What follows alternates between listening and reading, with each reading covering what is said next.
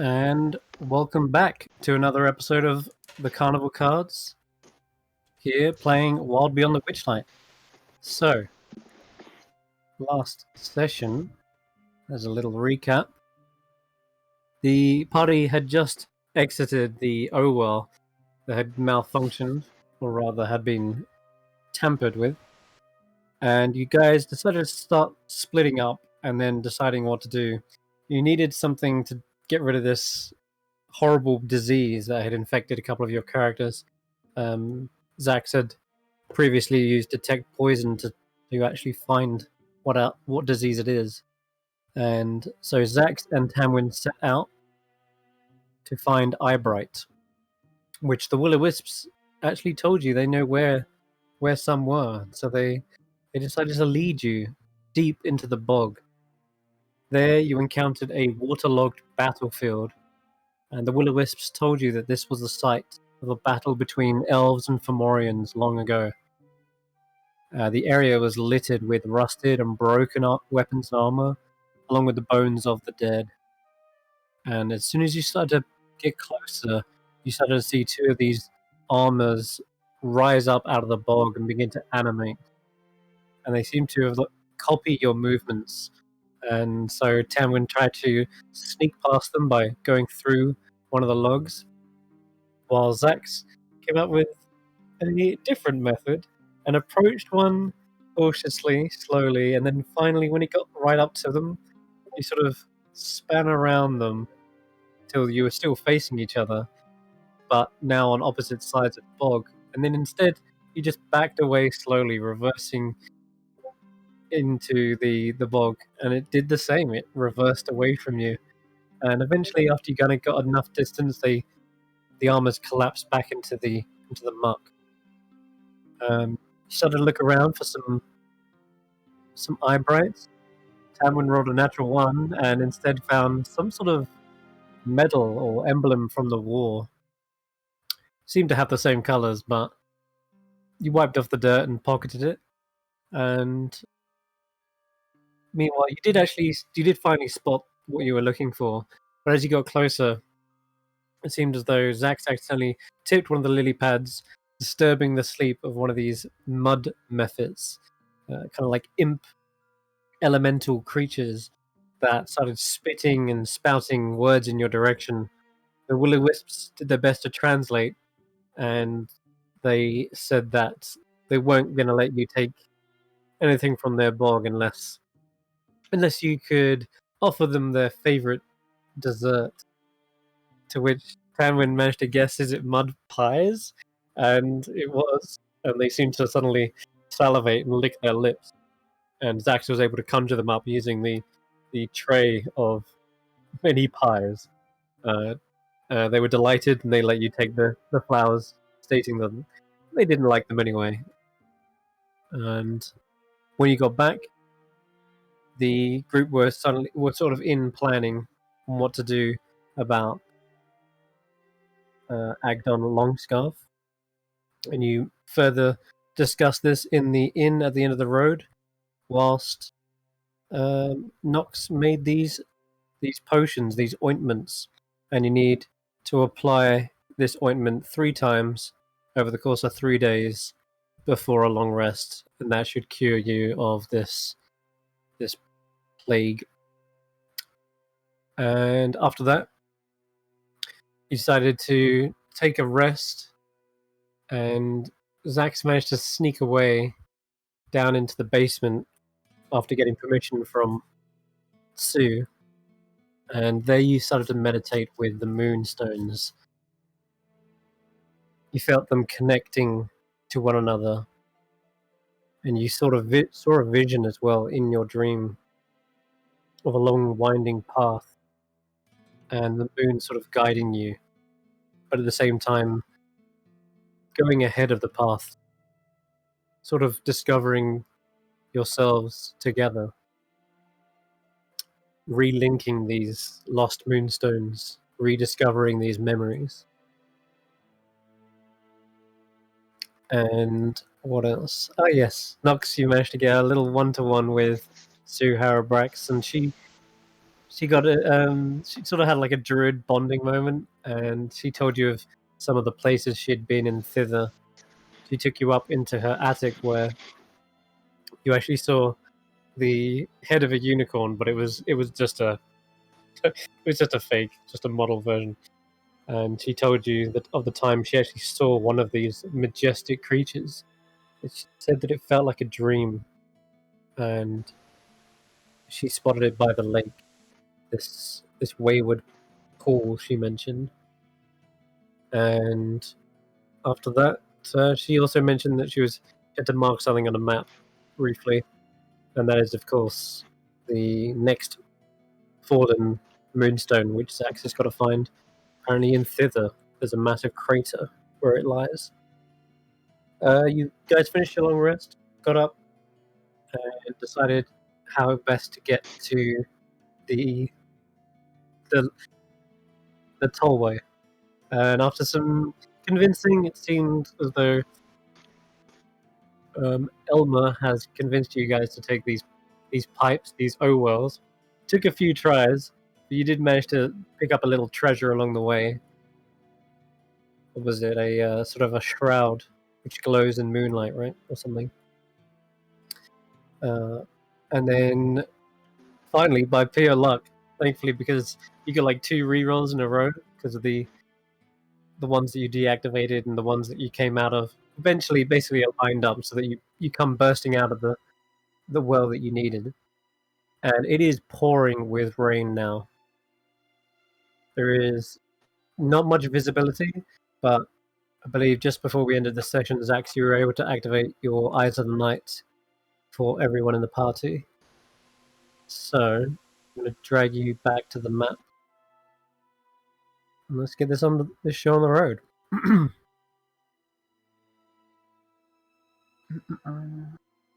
Okay.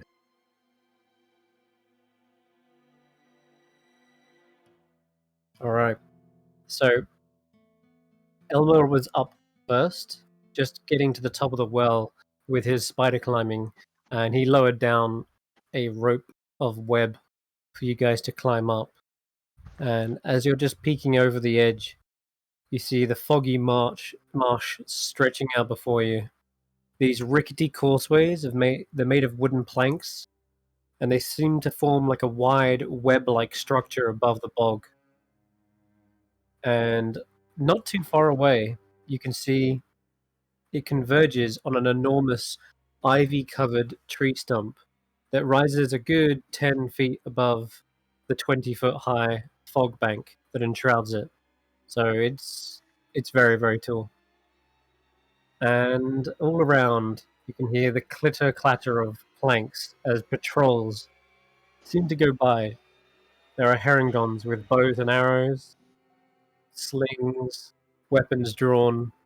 They seem to be on high alert, perhaps ever since you encountered them last. But they're not too far away from you. In fact, even one just 40 feet, sort of patrolling back and forth along these planks. But yeah, that's everything you see. What do you guys want to do? Can we, how deep is the water? Can we tell, or can Xaxx put one of his stilts in the water to see how deep it is, or if he can find bottom? Oh, I can try that, yeah. Yep. It seems as deep as other areas, probably filling up a little bit because of the rain. So it is difficult terrain. It's difficult, but we can walk through it, right? You could, but it would probably be up to your waist. Because I was thinking maybe we could sneak closer to the stump by going underneath the walkways. So we would have to be really quiet because a lot of splashing would mean that the guards above us would hear us. But that's one way of getting a little bit closer. Does anybody else have any ideas? I think that's a great idea if we can. And if you go slowly enough, there won't be a splash.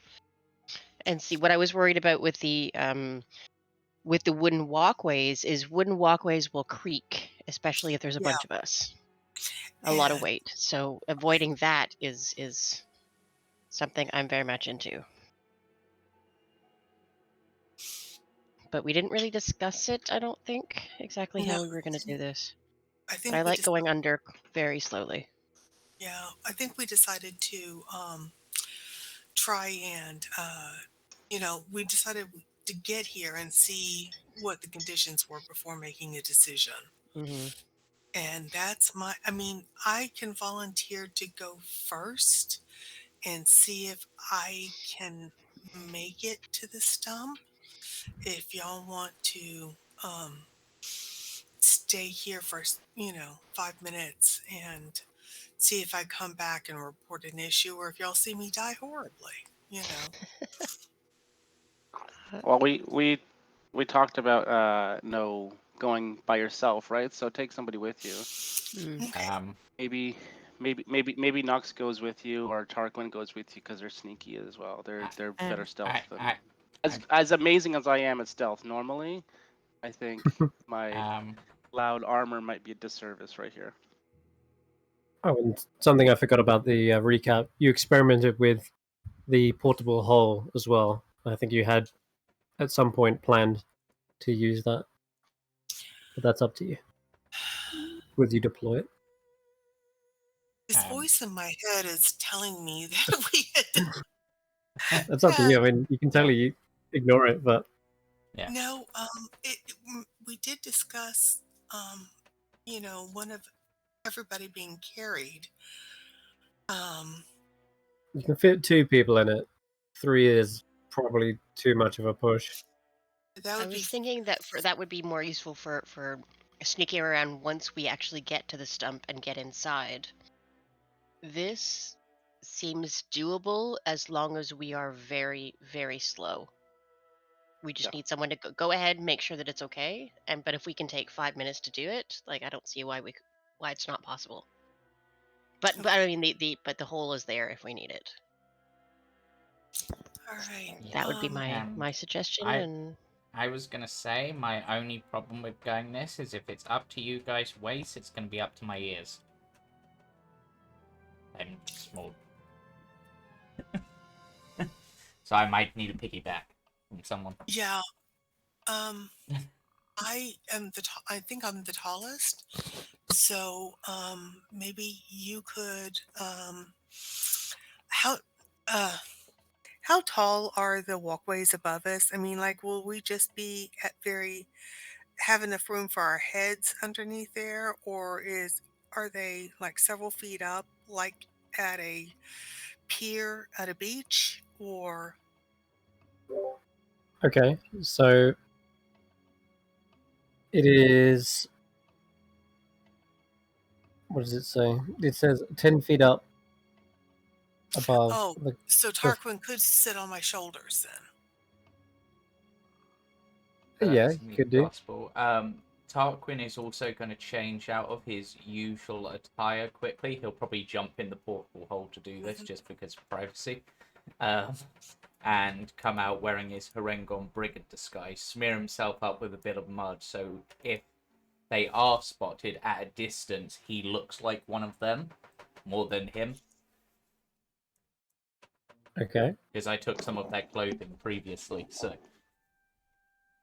But they're obviously, for the most part, seem to be like their fur's like a brownish colour, so if I smear myself up with a bit of mud to brown off my fur a little bit, it should help at least a little. We actually have three sets of bandoliers, jackets, and bracelets, so we can disguise. Well, I don't know if it will fit us, but we can use at least the bandoliers for a little bit of disguise, which is a good idea. One would probably fit me because I'm also fairly small. So okay, so we can give you a leather jacket and a bandolier, so that at a distance, if your horns are covered up. Do we have any like big leaves? I'm thinking if we tied some big leaves to his horns, they might look like rabbit ears from a distance.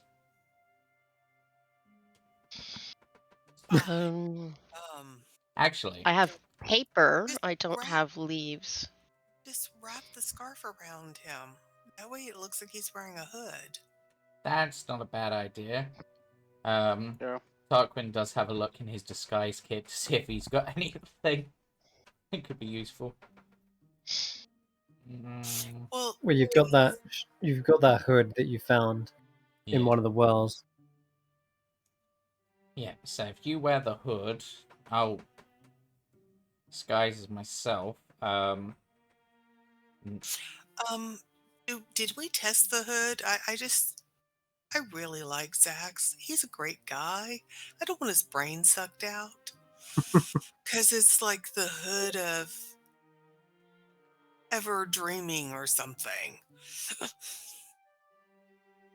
Only one way to And find out. I could put the hood on now and find out what happens. And if Nox turned into a frog, they probably wouldn't be noticed, because you can do that, right? An extra frog here and there probably wouldn't be noticed. That could get you close, then. I wouldn't want her that small. I mean, the only way she could be that small is if somebody was actually carrying her. Because I don't, it would be too easy for something to go, look, dinner. Well, I would actually suggest she turns into like a snake or something. We did see some snakes around could already. work as well, yeah. Snakes. Why did it have to be snakes? Sorry. Okay. I don't know what Nox wants to do though. Maybe Nox has a preference. No, I can't remember what I can actually change into. You can pretty much Click turn... wild shape. You will Anything see you've there's seen. Yeah. Because wasn't there a list that you and Jamey were going through? Yeah, you've got, if you click wild shape from your features in your sheet, you should have that list. But those are just the most powerful ones. You can turn into anything that's less CR than those. And there's a lot of animals, like even down to like squirrels, chipmunks. I'd be able to wild shape into a hare and just like wear some of the armor stuff that Tarquin and Xaxx are intending. Yeah, but that's going to put you way under the water. Unless, what if, because a hare's not that big, what if someone wears like their like cloak up a bit so it's covering their face, but like they can see through the eye holes, then we put the hair on top so it looks like the head. That's unusual. Well, I'm gonna... You know, like the three goblins in a trench coat idea. But in this case, it's a hare and someone else. I'll be honest, if I were a trigger-happy guard, I'd shoot first and ask questions later if I saw something that unusual. I mean, it's just going to be someone who wears their sort of clothes with a rabbit face, which would be what their faces look like, so... A very small rabbit face. Yeah. Just saying. I mean, it might fool someone in a distance. Yeah, exactly. It's more of from a distance. We're not going to be up close. And to be honest, if they do say, then you can probably call out with an excuse whoever's head you're resting on. Yeah, it's me. I got hit by one of those marsh bubbles, shrunk my head.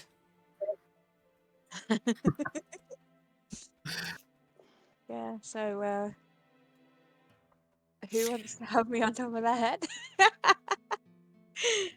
I mean... Okay, so you want to turn into like just a normal rabbit, just like, or a hare rather. Hare. Yeah. Okay. Sure. Yeah. Let's do that. We can do so. And Tarquin, you're gonna ride on my shoulders, right? Yep. Okay.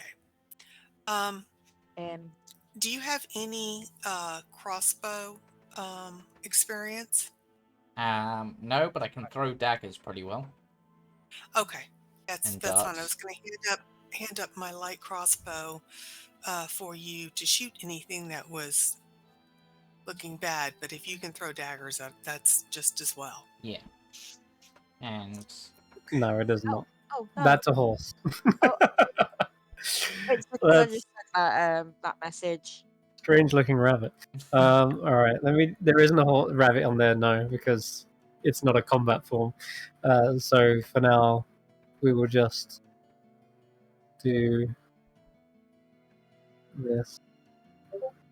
There you go. That's just a marker to show that you are polymorphed. Yeah, just ignore the So fact that I'm a horse. she's gonna perch between Xaxx's horns and pretend to be Xaxx's head. Okay, can do. So you.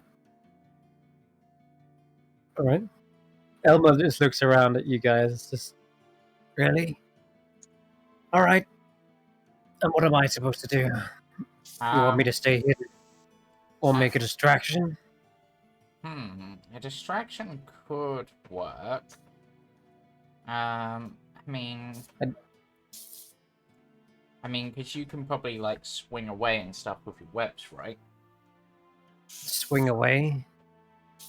Like, Am I? I'm not some superhero. Like, If there was a tall tree, maybe, but I was thinking like if you stood on this bit of plank here, could you not like pull yourself across to like this bit over here for like a quick getaway if someone spotted you? Possibly. You could maybe lead some of the guards on a...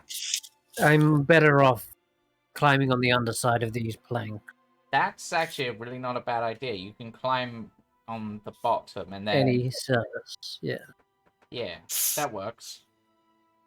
Just be safe. Right, then we don't want any damage to come to you.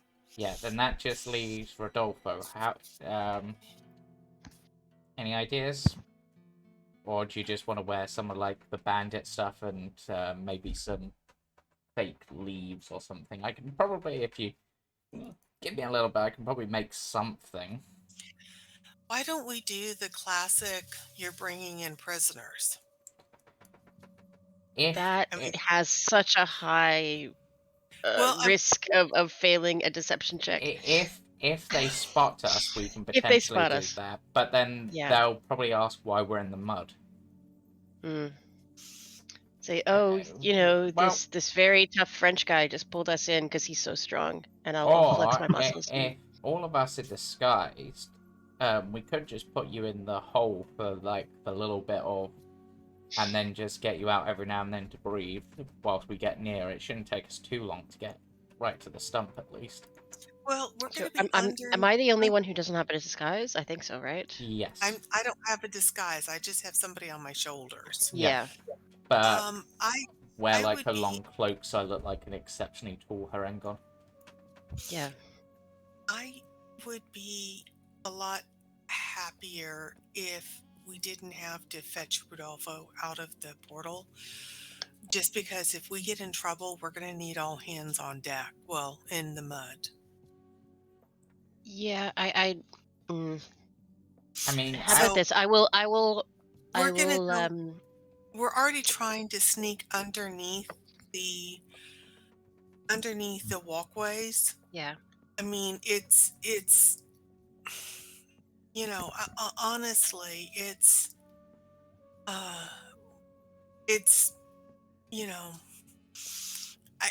we're not that far from the stump. I think it's just better if we have everybody available if there's an emergency, and we have access to everybody's skills and talent. But that's just my opinion. I think at this point, for me, unless I'm misinterpreting this, sneaking is plan A. The disguises are only if we are seen at a distance. They're like a backup sort of thing. I've got an idea. Okay. I have an item. This little cuddle squish spider thing. Yeah, cuddly boy spider, jellybean starfish. I could give this to Rodolfo, and they can spider climb. And then you just can like climb. Then you can climb on the bottoms as well, because that's probably gonna be less creaky. Yeah. I don't know about that. I mean, no matter how wood bends, and so if Elma's doing it, why Why can't Rodolfo?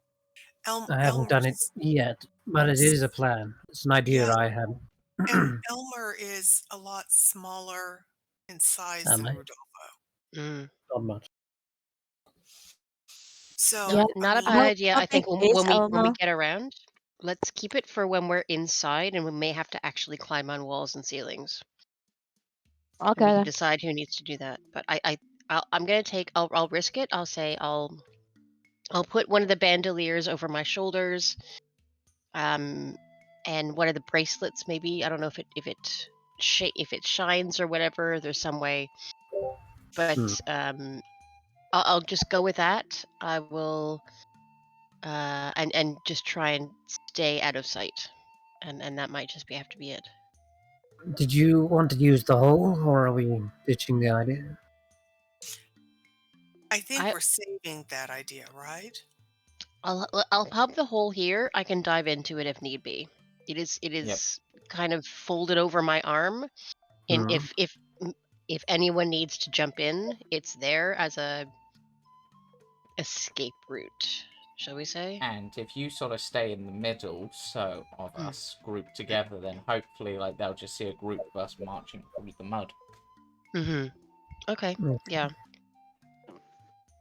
All right. So, last thing. Elma says, "All right, you're heading inside.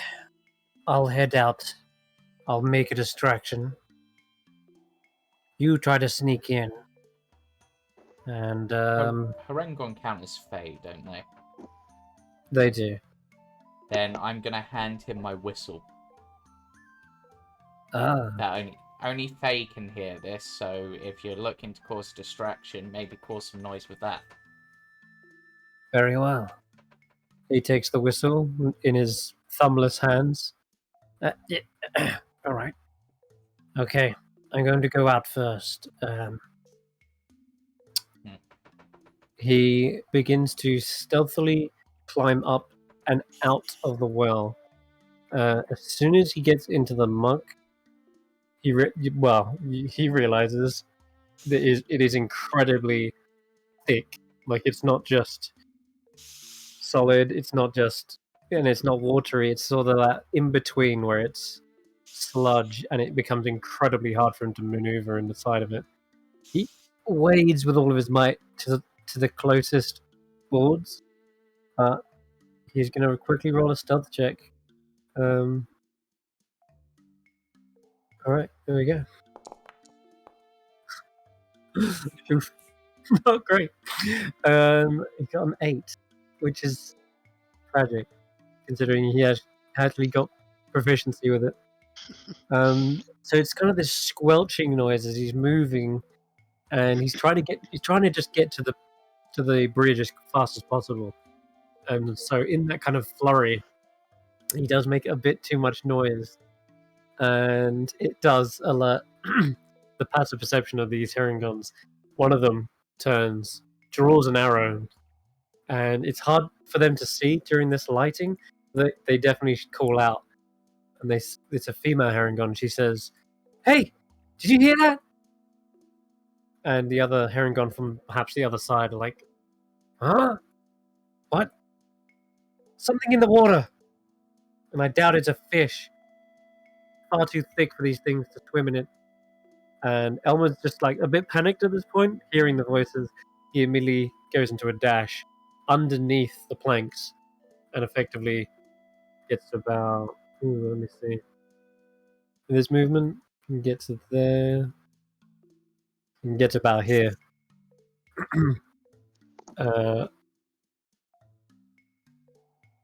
These two herringon edge closer, and one of them says, "Should I raise the alarm?"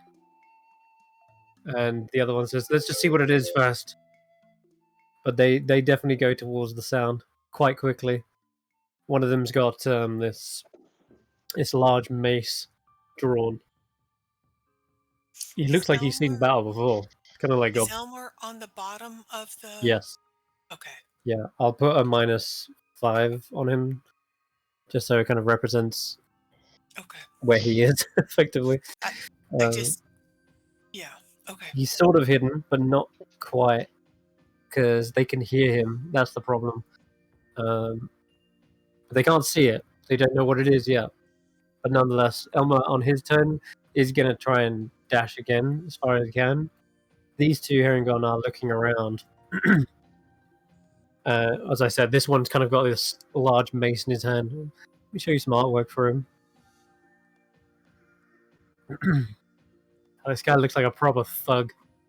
He's got scars all over his body. He's also wearing a hood, much like your disguise. And he's got these big ring piercings in one ear. And as soon as he gets down to the level where Elmer was, he leans over and looks underneath. At this point, I'm going to roll their perception check. But they're slightly disadvantaged from the low light. Oh. Okay. Oh, come on. There, something there moving under the planks. And it rushes off after Elmer. At this point, Elmer's like, crap. He knows he's being caught. And he's just going to blow a whistle. And at that point, they can't really get to him, though. With it being underneath, they've either got to jump in, or they've got to basically smash through the planks. Speaking of smashing planks, I should roll something for him. A D8. Okay. He's not completely unlucky. Just fairly unlucky. So Elmer starts underneath, running as fast as he can. He's not impaired movement at this point, so he gets pretty far. The two thugs rush after him.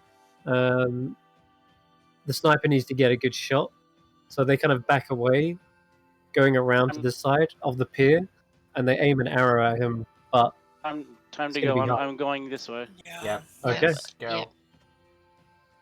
Oh, wait. Tarquin, I've got to take you with me.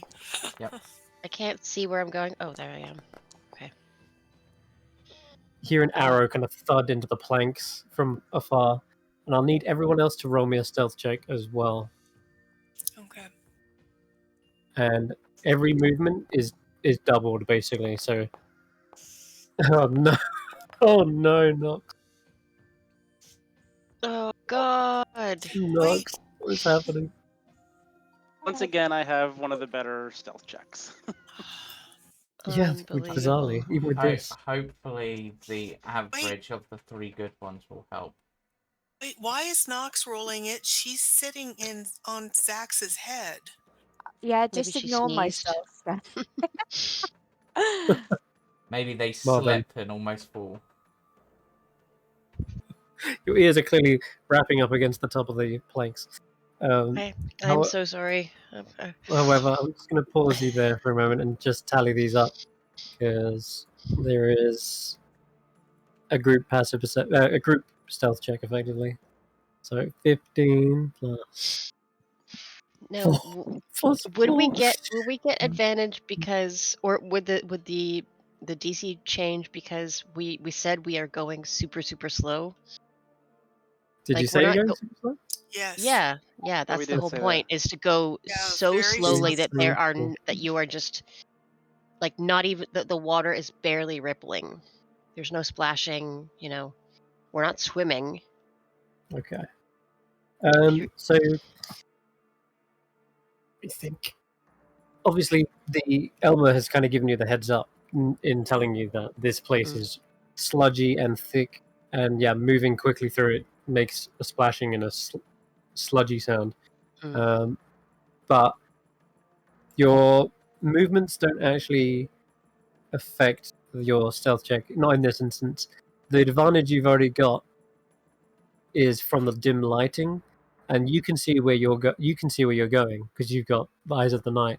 But the Herringon cannot, and the only thing they've got to rely on is this sound. So as long as you're not making much of a ruckus, it should be okay. It also does seem as though with the distraction going on, that's actually assisted greatly. And so the nearby Herringon, whilst they may have heard you, they're all the way at the end of the pier now, and one of them's chasing after him. Elmer took, like, you can hear those arrows in the distance, thud thud. But so not now. You don't hear any Herringon coming for you, but so for now you're pushing forward. Okay. Also, at this point, now that you've kind of come out of the well, on the top of the stump, although I haven't put them on the map because you can't actually physically see them from here, there is definitely a big light source on there, and you can perhaps vaguely make out the shapes of tents on the top of the trunk as well. Is there a visible, like, are there entrances, ways in, or is it kind of all exposed? For that, I'm going to need a perception check. And go right ahead.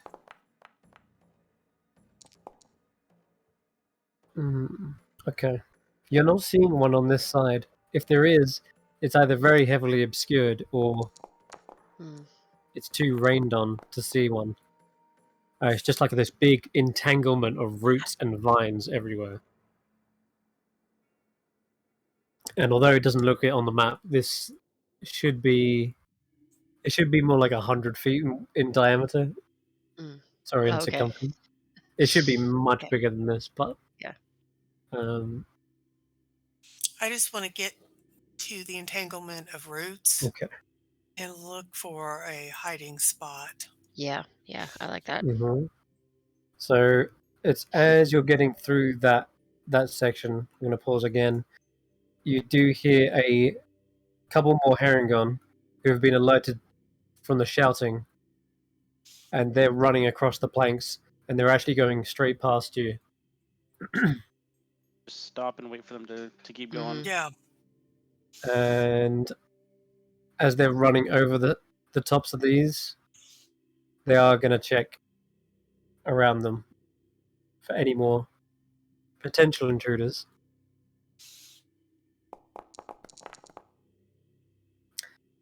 Nope, that one just runs straight past you. This one, again, disadvantage. You're in luck. Your group stealth at the moment is a very poor 11. Yep. It's 11. And they just run straight past you. They're more interested on what's going on at the far end of that pier, especially now that at this point you hear that weird fey-like whistle, and all of their ears perk up, and one of them turns around up to the top and says, "Okay, now we definitely know what we're dealing with. Something here. Tricksters, sound the alarm up there."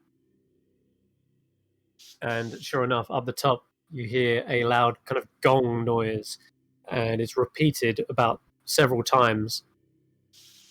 And at that point, you hear more and more clattering across the bridges.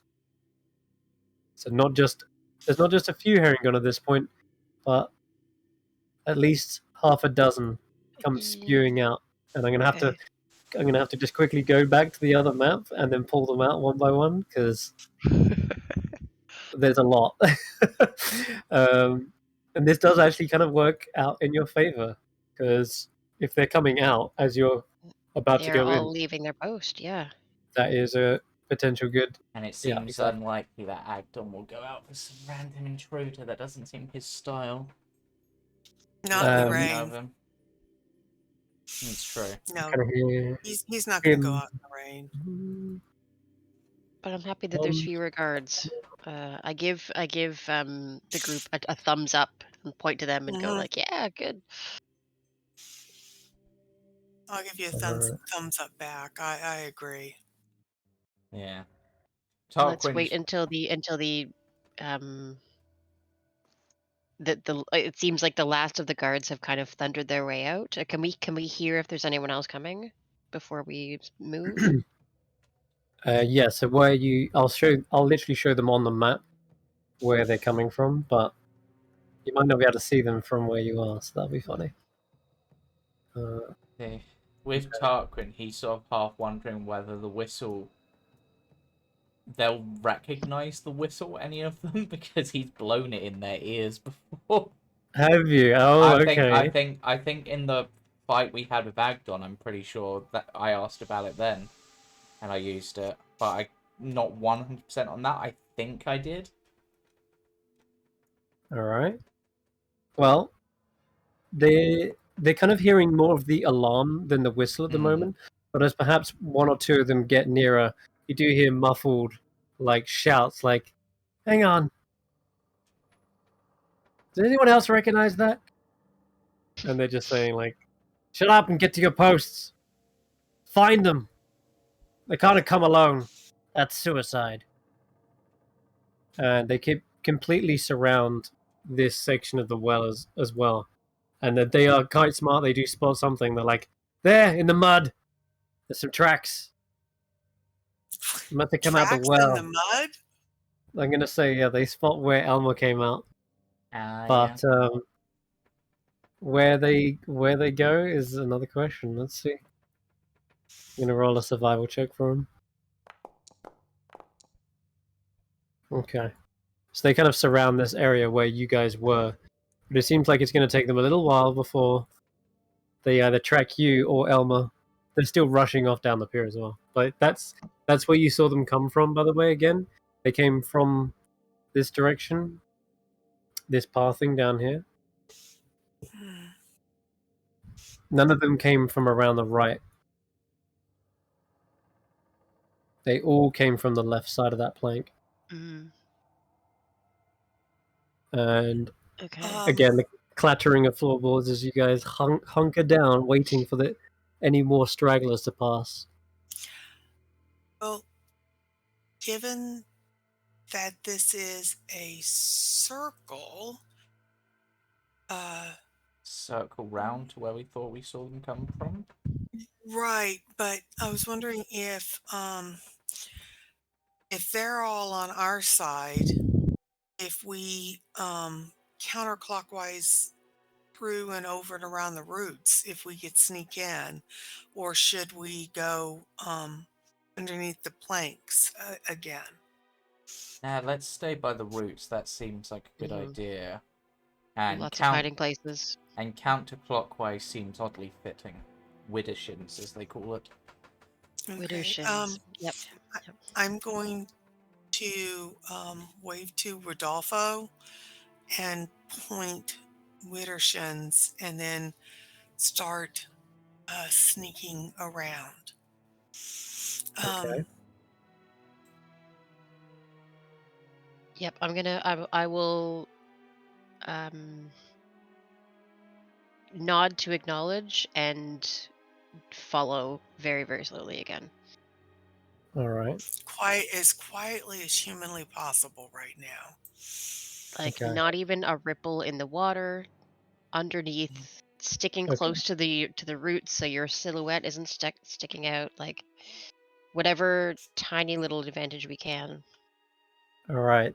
So as you're creeping around and getting a view of the roots and the surrounding areas, you actually see that there are ladders up against the tree trunk, and at this very moment you see two Herringon climbing up in rank and file up to the very top. Their ears are kind of like drooped down, they're rubbing their eyes as they get to the top, and they're sort of like fumbling with a crossbow. One of them's loading up arrows. These guys look like they've just woken up. They're the stragglers, but they've got to the top and they kind of go out of sight, but you can perhaps see one or two of them peering just over the edge occasionally just to like check their surroundings. So I'm going to ask for another group stealth check as you guys circle closer. This will go better. Mm-hmm. They are much better rolls, except for Xaxx. It was almost a 19. It was almost a 19. Yeah, and mine's much worse. Mine's at least above 10. It was almost a 19. Okay. It is a lot better. You can start to move your tokens slowly.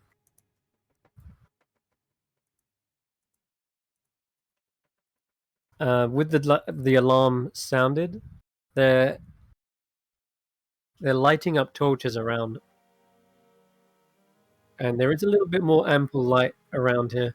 Tarquin's climbing up to the top, it seems. No, he's on top of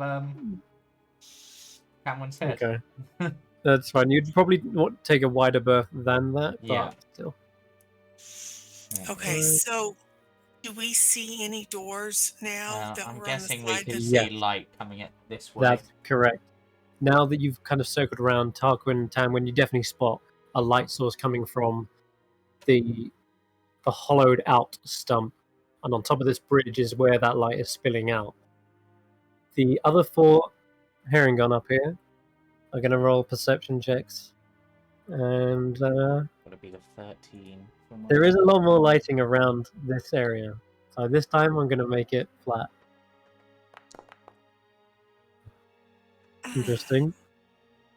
Now, what did you get as a group? 13.8. You got something like 13.8. Yeah, I just looked at it. Okay.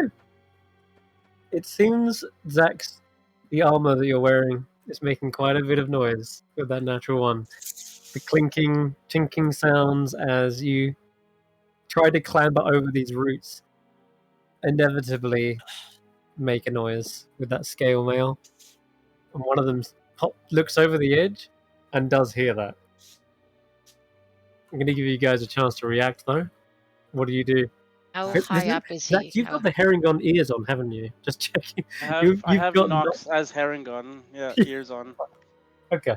So that kind of throws them for a second. Yeah. They don't just go, there's one. They shout, huh? Yeah. What are you doing down there?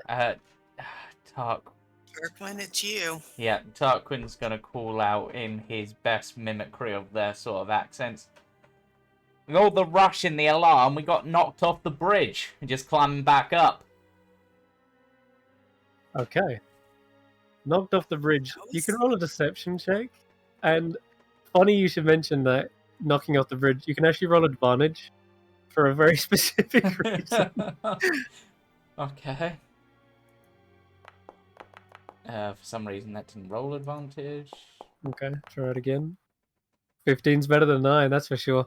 So he shouts back, oh yeah, that happens all the time.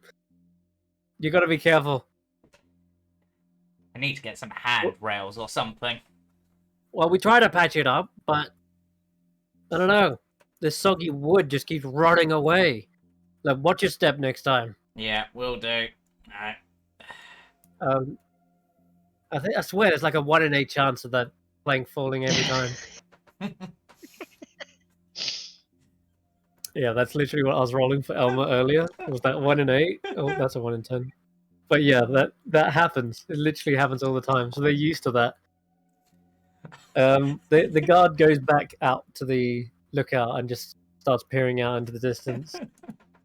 If it wasn't for 1, their disguise, and 2, having the perfect excuse, wow, they would have spotted you. Good job, Tarquin. It was the first reason I could think of why we were in the mud. Because why would we be in the mud? We're not going to be in there for fun. We're going inside the thing, right? Yeah, here. Let's get out of the mud. And Xaxx, can you prestidigitation all of us so we're not dripping across the floors? We can try, yeah. Has a little bit of a warm though, probably. Actually, should be able to get up there. I apparently went into the next map. Yes, you did.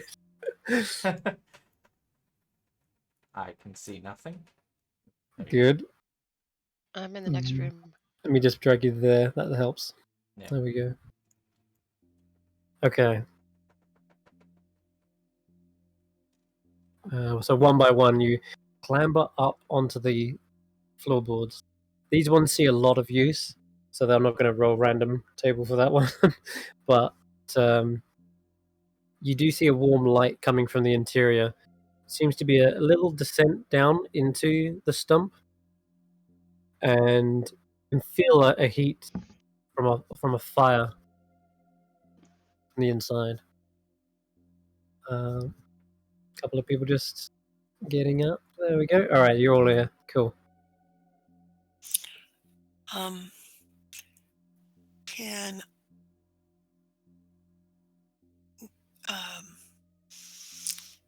Xaxx, can you lay down and see if you can peer in there? I'll lay down. And Yeah, so you're not at normal height. well, my normal height is like 4 foot. Well, Yeah. yeah. I guess the reason I'm saying lay down is so that if somebody's looking, they're gonna look up at normal human and sentient creature height. They're not gonna be looking down on the floor. So maybe if somebody's laying down and creeping up, that they won't see it. Okay, I'll do. All right, Nox, I'm gonna take you off my shoulders, I guess now, Mm-hmm. and then I'm gonna crawl on the floor slowly forward, doing like army crawl thing. Yeah, you come down into the hollowed out stump. You can see the rings of the tree line the floor. The fireplace is giving off a warm heat. Around you, you can see some mushroom stools that they've been using to perhaps warm by the fire. As you look around, you realize just behind you there are these nooks and crannies, and in one of them is a table with a set of carrots and probably some playing cards as well that they've just been. It looks like they were gambling for some carrots, and the game has clearly been abruptly disbanded, as the pot in the middle is still yet to be determined. There's a little I'm bookshelf. Yeah, okay, go on. I'm gonna psychically message back to Tarquin and Tanwen. Yeah, this is the guard room. It's empty. Okay. Tarquin, Okay. once he's inside, is going to quickly scamper over to the bookshelf, see if anything catches his eye. I'm gonna continue to crawl Gotcha. over this way. Okay. Yeah, you look over the rustic bookshelf. There does appear to be a few old mismatched books. Is But there anything like an armory anywhere around here? well, Desperate A there is cliff of store. arrows laying up against a wall. From This what is you're the looking in guard the room. room, This is where it would be. Come on. you're just looking at the room itself, and just judging based on its kind of size and shape, you'd estimate that this is actually only a quarter of the interior, just because you can see the rings on the floor, and they only form like a 90-degree circle. Right. But Tarquin, before you leave that bookshelf, you can give me, what is it, an investigation check.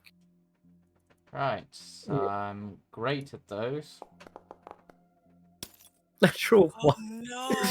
Oh dear. Okay, so a lot of these books, as I said, they're mismatched, possibly stolen.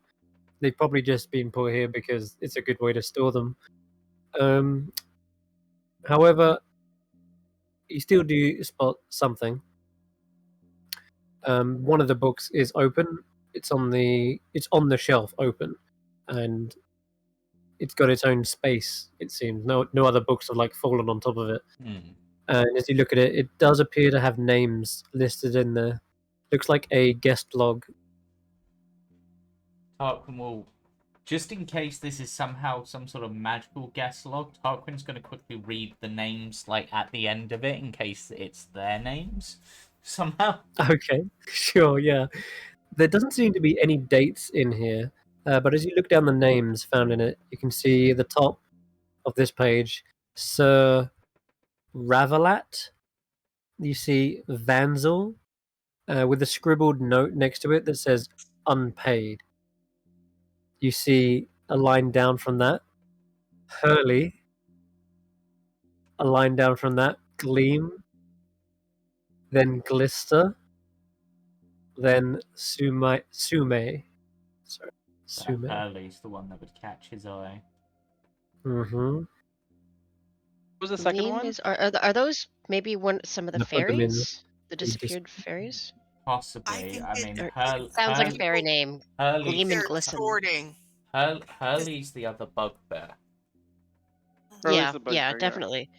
But Gleam and Glisten sound like fairy names, and there were a couple of other people who were missing.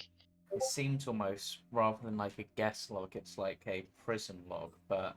It's the prisoner log. The unpaid is Maybe like ransoms? if they've been bought. They've been ransoms or they've been bought or something. Yeah. Alright, Tarquin makes a mental note of those names, and we'll continue on. Okay. What were the names though? I got Sir Ravelite, In the Gleam, chat. Harley in the chat. Oh, there we go. Ranzel and Banzel. Sume. Banzel, Gleam, You're Glister, right, Nox. Sume. I hadn't caught that. The top one is Satalavar backwards. Oh. You've probably seen Nox's little whiskers twitching as if they've noticed something. And their necklace. Tarquin clearly Is it- understands them, rabbit, hair to hair.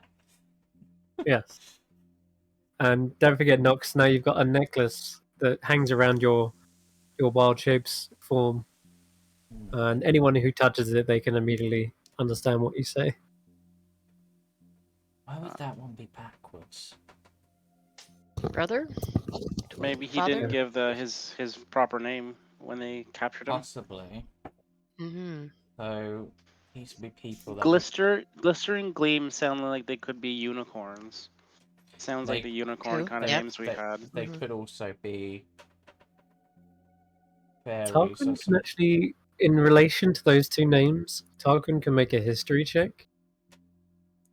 Just Tarquin, unfortunately. Damn Natural it, one again. Jeez. Yep, they're definitely unicorn names. Yep, totally unicorns. I'm pretty sure I met them once. Great gals. Yeah. Yeah, they could be like, you think maybe they're the pair on the carousel, like Glister and Gleam, but then you can't really think of a good riddle or rhyme with that. But Xaxx, as you come close to this door, you can hear I was gonna listen on the other side of it. there is definitely something, and without even need for a perception check, these guys seem to be in a kind of almost like a shouting contest. One of them saying, "All right, we got any sharp swords?" And one of them says, "Sharp! I sharpened all of the swords. That's what I've been doing all day, has been sharpening. Take your damn pick and get out there." And one of them says, "Oh, but like..." I'm gonna message the rest of the group to psychically to say that somebody's gonna be coming out in a minute. Yeah, Tarquin's going to quickly scamper over to the door and ready his court staff to bonk. "Actually, can I take this flail? This looks badass." "A flail? Really? I've never even seen you use a flail. Do you know how to use one?" "No, but it's the intimidation factor, isn't it?" It's like, "Just pick a sword." Alright, well, eeny, meeny, miny, mo... Oh, I haven't got time for this. And you hear something clattering, and something is shoved into the hands of it. Alright. Jeez. Let me just tighten my bandana up. Immediately you hear footsteps coming to the door. Yep. And everyone's ready with his court stuff. Hiding spot. Okay, Nox is ducked in behind a corner. Probably the most hidden because they're very tiny. Actually, Tarquin's up against the door. Looking at the door, does it look like it opens into this room or into the room they're in? It opens into your room, so you're actually in the perfect spot. Cool. So he's just going to be there ready to whack as soon as they come through. Okay. Tanwen dives behind this bush. This looks like a large plant pot you could definitely hide behind. And Nox has gone back to human. Or elf. And Rodolfo. He's gonna go in the corner under between the table and the chair and count on the furniture to maybe hide him. Okay. Yeah. I don't see Tanwen or Tarquin on my map. Do you not? I'm over here. Oh, there you are. Okay. Yeah, he's so well hidden. Yeah. Oh, there they are. Okay. Yeah, we're just Oh, I see why. Because you're out of my line of sight. Yeah. That's right. Yeah. You do have the portable hole. I will mention. Just check that out there. Yep. Okay. Drop the portable hole right at the door entrance. Yeah, I was just thinking the exact same thing. Okay. Yep. No. I'll rush over. Drop the hole right at the entrance, and then duck back down. So the hole is right here. I've already opened the door. You got two options. Okay. You can either pull out the portable hole and dive into it yourself, or you can try. I'm gonna dive in then. If I can't place it in front, which is a genius Looney Tunes idea. But, as he comes out, Tarquin immediately just bonks him on the head. Oh, you're actually going for a hit? Yeah, I'm just gonna bonk him on the head because. All right. All right, sure. I was about to ask for stealth, but if you're going to attack him, go ahead and roll with advantage, and you got a surprise round effectively. Again, didn't roll. Oh, What? Lord didn't roll with- Almighty! that Three in a didn't- row. It Three didn't in a roll row. with it didn't roll with advantage, so I'll re-roll. Yeah. There we go. Okay, that's better. The door kind of hits you in the face at first, and you realize, oh god, you can't swing your quarterstaff. You kind of clatter it against the door, but then in one motion, you push the door shut and swing it towards his head. And I'm going to need you to roll initiative, Tarquin.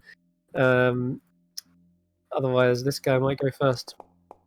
Because that's not enough to knock him out. Oh, the tiebreaker.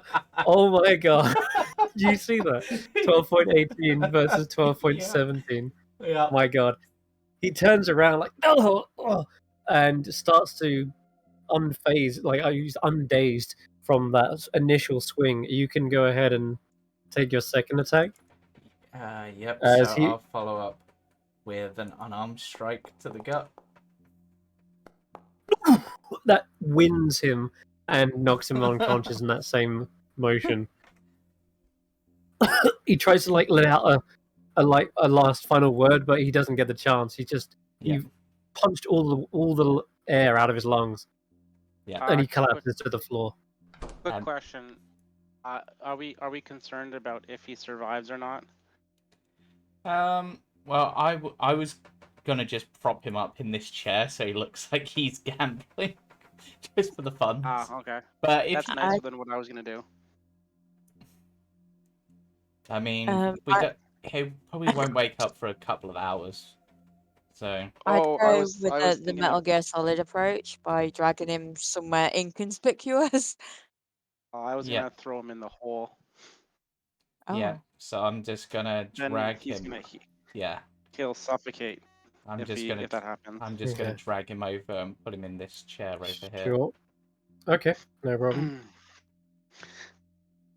He does look unconscious. His eyes are just completely shut. It's red Tarquin goes band. over to him, pulls out his disguise kit, and is basically going to try to tape his eyes open with like some little like disguise tape, so it looks like he's awake.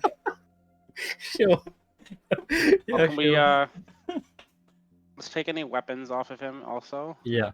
So he did have a sword, which Who is the wants a first, sword? because up till now he's been using like, Yeah, they've all been using. well, clubs the Herring and God have been stuff. using like bludgeoning weapons and such. But yeah, this guy's got a short sword, and he also has a dagger on him. What, is he wearing any like footwear at all? I'm going to take the dagger No, to stock Herring up God on don't. daggers. Herring God don't seem to wear much on their feet. Okay. More relying on I'm their gonna- agile. I'm gonna take off his bandana thing that he's wearing then, Hmm. and I'm gonna tie it around his legs just so that his feet are tied together, so maybe he doesn't notice and he trips and falls when he wakes up. Love it. Even more pranks. Cool. That works.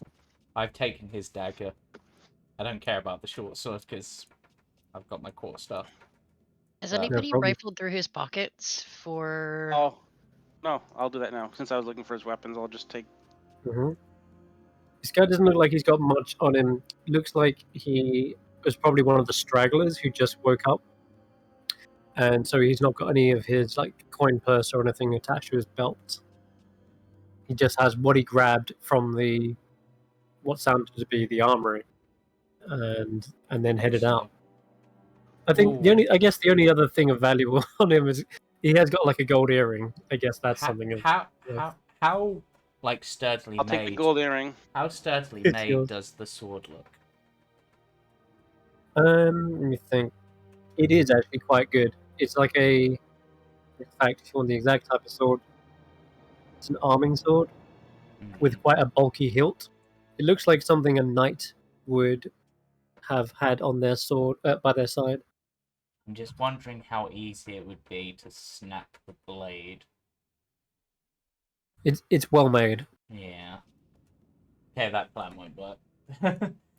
Essentially, what I was thinking is if I snap the blade, I go in first, pretending to be one of them and complain about the shoddy workmanship in order to get close to the guy on the other side. But Hmm. But that won't work. In Right. the other sound you now hear from this room is just the sharpening of a whetstone against a sword. Right. Are we continuing, everyone? Maybe it's a 1, 2, 3. Open the door and fire on the first thing we see. No, Yep, surprise. Yeah. I'll go on the other side of the door actually. Before you do, Nox, are you going to remain in the hair form, or? Oh, she's already dropped that. No, Yeah. Oh, you have dropped. I dropped Okay. it when we were hiding. Get rid of that then. Okay. Okay. Right, let's go.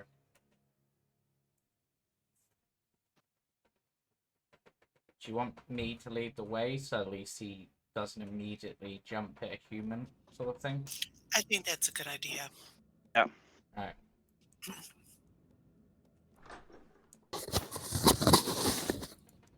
Okay. You see a Herringon with a scar across one eye. He's got black fur, some more earrings in his left ear, and he seems to be wearing kind of overalls, like they look like an apron, like a leather apron. And he's got a longsword in one hand and a whetstone in the other. And he suddenly looks towards you quite sharply. Sees just Tarquin initially, and then as soon as everyone else enters, he drops the whetstone and grasps the longsword in both hands. I am. Totally dead. We're going to roll initiative real quick, just because this is happening pretty much the same moment. Wow. But I think I'm going first. good news for you, he is all alone in here, at least it seems. There's crates scattered around, and Tanwen, you see there in the corner. Probably got your eyes trained on a large quiver full of arrows. Oh God. Anyway, there's just one Herringon standing in your way. Tarquin, you're up first.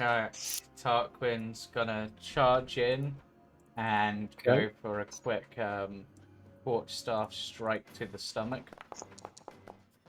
If that miss. It does. He parries it with the long sword. Okay, and then Clatters he it against follows the that pocket. up with an unarmed strike. I was hoping he would Ow. block. He literally blocked, left himself open, and it's like a full-on haymaker to the...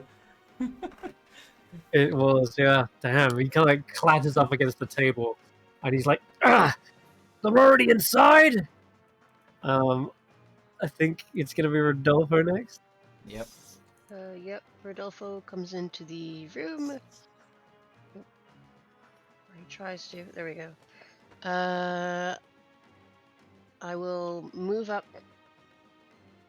just enough so that I can get an angle on him and Eldritch Blast. Okay. Try and make this quick. Come on. Ducks underneath the beam. Unbelievable. And he's still standing. Okay. Tanwen? I've got out the light crossbow, and I'm going to say, I'm having a bad day. I want you to drop your weapons now. Ooh. Okay, you can roll an intimidation check for sure. Okay. All right. Saw how close that was to a nat 20. Was close. All right. He says, "You're only trapping yourselves in here. You know that." Okay, then I'm going to shoot him with the light crossbow. Okay. Right. Tries to. Well, normally it's an action to intimidate. If you really wanted to have him stand down. Okay. So I'm sorry. That's okay. Then I should mention ignore that. what I just did. Alrighty. So yeah, you have that drawn, ready, aimed at him, and he says, "We still outnumber you. As soon as they find you in here, it's all over." Xaxx, now it's your go. Which is sad because I got a Yeah. nat 20. I think I gotta do this. No target. There we go. Been so long since I've had to cast spells. Will he make it? No, he does not. He suddenly loses his footing, stumbles to the ground as you see his ears kind of go a pale grey, and his whiskers suddenly like turn to dust, and he falls onto the floor, breathing raspy breath. Well, In here, you fools! He tries to like shout, but it comes out as like a shallow like gasp. And that'll end combat, I think. And Right. yeah, there's just the one in here, thankfully. well, let's take a look around, see if there's anything useful. There's a whole Close this bunch of door. arrows over here and some arrows here that I can see. I'm going to go immediately to the arrows and hug the quiver like a teddy bear. Okay. So, Tanwen, you can restock. You've got as many arrows in here as you're physically able to carry. And this is a nice looking quiver as well. If you wanted to swap it out, you could, or if you like your own homemade one, then stick with that. Is there any armor? Okay. Armor? No. These Paragon seem to only like light leather armors. There's not really any big plate or... No. Is there any daggers or darts? Daggers, yes, absolutely. Darts... There's probably a few lying around. I'll say you can roll like a d12 for however many darts you get. Okay. Yeah, there's like 6 darts lying around. arrows does a quiver normally hold? I'm gonna say like 20. Okay. How many daggers can I find? But how many quivers can you hold? That's the quiver. There's a bucket full of daggers. Take as many as you like. There's at least a dozen in there. Tarquin just sort of considers, probably picks them up, checks them for their quality. Just like, and he'll take the 5 best ones, bringing him up to 10 daggers that he somehow is holding on his person in one place or another. Come on. Okay. I'm sorry. I thought I right-clicked on the item in order to restock it. I must be doing something wrong because it's rolling my dice. Yeah, that's fine. What you can do is in the parentheses where it says 4, if you click that, there's a field that you can type in, and then you can change that. It's rolling my dice when I do that. Right where it says number 4, should be able to click that, not the arrow. Yeah, I am, No? and it keeps rolling my Okay. die. There we go. I've changed it for you anyway. But how many did you want to take? 16. So I had 20, which is what my quiver will hold. Okay, sure. And Alrighty then in the cross. I'll grab some crossbow bolts as well. So 11 yeah. crossbow bolts. So Is there another quiver around? Yes, there is. Am I allowed to carry 2 quivers though? You can. I will just change the weight so that basically at the bottom of your sheet there seems to be like a little bar with a number. That's your carrying capacity. You can carry quite a lot as an adventurer, but eventually you do start to, weigh down. Right? Yeah. But at the moment you're okay. You could carry another quiver, just like 2 on your back, like cross-shaped. I mean, rather than carrying the other quiver, why don't we just put the quiver and a bunch of arrows in the hole? There you go. Oh, that's brilliant. Yeah, let's just throw every arrow we can find. Tarquin's also got to throw probably another 10 daggers in there just so he's got spares. I'm sorry, I'm coming over, Tarquin, to give you a giant hug for thinking about that. So I'm giving you a giant hug right now. Okay. Is there anything in here that's like a cloak or things that we can use for disguise? Any capes that we could use to muffle armor? Anything that would help Not us with sneaking around? not Or in is this is room. it just armor? Yeah, Or it looks very much like an armaments? armory. Hmm. Yeah, no kind of clothing in here, unfortunately. Yeah. Just to check what that barrel I'll is. check the next room. Yeah, that's also another barrel full of arrows. These ones aren't in a quiver, but you could literally just chuck the whole bucket in in the portable hole. Oh, let's do that. I mean, yeah. As Yeah. as many arrows, crossbows, daggers, everything. Or at Okay. least, yeah. I'm If in not, favor. we could sell stuff too, right? Even if we don't use it, we could sell it. Well, also, I mean, depriving our enemy of their armor seems like a good idea. So, I've just created a NPC character sheet called Portable Hole. The best armored NPC. How many arrows are there in total, Chris, that we could take? Just so I've got the. Okay. I'm gonna roll a d12.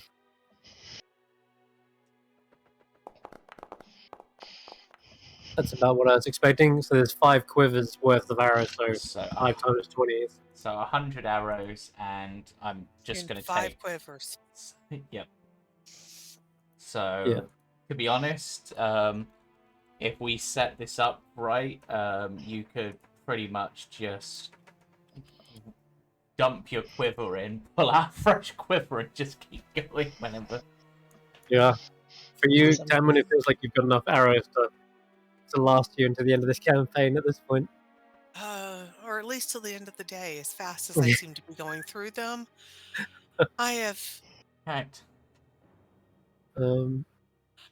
As you guys are looting and rifling through the crates and such, Nox. Hello? Normally there's this sort of aroma about you, or flower petals that seem to constantly sort of fall as part of being an Eladrin, correct? Yes. The petals seem to suddenly change direction in which they're falling, almost like a breeze catches them. But there's no wind in here. You're underground in a tree stump. But they suddenly drift, like all the colors of the wind.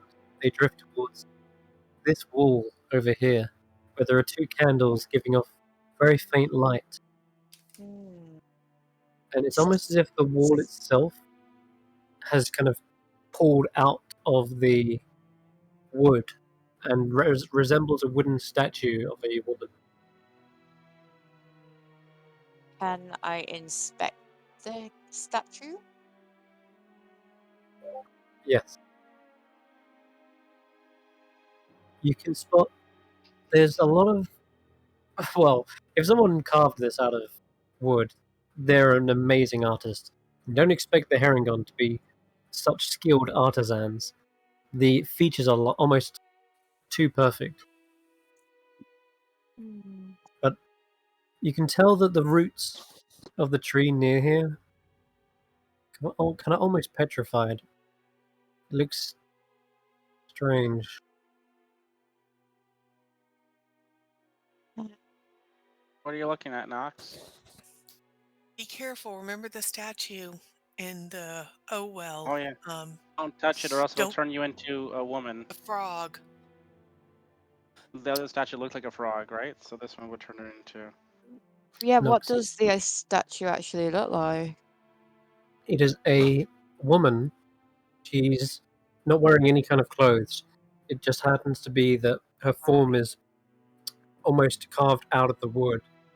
But as you look closer to where perhaps the wood meets the statue, it does look like the actual wood is pulled out of the tree and formed into this statue.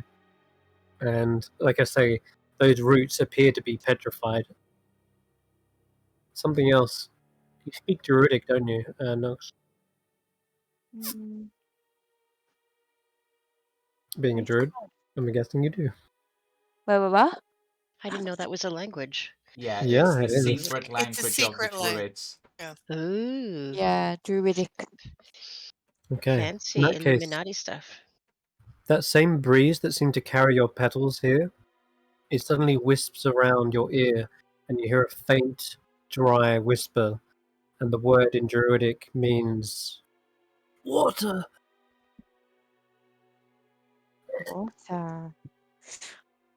So I'm going to fish out my water skin out of my my backpack or pouch. I'm not sure. I've got both. Yeah. I'm just gonna pour a little bit of water on the wooden statue person.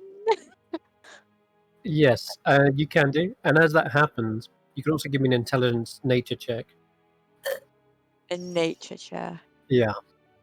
Oh, I'm only +1 in that. Not proficient, but that's not a bad roll. In fact, you begin to realize this isn't a statue. The water that pours down their lips seems to start to reanimate the statue. The roots twist and contort, It's and alive. the face looks at you, and you actually see the eyes open. This is not a normal statue. This is a dryad, and you would understand those as tree spirits, effectively, that It's can a wet inhabit. ad now. They can live inside trees. They bond with one, and they can never leave that tree. They exist solely within that one. They're protectors of nature and the natural world. They look at you and they're like, "Thank you. You're an Eladrin. An Eladrin, yes. Please, you must help us." What's happened? My name is Damelin. I have been petrified. This place is now what was once my home. It is now my tomb. I was living peacefully here until those Herringons.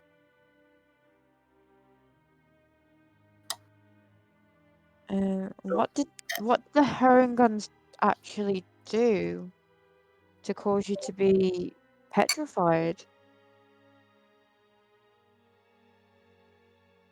Well, it all started with that Agdon Longscarf. He was their leader and has been for a long time. This scarf is the source of their speed, but it cannot be removed from his neck. A long time ago, Zybilna, she cursed Agdon so that he could never remove his favorite scarf, and then pinned him to this very tree with a magical nail. Agdon's brigands then rescued him by cutting down the tree after Bavlorna flooded hither. That is when I effectively became petrified. With the tree's life energies gone, I fused and became still with it. Is there a seedling we can take you to? Can you transfer yourself to another tree? Is there any part of the tree that's still alive that maybe could be nurtured to sprout? I am bound, soul bound, in fact, to this tree. My life is its life. The roots have long stopped drawing water. That is why I am so parched. There is nothing you can do for me, except perhaps. Perhaps? What? We're here to stop Agdon. What can we do to save you? Save your tree. It is too late for the tree, but I can feel something stirring below, within the tree. This is not a herring gun. Whatever it is the only thing left that disturbs the tree's resting place. Its presence warps us.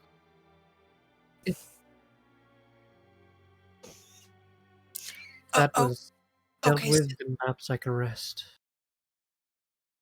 Knox, can you give her a little bit more water? Yeah, of course. I sprinkle a bit more water on Okay. the dryad. You see that it alleviates some of her raspy breath, but it by no means revitalizes her or brings her back from this petrified state. It's just enough that she's able to kind of confer this information to you. Xaxx, can you... Oh, I don't want to use the food thing again, the magic food dish. I'm running a little low on the food. I don't think she Right. really needs food, really. I don't think there's anything we can do to actually help them other than to take care of whatever they said is There's something below the tree. basically disturbing their final rest. Yeah. Yeah. If I think if we the should roots are handle if the Agdon roots are first. dead, then the tree is dead. Yeah, if we deal with Agdon, right, and our plan goes as we hope, then that gives us the brigands, and we can use them as part of our to deal with whatever's down below. Because it almost sounds like maybe this tree was used to keep something trapped down there, and now it's woken up. Ooh. Yeah, and who knows if it's a good thing or a bad thing, right? So we want to be as ready as we can. So we should It get. is most definitely bad. Oh, see, that's bad. It warps the very nature of this place, corrupting Just it like somehow. Was it here before the tree was planted? No. Someone brought it here. It's been stirring ever since. Which should we go after first? Should we go after Agdon or this thing that's in the roots? I think Agdon first. Agdon seems more immediate. We just have to not forget. And if we don't deal with Agdon, then we're going to have a whole swarm of Harangon come down on us. Yeah. Okay. I think that's right. Dryad, do you have any acorns or anything we can plant in your memory? No, I am sure that the last of those acorns are sunk beneath the mud. The branches, they were all lost and turned to the planks that you see surrounding this place. I am so deeply sorry for you. But perhaps I can confer one last ounce of my power before I rest. You see one arm sort of try to move, but it's so petrified it's unable to like lift up. Instead, you see their fingers barely uncurl, and in them, sprouting from them, you see a handful of berries. And you would recognize these Tanwen they are very much Good the same berries? type. Yeah, the same type you conjure. Knox, the berries are safe. Take the berries. Yeah, They're good berries. I can make good berries, but yeah, I can identify them as well. I'll take the good berries off the Okay. dryad. You got 10 good berries, and She looks around at the herringon that's on the ground and says, "They might come for you. They might hunt you down. If Well, things do not go well with the herringon, then you must at least escape." And with the other hand, she uncurls the fingers, and you see a she kind of brings up her hand to effectively her lips, and you sense a spell being cast over you that sort of muffles and silences any kind of clattering of crates or clinking of metal. And so, Tanwen and Nox, you probably understand this spell as a pass without trace. That she sort of centers on you, Nox, effectively, in case you need it. thank you so very, very much. I'm going to go up and kiss her on the cheek to thank her for her generosity and to let her know that there are people next to her as she's dying. With that, you do see her eyes begin to close, and her form does indeed very much resemble like a statue now, completely stillless, and the petals that were surrounding you, Nox, kind of begin to float back into their normal orbit around you. I have arrows and anger. Let's go kill something. Did you say there was a studded leather in one of the boxes, Chris? I may have, or that might have been a visual glitch. I swear I saw that in the chat for a moment. Redacted. Yeah. You do find, you do kind of open up the crates. I'll tell you what else there is, but boop-a-doo. We've got in here.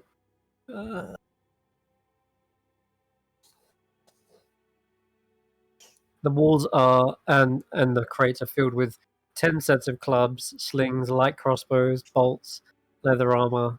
I mean, all the usual stuff you could fill up the portable hole with, and that's about everything by the looks. Okay. Yeah. Alright, then let's continue on. Same tactic. I go in first, and then. Yep. Yep, Right. I agree. But listening at the door, do we hear anyone on the other side? Oh, let me take care of that.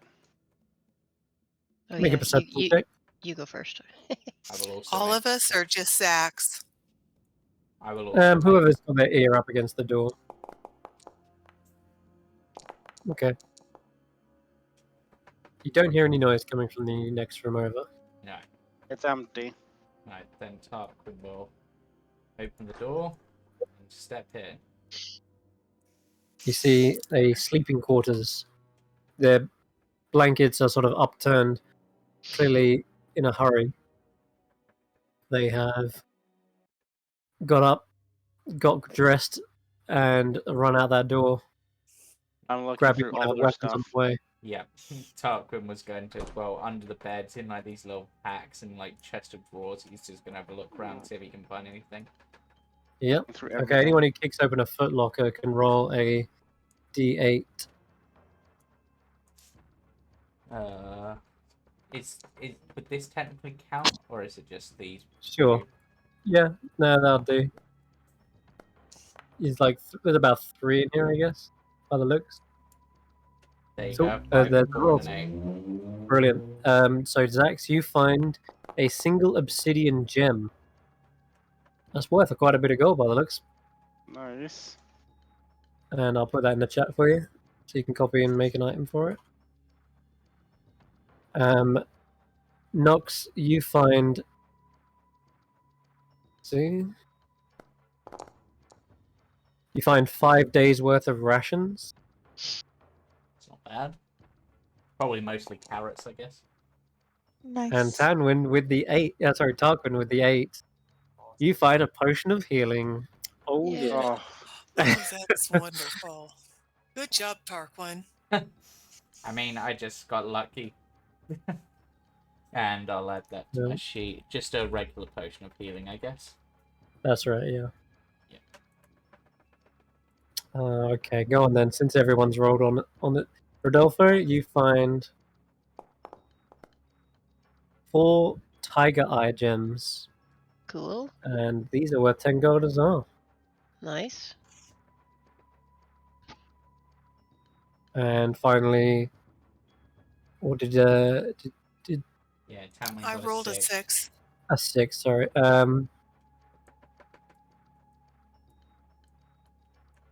It was the other way around. Whoops. It was Tanwen who found a club, and Rodolfo. Sorry, Tanwen found tiger eye gems, and on the 2, Rodolfo, you found a club. But I Oh. mean, you're probably looking through the same one, rooting through it. You can easily split those up if you like. Okay. All right, You so found 4, didn't you? I will take half. You take half. Yeah. fair enough. Absolutely fair enough. And you, perhaps we would give, the club to. Does anybody want a club? It's trash. No, I'm okay. Nah, I prefer the cookies. They normally come with the club. Hmm. Mm-hmm. And then Tarquin will listen at this door to see if he can hear anything. Okay.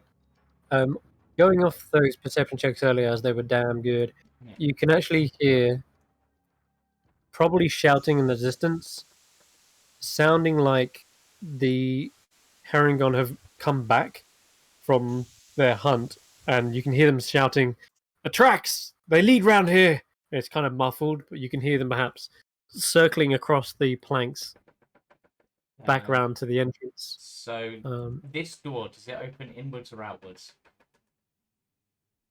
It depends on which side you're on. So does it open into the bedroom or out into the bedroom? Okay. I was thinking drag one of the beds in front of the door.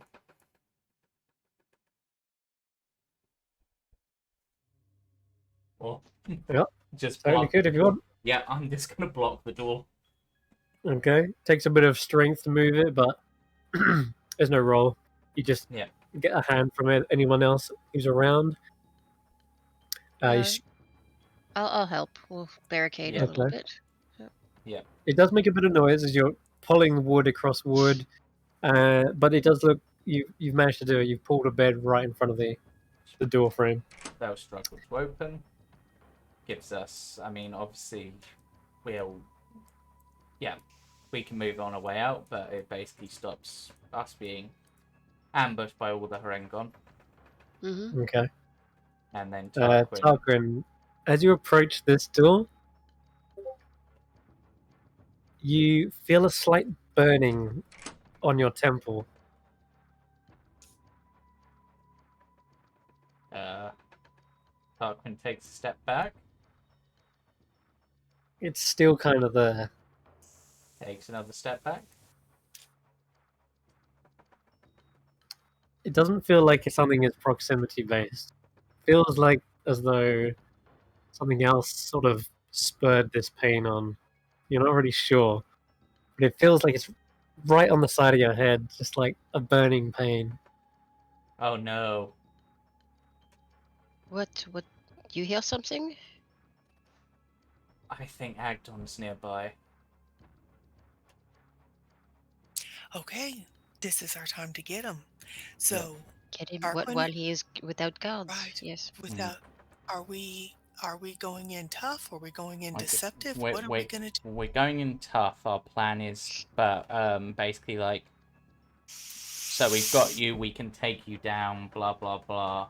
But we've got a chance where we can settle this peacefully, and that's when we go for the challenge idea. Right. Okay. I have charm person. Do we think that would help? Perhaps if he is reluctant, you have it perhaps as an option if things go bad. What did you say? Sorry.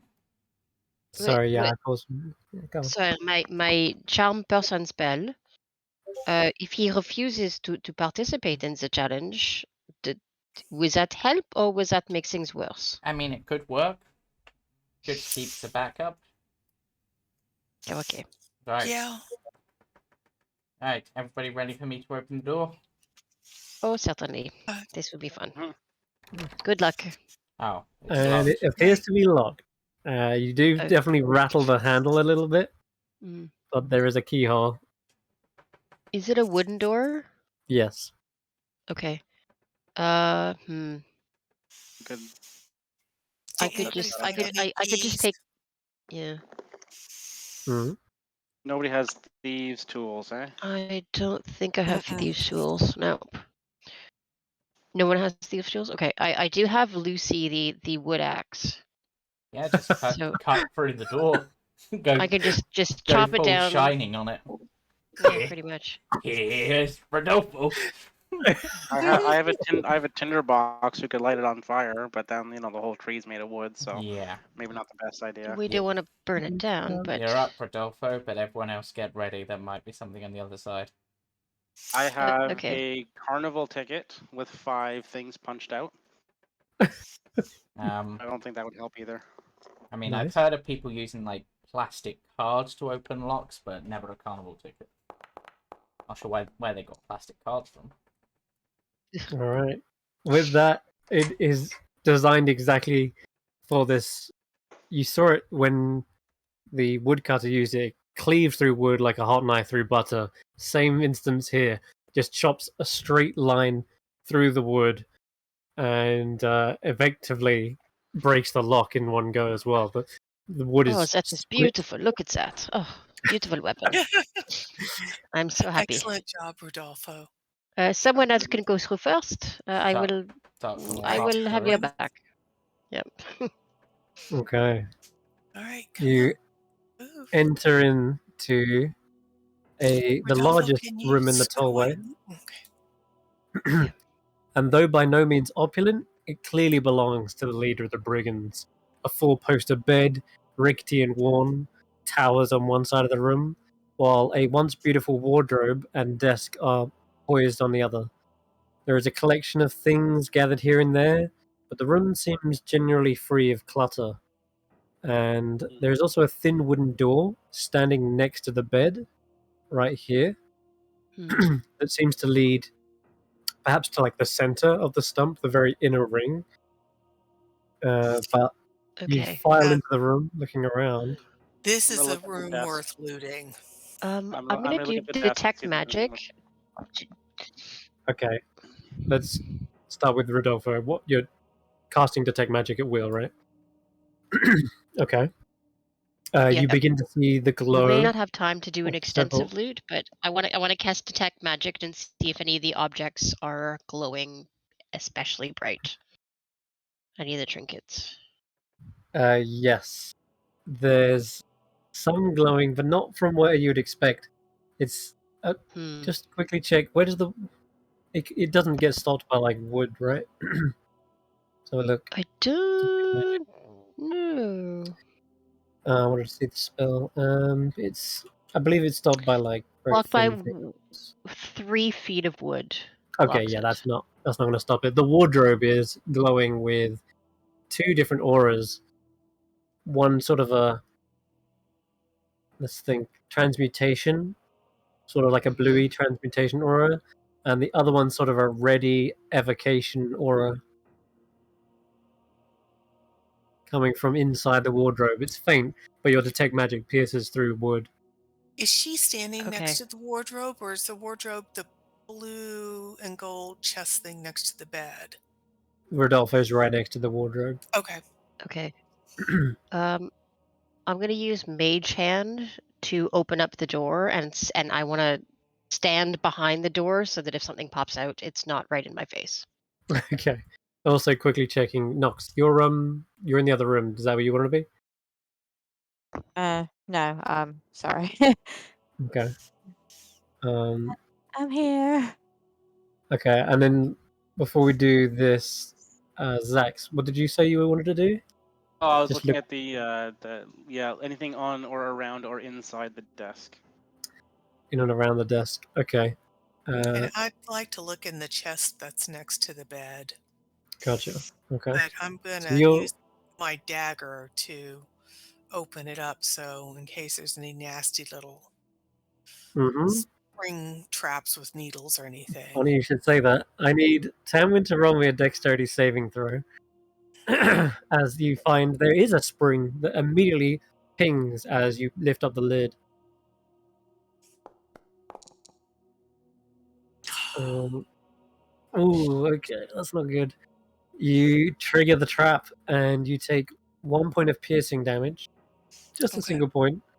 But I need you to make a constitution save as well now. All right.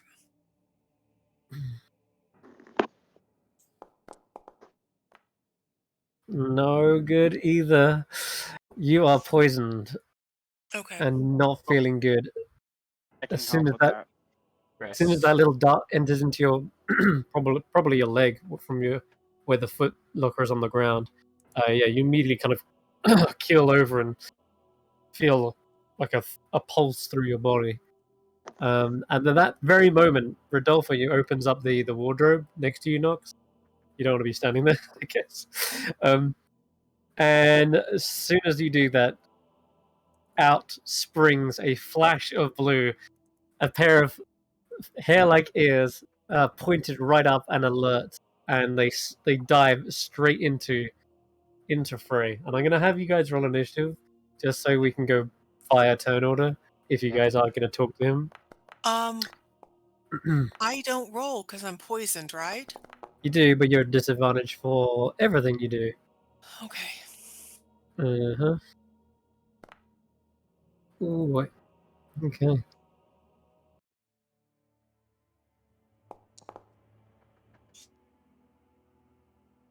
Okay, Tarquin's going first. That's good. That's exactly what we need. And Agdon gets a 12. I'm going to say, Rodolfo, because you actually saw the auras inside, you knew something was in here, you were ready, you're telling the others that, you're about to do this. Yeah. I Agdon would've does said, not get... "There's something in here." Yeah, Agdon won't get a surprise round for this. Okay. But he does appear to already have the iron in one hand already lit up and fiery like a brand, and the scarf is already spinning and unfurling. And yeah, he immediately jumps out and says, "Surprise! It's you guys again. I knew it. What are you doing in my home? Come to settle the scores, have we?" Well, you are starting to become annoying to us. Yeah. So we have I could say the same thing. Yeah. Well, your governance is insufficient. we've been asked to deal with you because you have hurt and scared so many people in this in this land. If you're planning on dealing with me, then you're going to have to deal with Bavlorna as well at some point. Yep, that's on the to-do That's- list. You were It's on, making... yeah, Rid it's, of it's her. on the list. Don't worry. I think Were we you could sure you use want to on make an her- enemy of her and the Hourglass Coven? They've already Yes. made themselves enemies of us. We're just returning the favor. If That's you also thought on the list, you though, would be but threatening that's us, okay. this is not efficient. Yeah. Aren't you supposed to welcome us into your home or something? The rule of hospitality, you mean? Yeah, that's the one. I feel like had I the chance, perhaps that would have been a course of action. But you're intruders. That's fair. That's fair. Tarquin is gonna walk over to here, sit on this chair, grab a carrot, and take a bite out of it, and go. So, obviously, we know how this goes down. The last time we tangled, you came off the worst for it. I may have got a little bit of a burn to my head, but that's nothing compared to the haymaker you got. No. You got it all wrong. The battle was such a bore that I just decided to take a nap, that's all. Well, you can tell yourself that if it helps you sleep any better, but we're actually not here for a fight. If it comes to a fight, we'll deal with it when it comes to it, but we've actually come to offer you, what's the word everyone's using these days? A little bit of a deal. A deal. he suddenly sort of lowers his guard a moment. And you can roll a persuasion check, Tarquin. Come on. Really? Yeah, it's not terrible. Not great. No, it's not crazy. It seems like you've captivated him. Alright. I'm sort of a deal taker, deal maker myself. What is it you have to offer? And make it quick. Sounds like my brigands have already detected your presence here. Yeah, right. Well, your whole title thing, you're the Prince of Prismere, right? That's the thing? That's me. How would you like the opportunity for a bigger title? Oh, I already have my eyes set on a title, but what were you offering? Well, what's better than being a prince than being a monarch? Like me. He raises an eyebrow. You're a monarch? Aye, I'm the monarch of Witchlight. Is that so? And then, And as soon as he as... says that, go on, yeah, you can say. Yeah, he was basically going to try to activate the ability to show it off. Yeah, even just saying the words Monarch of Witchlight seems to suddenly produce this magical golden crown around your head, filled with sort of these strings and wisps of light. And his eyes go wide, and then he sort of stumbles and almost bites his tongue and says, "Your Majesty, I had no idea." But you can tell there's sort of a slight wince behind the way he's saying it. Like almost like he doesn't want to, but has no other option. So, you're obviously in charge of these brigands, and they're a bit of a thorn in my side. So, I propose a little bit of a challenge. Winner takes the title of the other. So you beat my group in the challenge I propose, and you get to be the Monarch of Witchlight.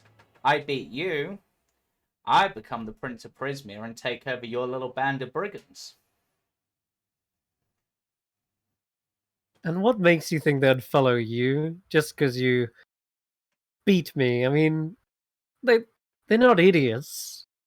Now, They follow a strong, charismatic leader. So You're sort of small and fluffy, cute. Exactly. Well, here's the thing. We don't have to tell them that I'm the one pulling the strings. You'll still get to keep your whole stick of being seemingly the one in charge. You'll just be taking orders from the monarch, as a prince should. Oh, hold on. You'll get this straight. You want me to be your puppet? Is that it? Your mouthpiece? Exactly. You're good at talking, so why not use that to my advantage? After all, a good king knows how to use his pieces properly. He takes a moment to pause and think over this. And if I win? Well, if you win, not only do you get my title, I'll join your little brigand band, help you get all those memories you're after. And as you've seen, I'm pretty skilled. More than a match for any of your bozos out there. I mean, I took out your cook in one punch. Well, hey, that's because he's a cook. He's not even supposed to be a fighter, but he's quite good at sharpening knives. So. Exactly. I've got a little thing. I want more than just memories, you see. That's sort of a side gig. Sort of a little thing that Bavlorna has me running around doing. So what you after? I'm also interested in all the gold, all the things of value that you perhaps have. Well, he considers this and goes, well... But you don't seem to be carrying much. He goes, I had this golden earring. Does that belong to you? Where that? Yes, it does. I mean, I've got this lovely maypole full of magical potential. Got well, Tarquin sort of considers this and decides to pull out another lie. I happen to know where there is some treasure. And if you win, Where? I'll tell you where it is. Ugh. Going to play me like that? Roll me a deception check.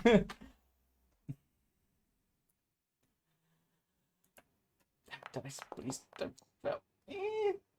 Okay, I'm gonna roll his insight. Definitely. Could be contested. Damn. He says a chest. I see how good you are at uncovering chests. And he gestures towards Tanwen. He's sort of like reeled over from the poison. Well, can I eat a good berry while they're talking to get yes, you can. Hear myself? And he goes, you can, well, you saw me. Technically, I know where there's a chest. It's just an empty chest.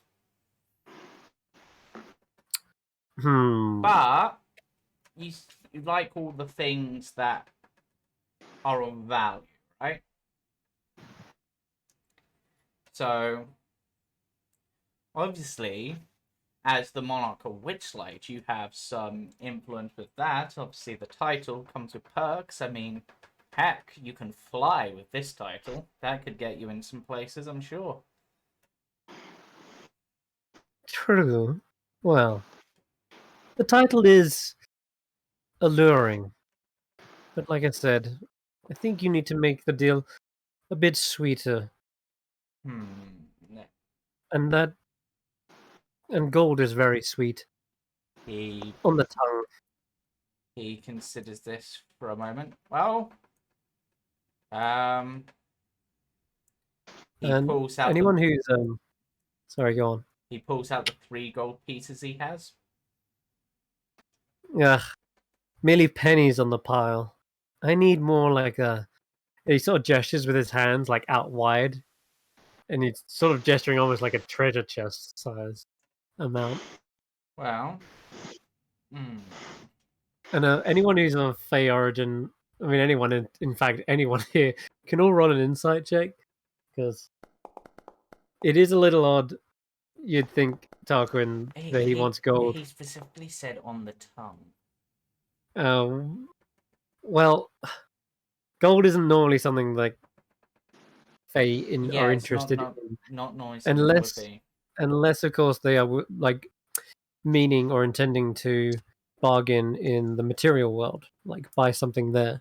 That's where gold has value, but in the Fey world, it's much less lucrative. It's sort of seemed to have value, but it's not something that the Fey often use in commerce. But maybe he has plans to go back to the material plane and live it up large instead of this stinking swamp. But yeah, he does seem to have like an admiration for it.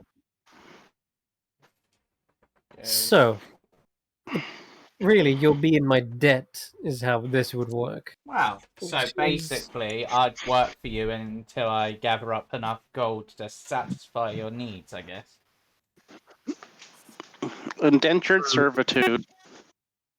So what we're really saying is, you're all going to join the brigands. He starts striding past you, tapping you each on the shoulder, one by one. I can't just have Tarquin.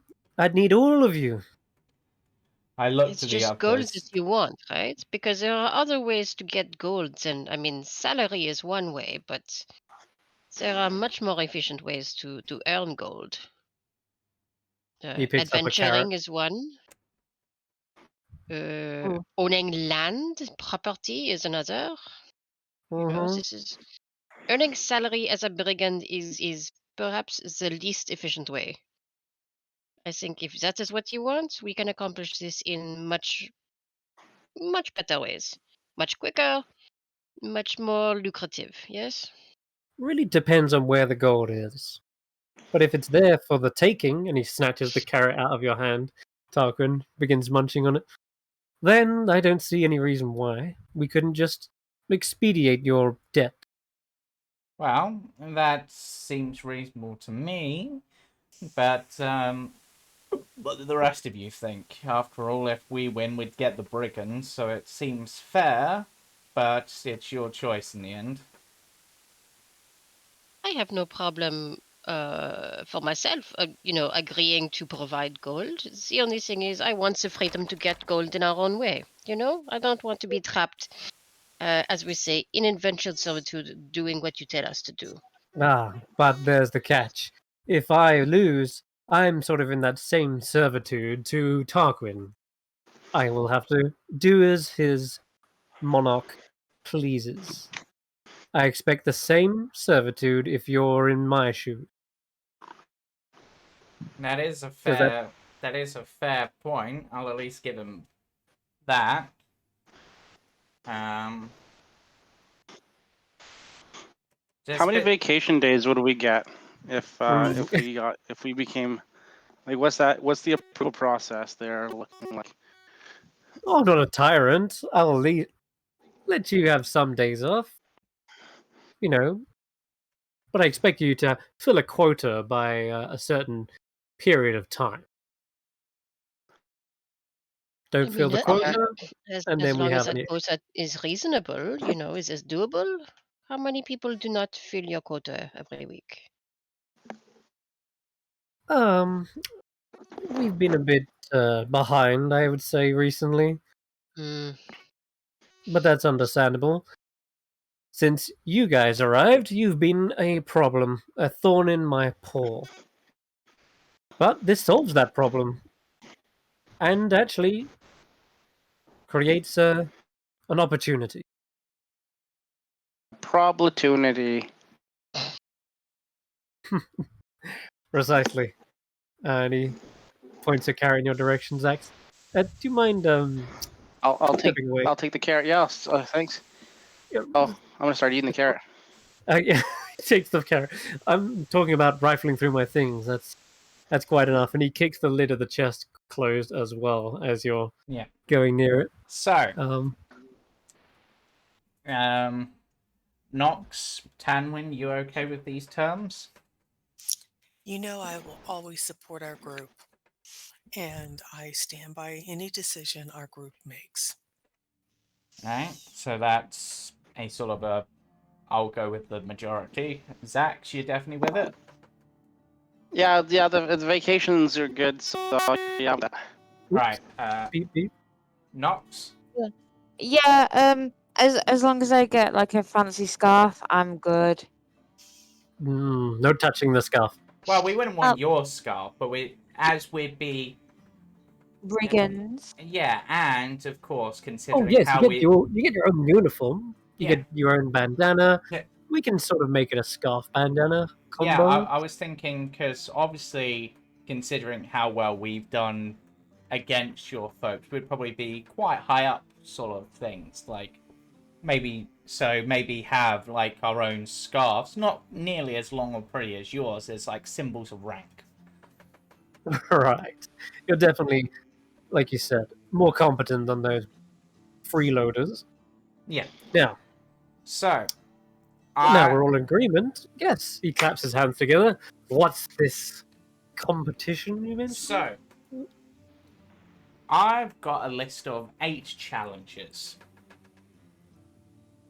You get to pick which 3 of these you want to compete in. You can compete in yourself, or you can elect one of your followers to, deal with it. Speaking of followers, just to interrupt you, you do hear that splintering of wood as that door is finally kicked open. The bed has been heaved aside, and brigands rush into the room, pushing you aside, Rodolfo. Sorry, we're late. Oh no, you're just in time for the festivities. We're about to outline the competition. Yeah. Huh? What? So, put your weapons away. That's no way to greet our guests. What? Agdon, I thought these were... No. we've come to a different arrangement now. Oh. So, wait, what about the bounty for one of their heads? Is that still... No, wait, scratch that. Damn it. Just as you've mentioned that, if we lose, does the bounty of our heads come off of our debt? Because obviously you'd have our heads, technically. Yes, you'd be part of the brigands. Yes. Right. I'm going to take a seat. Right. So... I take that as, whatever happens, the bounty is gone.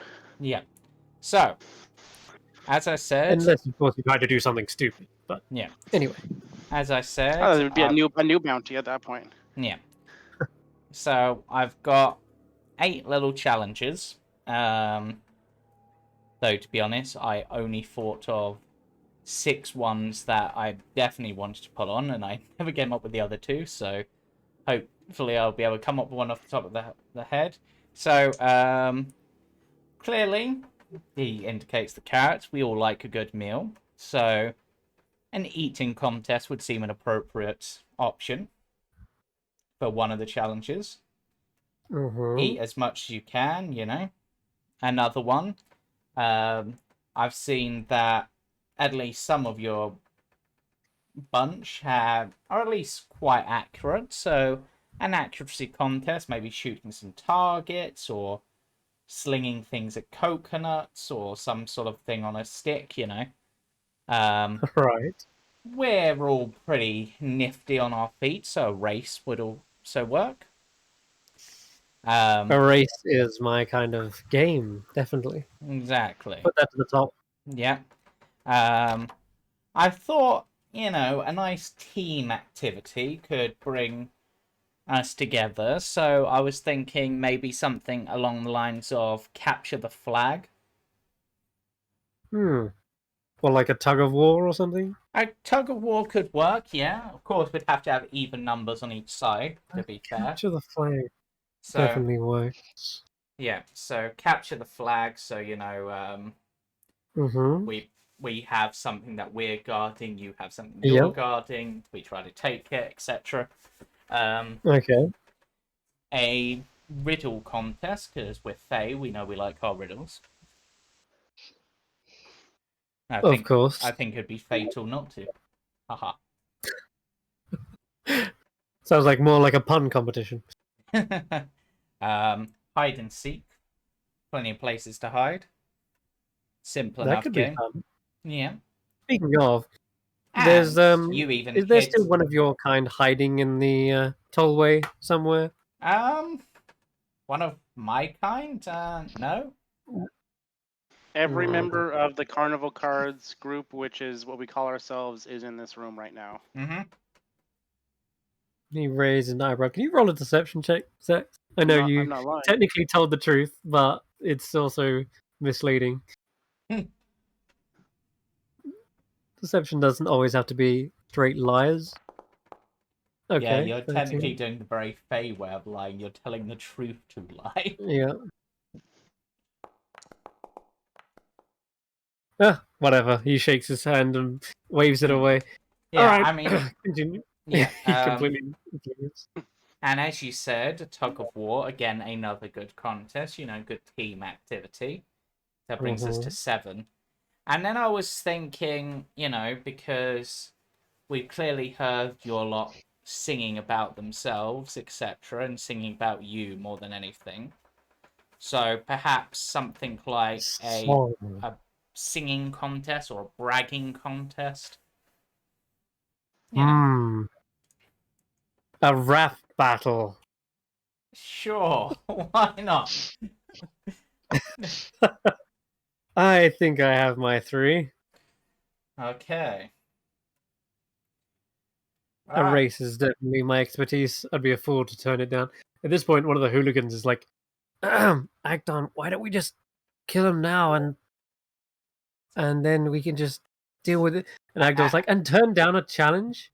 I'm tempted as he goes to do that, just Tarquin casually flicks that dagger right by his ear. Ow! That's why. Because this is way more fun than killing. And plus, that's not really our style, is it? Now take a seat. young Skywalker. Yeah. And so he looks around the room and puts his hands together. Right. Okay. Race, 100%. Catch the flag has definitely piqued my interest. There'll probably be a few rules outlined with that Of one. course, of course. And the song contest is definitely our forte. Yeah. Everyone has memorized their lines for my famous song, the Prince of Prisma song. You must have heard it. Yes. Yes? It's how we knew your title. Ah, there you go.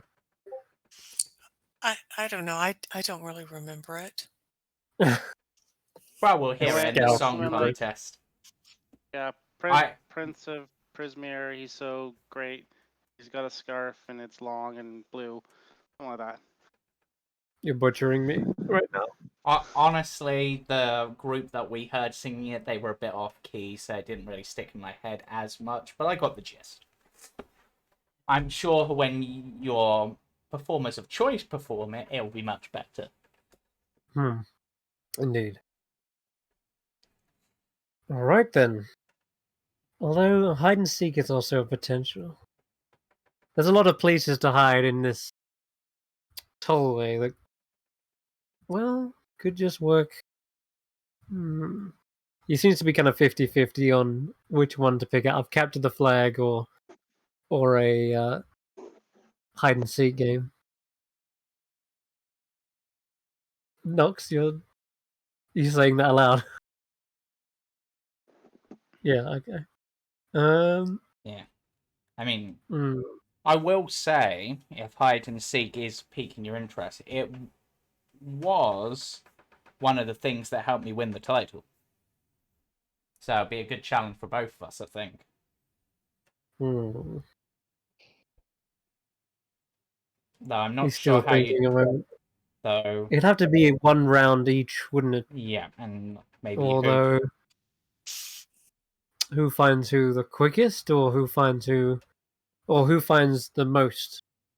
Maybe, yeah, set a time limit, and if you can't find all of the people by then we'll have whoever found the most sort of thing. Right. In fact, we could even have, to some extent, both going at the same time, have a seeker from each side, everyone else hiding, and then for example, I might try to find them before you find my guys, and vice versa.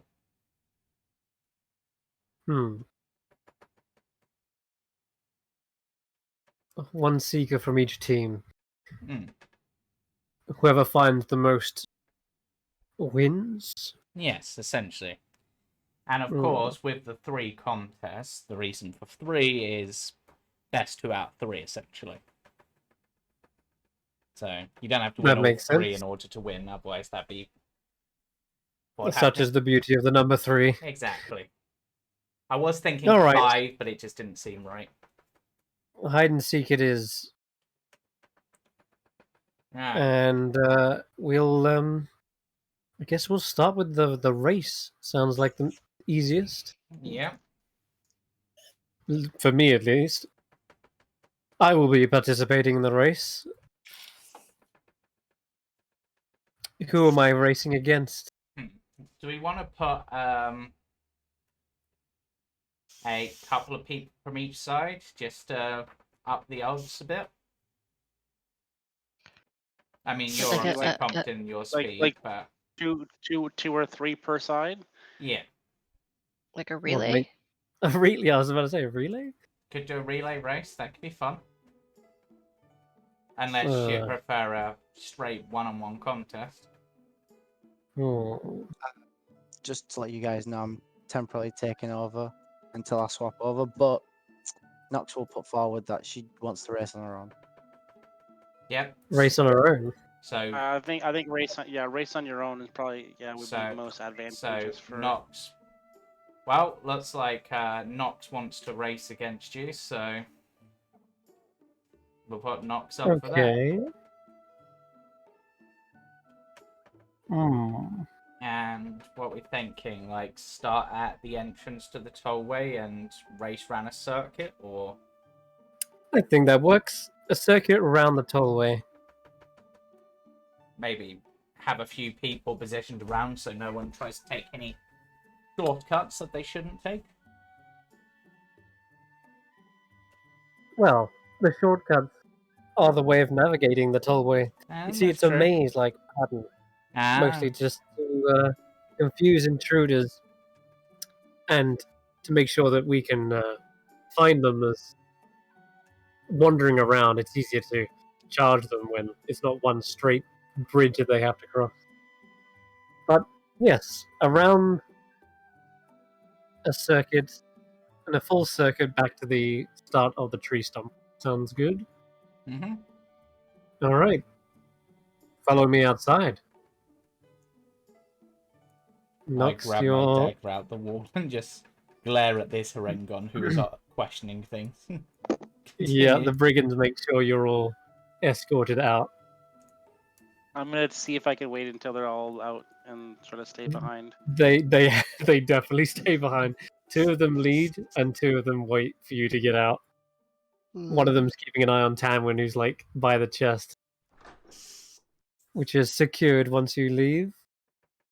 And the other one looks at you, Xaxx. Come on, get moving. Oh, fine. I just want to eat this carrot in peace for a minute. What? Hey, don't shut the door on me. What the hell? Where did everybody go? Y'all are out of there fast. Hey. I'm following behind. I'm just making sure. What are you obsessed with? You want to grab his hairbrush or something? No, what is I'm actually not going to do anything. I think it just shuts behind me when I go. Oh, Okay. So. Right. You haven't even got any hair. But I got like a shoe shine thing that I got to use. A shoe? What? There we go. Right, he closes the door behind him, and then he realizes there's a giant gaping hole in it, and he's like, ugh. Okay. Act on. You see what they did to your door? Okay. Why am I not going through? Because it was closed, probably. And he goes, No, yeah. it just kept saying I was colliding with a wall. Oh, right, yeah. You got to go in a straight path through it. There you go. Yes, I saw, and you're the one repairing it. When you pick up the cook... yeah, he doesn't look well. Is he still unconscious? Yeah, effectively. So is this guy as well. I'm gonna do a quick spare the dying on both of them just in case they're actually still alive. I don't know. No, that's gonna help. The other one was definitely knocked unconscious. The one you did necrotic damage on was probably in the process of dying. Okay, well. I'll roll some death saves for him. Well, he might have died. No, rolls. It's 1 and 1. Oh my god, I swear he died. He died. He probably died. But he doesn't know. Heart condition. He's just like, pick up the cook, damn it. Yeah, he had a heart condition. He just... we didn't know that. He doesn't even seem to be paying attention. He still seems to think he's unconscious. He hasn't like made a medicine check after all. He's just like, pick him up. Alright, everyone's outside now. Okay, so back into the pouring rain. It has made all these walkways very slippery. Ah, you're drawing out a line, are we? You're drawing out the track. Yes. That's pretty good, actually. I think so. It's the clearest path taking the outside that I could see. That is pretty close. All right. Yeah, I mean, the only way you could potentially make it longer would be if you went down this side, around there, maybe. Yeah. All right. He pulls out a piece of chalk and marks one of the planks of wood as the starting line, and gestures around to the walkways. The circuit is what you make it. Find your own path through and make it back to this line, as long as you've circled effectively a wide berth around the around the stump in the middle. Yeah, Tarquin says, and as a sort of rule, just to make sure everyone has circled, I think you've got to go by the next to the O well, just to the right of it, facing upwards.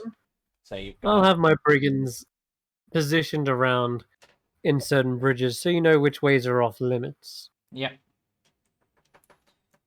We should probably station ourselves at checkpoints to make sure people are being honest. I agree. I don't trust them. Yeah. We'll also position ourselves about, just keep an eye on things, make sure nobody gets hurt, etc. It's very wet out here, so don't want anyone to slip and fall. So. Can I go stand on the stump? You can actually. There is a ladder that goes all the way to the top. All and right. that's at the Can sound you of that show gong. your people I have your permission to stand up on the stump? You on? can go up there if you really want. All right. There'll be people with eyes on you. There is a bunch of tents up here, and looks like there's even a throne, which looks like it's kind of made out of a mishmash of roots and branches.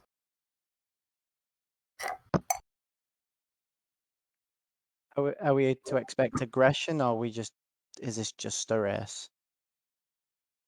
This isn't a fight, this is a race. You know what I mean. Some races are more hands-on than others. We still need to make sure, can we sabotage others? Can you trip other people? Can you punch them as they go by? There's MMA style races, and then there's Olympic style racing. Basically, is this a standard race or is this fairy car? Fairy card. I would say that so long as no one's grievously injured, a bit of push and shoving isn't against the rules.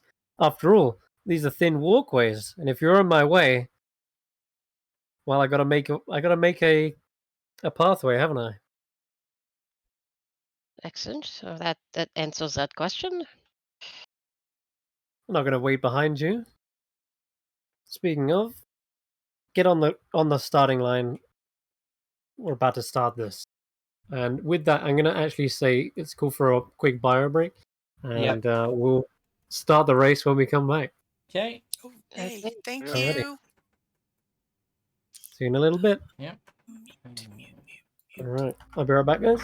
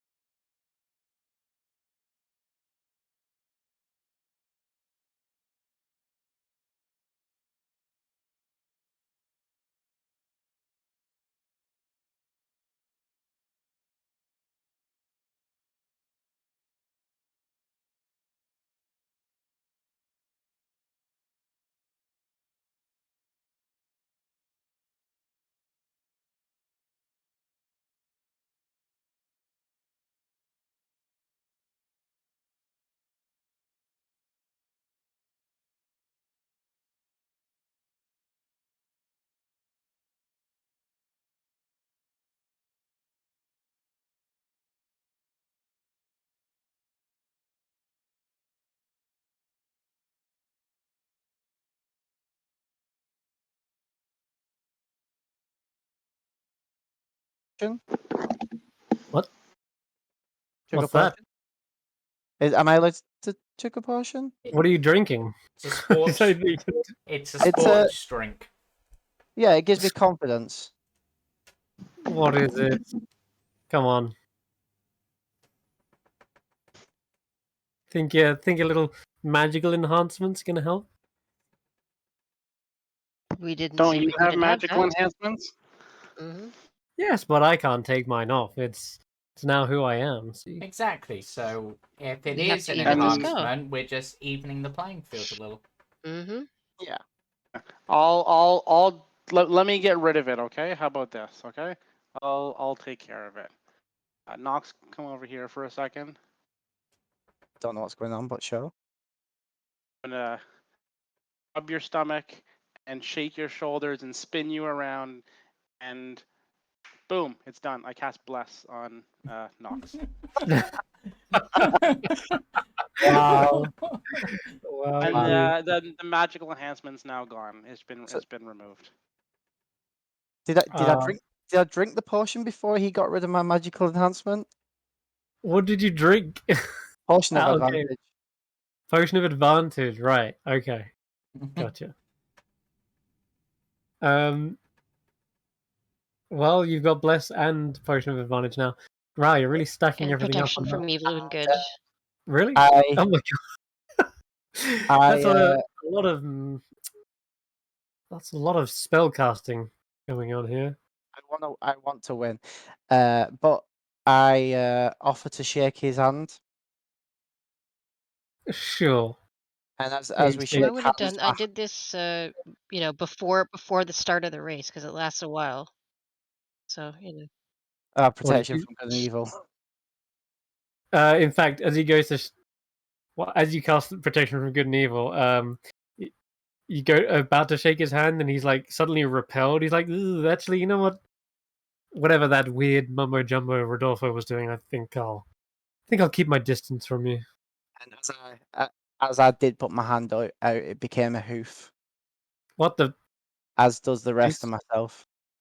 A skin shifter. Yeah. Now I know what I'm truly up against. Let's see. Usability. Elk. That's not an elk. What the? What the? What the heck? What did Um, you Man. do? Elk. I clicked elk. Why is the wild card not showing? That is a very wolf-looking elk, It is. and it's also like it's huge size. I mean, it's supposed to be a huge creature, but yeah. Well, it's meant to be large, elk. oh, large then. Yeah. Yeah, I take up the whole pathway, basically. Are you Nox's elk? Yeah. Yeah. You should be like this. Yeah. That's better. Okay. However, I So should be you want to one describe token to smaller. everyone what they see when you transform into this elk? Because it's not like normal elks, is it? No, it's basically a culmination of solar energy. So it's very radiant looking. Like there's light very much bouncing off the skin, Antlers? the antlers, and the fur and that. But the light that is produced is from this miniature illusionary sun that's being created between the antlers, as you can Whoa. see in the picture. It's Very. it's summer elk. And I thought I was a show off. Hey, make room. This bridge is almost it's just about big enough for you to effectively fit across, but your antlers are like off the sides of the edge. Yeah, to be fair, I should be one size smaller than it shows, but You are a large I gotta creature. go out on the course. yeah, I'm That gonna looks go on the bigger than course large. and yeah, that's my huge spotting. technically. So Yeah, that's better. Okay, Xaxx heads out. yeah. Tarquin's already headed out and found a position on the course. I'm gonna Okay. go like almost at the halfway point So here. One sec, let me bring up Rodolfo's all gonna the stay different at spells the I've got on me. I didn't at the expect starting you to line. say Alrighty. that. Attack roll, Yeah. saving throw. Yeah. Okay. I'm just thinking of a couple more obstacles in your way. Yeah. Hmm. Tarquin is gonna place essentially his maypole quarterstaff, just sort of embed it probably in this sort of bush here, with like just put some cloth over the top to indicate like a flag, like you have to go past that point. Because he said you have to go Okay. past near the well, so Yeah. Alright. Place a little flag down. yeah. Thanks, like, Okay. Oh yes, that's right. Elmo. Okay. Alright. I think I've got everything that I want to put in the way of you, us, even. Because these obstacles are both part of the course and yeah, part of the challenge of this little race. So Agdon gets down into a sprinter's position right alongside you, Nox, and he says, "All right, on the sound of that gong, the race is on. Are you ready?"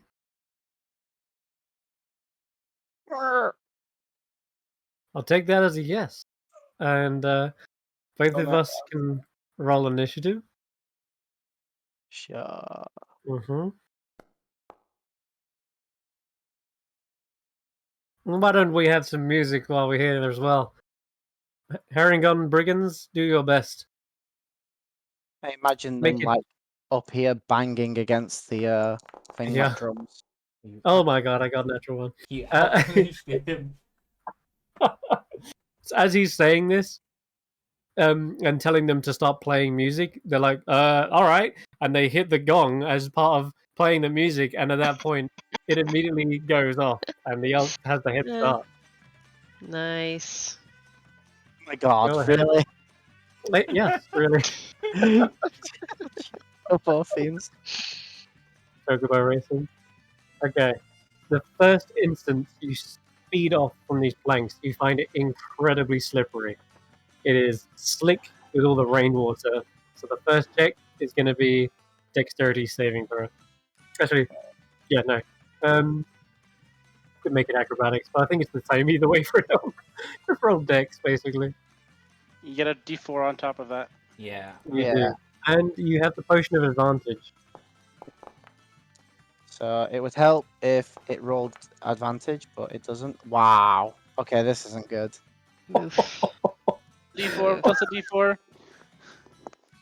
As in, It's an 8. It's still not pretty. It's still not a good start.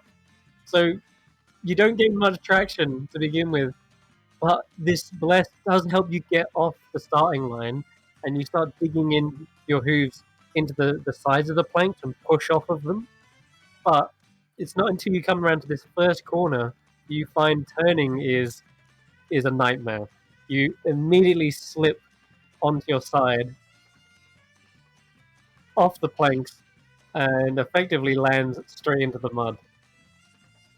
I would like to take the dash action.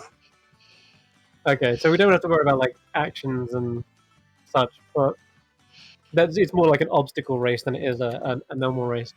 But I will take your speed into account, which is what, 50, right? 100 at a dash. 100 foot a dash. Yay. That's longer. That's way faster than Agdon. That's incredible. Okay. Well, you've only actually gone the first 50 before you skid and slip off of it. Instead of you using your action to dash, you'll have to use your action to get out of the mud. Yeah, I'll do that.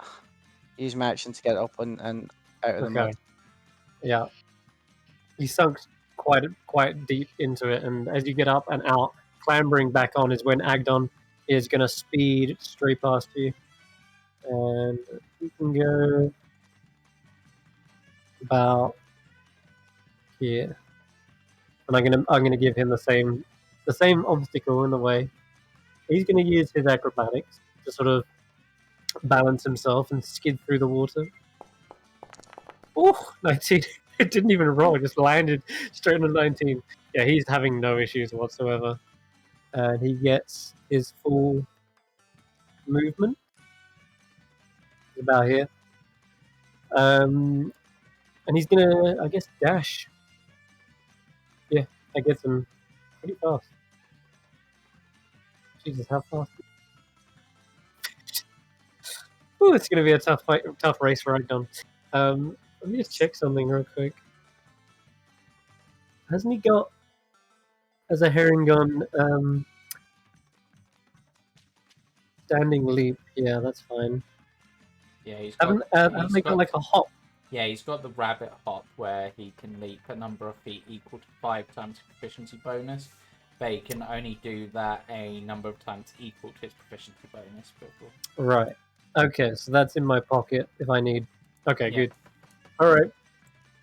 So Nox, you bring yourself back up onto the planks, and at the start of this round, I'm going to need you to roll a d8. D8. Mm-hmm. Okay. And I think you're okay with that. Yep. This plank of wood manages to hold the elk's weight as you clamber back up to the top. Cool. Okay. So what do you want to do? You want to dash off? Yeah, I want to keep going forward. So Okay. it'd be 25, All right. 25. Okay, I'm going to stop you there then. The Yeah. obstacle this time, as you come into this crossroad, there are 4 different directions branching off in various different ways. And I'm going to need more like an intelligence check here to sort of navigate your way through the best possible route and see if you basically spot shortcuts or if you take a wrong turn. Because the Brigand's Tollway is designed to be a maze. So give me an intelligence check. Okay. Fuck yeah. I don't even need advantage for that. You retain your mind in this elk form. There you go, 25.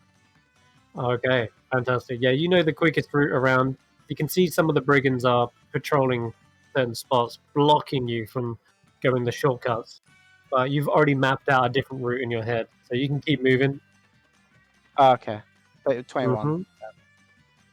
So, nah. 5 and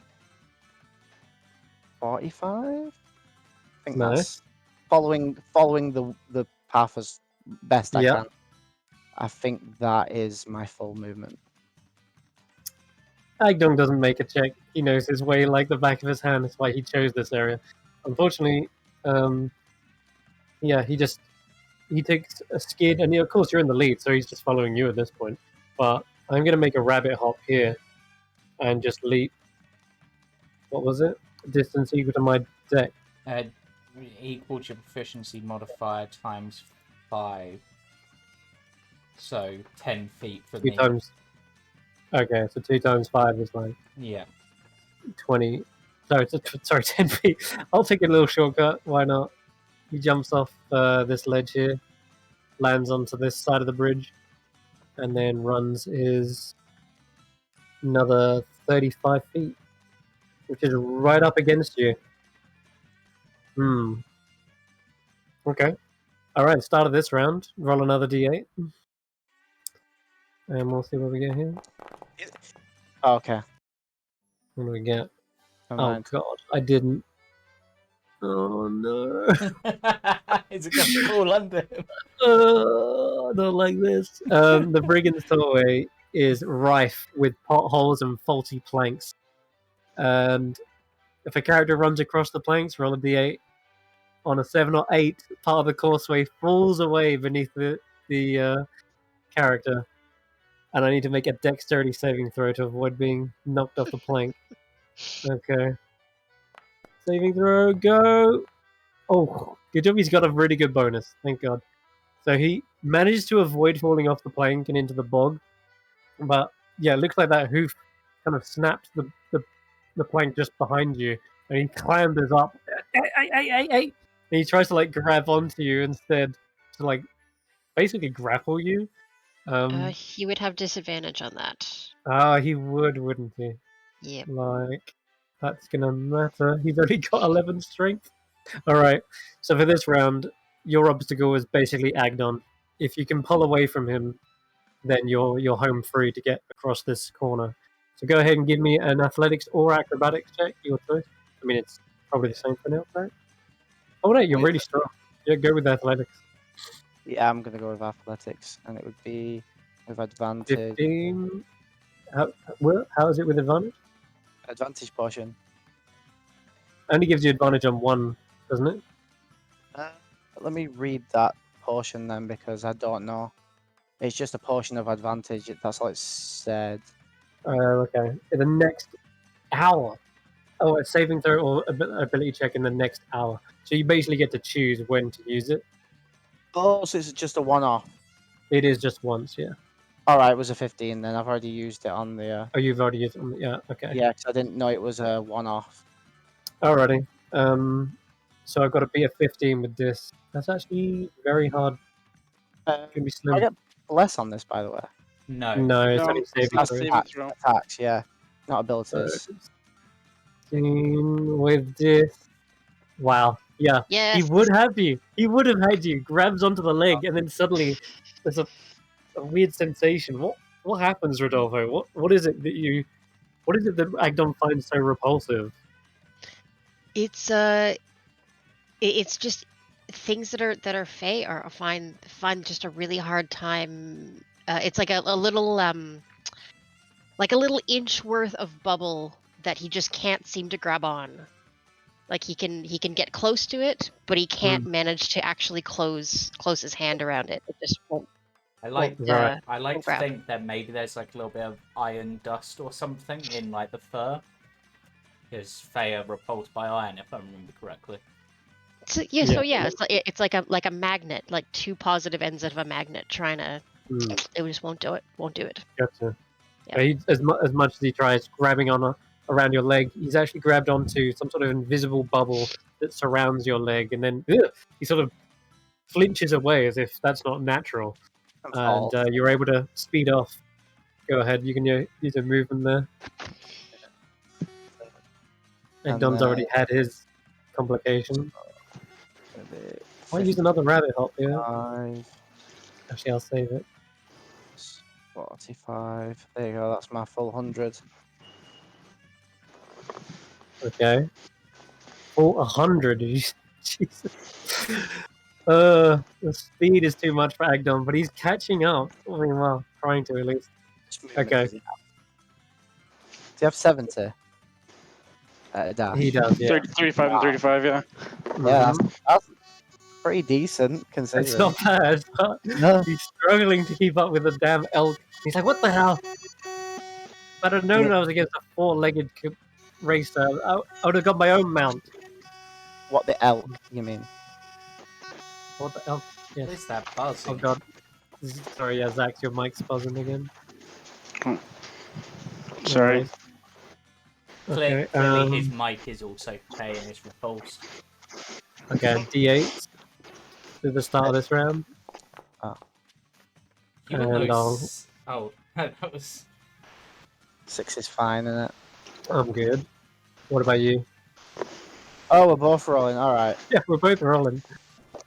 Hey. Yay! Oh no! Oh no! So one of the brigands says, "Oh, mind your step," as you also snap through one of these planks. Roll me a dex save. And next time You get a D4. It should automatically add it, because I think I sat Yeah, this is where Bless will come in. Fantastic. Yeah. Well, you almost sort of sensed it coming before it happened. It's almost like a shine of the moon shined on the plank that was about to snap. And sure enough, you're able to sort of, I don't know, cartwheel? Can an elk cartwheel over that? I wouldn't know.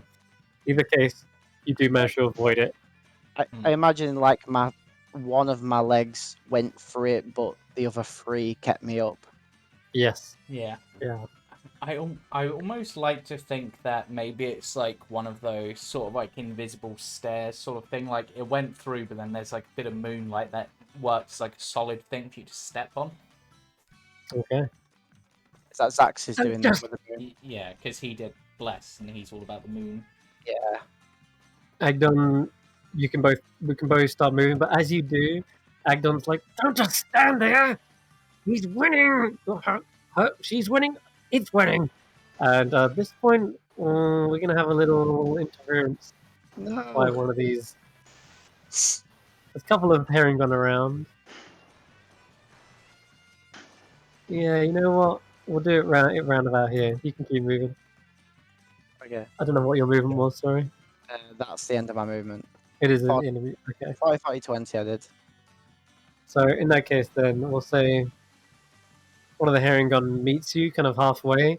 Looks like he's trying to cheer you on, but he very clearly intentionally puts out a leg to try and trip you. And I'm going to say this will be another deck save. And yes, you get blessed. The D4. Mm-hmm. Yeah. Auto rolling that, which is good. I'm sorry. Plus, Have you never been charged by a horse? I think the Haragon would need a deck save. He's doing it on the corner, or he's doing it when the speed is like slowest. It's like a right angle here. So as that's happening, he sort of tries to shove you. Can I percept this? You saw it. You totally saw it happen. Like if I saw this leg coming out, Mm-hmm. can I not use a ram ability to just like fuck off? If you do, you won't dash this turn. I wouldn't even make it up to him without dashing. So well, we'll say wherever it is along your that's action. fine. It's fine. You're just gonna fall. Okay, all right. So as he shoves you very clearly, like you get shoved right into the mud. No, I will do it actually. I will you do will. it. Yeah. So it was 40 up to here, and then it would be another 10. So it'd be like as You're it's here. coming here. Yeah. Okay, cool. So he tries to shove you here. I'll tell you what. What's your ram ability exactly? As long as you're It just says I attack with a ram. 1d6 plus 3 bludgeoning. Yeah. Wait, isn't there something if you're moving at 20 feet towards somebody? Yeah, some creatures No, have that. that's not in this. Yes, you do. You've got the passive ability charge. If the elk moves at least 20 feet straight towards target and hits it with a ram attack, the target takes an extra 2d6 damage and has to make a strength save or it's knocked prone. Okay. Alright. You can roll your ram attack. If you hit him and knock him unconscious, then you don't need to worry about trampling him. We'll see. Oh. It misses, unfortunately. Wait, D4. It's an attack. D4. Wait, oh god. Yeah, you need a 3 or higher to hit him. Would the fact that the herring... Yes! There it is. You did it. Fantastic. Well, that bless coming in dividends. Nox, you ram this guy as he's trying to trip you. And instead of falling, you just lean your weight into the trip and your antlers collide into him. You can roll an extra 2d6. Just push him off the edge of the platform instead. Okay. I think that's a total of... Oh yeah, he's down. He's well down. You see him flying off, bounces off a mushroom, flipping in the air, and then landing face first, planted into the mud.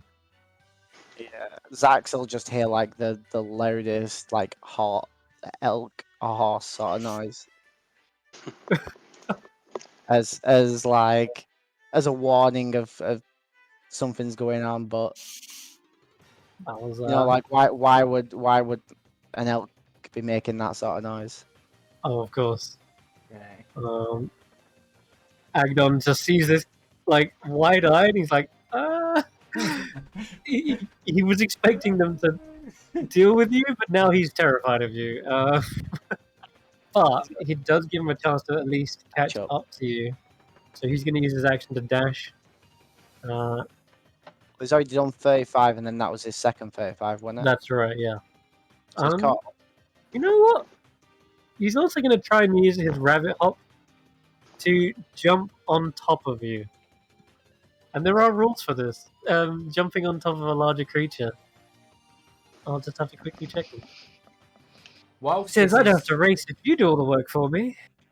Whilst this is going on, hearing the bellow, can Tarquin move to where he put the flag over here or start heading towards there to try to intercept, basically? Yeah, sure. And I also want Xaxx to be preparing the dust of dryness. Oh. Okay. Okay. What's that for, I wonder? The game has changed with that It single has. move of trying to trip me. Feel like I may have... I saw that happen. I was close enough to see that happen. So. Yeah, you've got the eyes on you, or whatever. I feel like I may have accidentally opened up a can of worms. I was just sitting back. Alright, let me check something. Okay, climbing onto a bigger creature is gonna be an acrobatics check versus your... Wait. Oh, sorry, it's my athletics versus your acrobatics. Okay, so it's kind of like a 50-50 here. Do you do this at disadvantage because y'all are both moving? I mean, I could see it would be easy if y'all were standing still, but y'all are both racing. And because that's similar to a grapple check, wouldn't it be a disadvantage anyway due to the protection?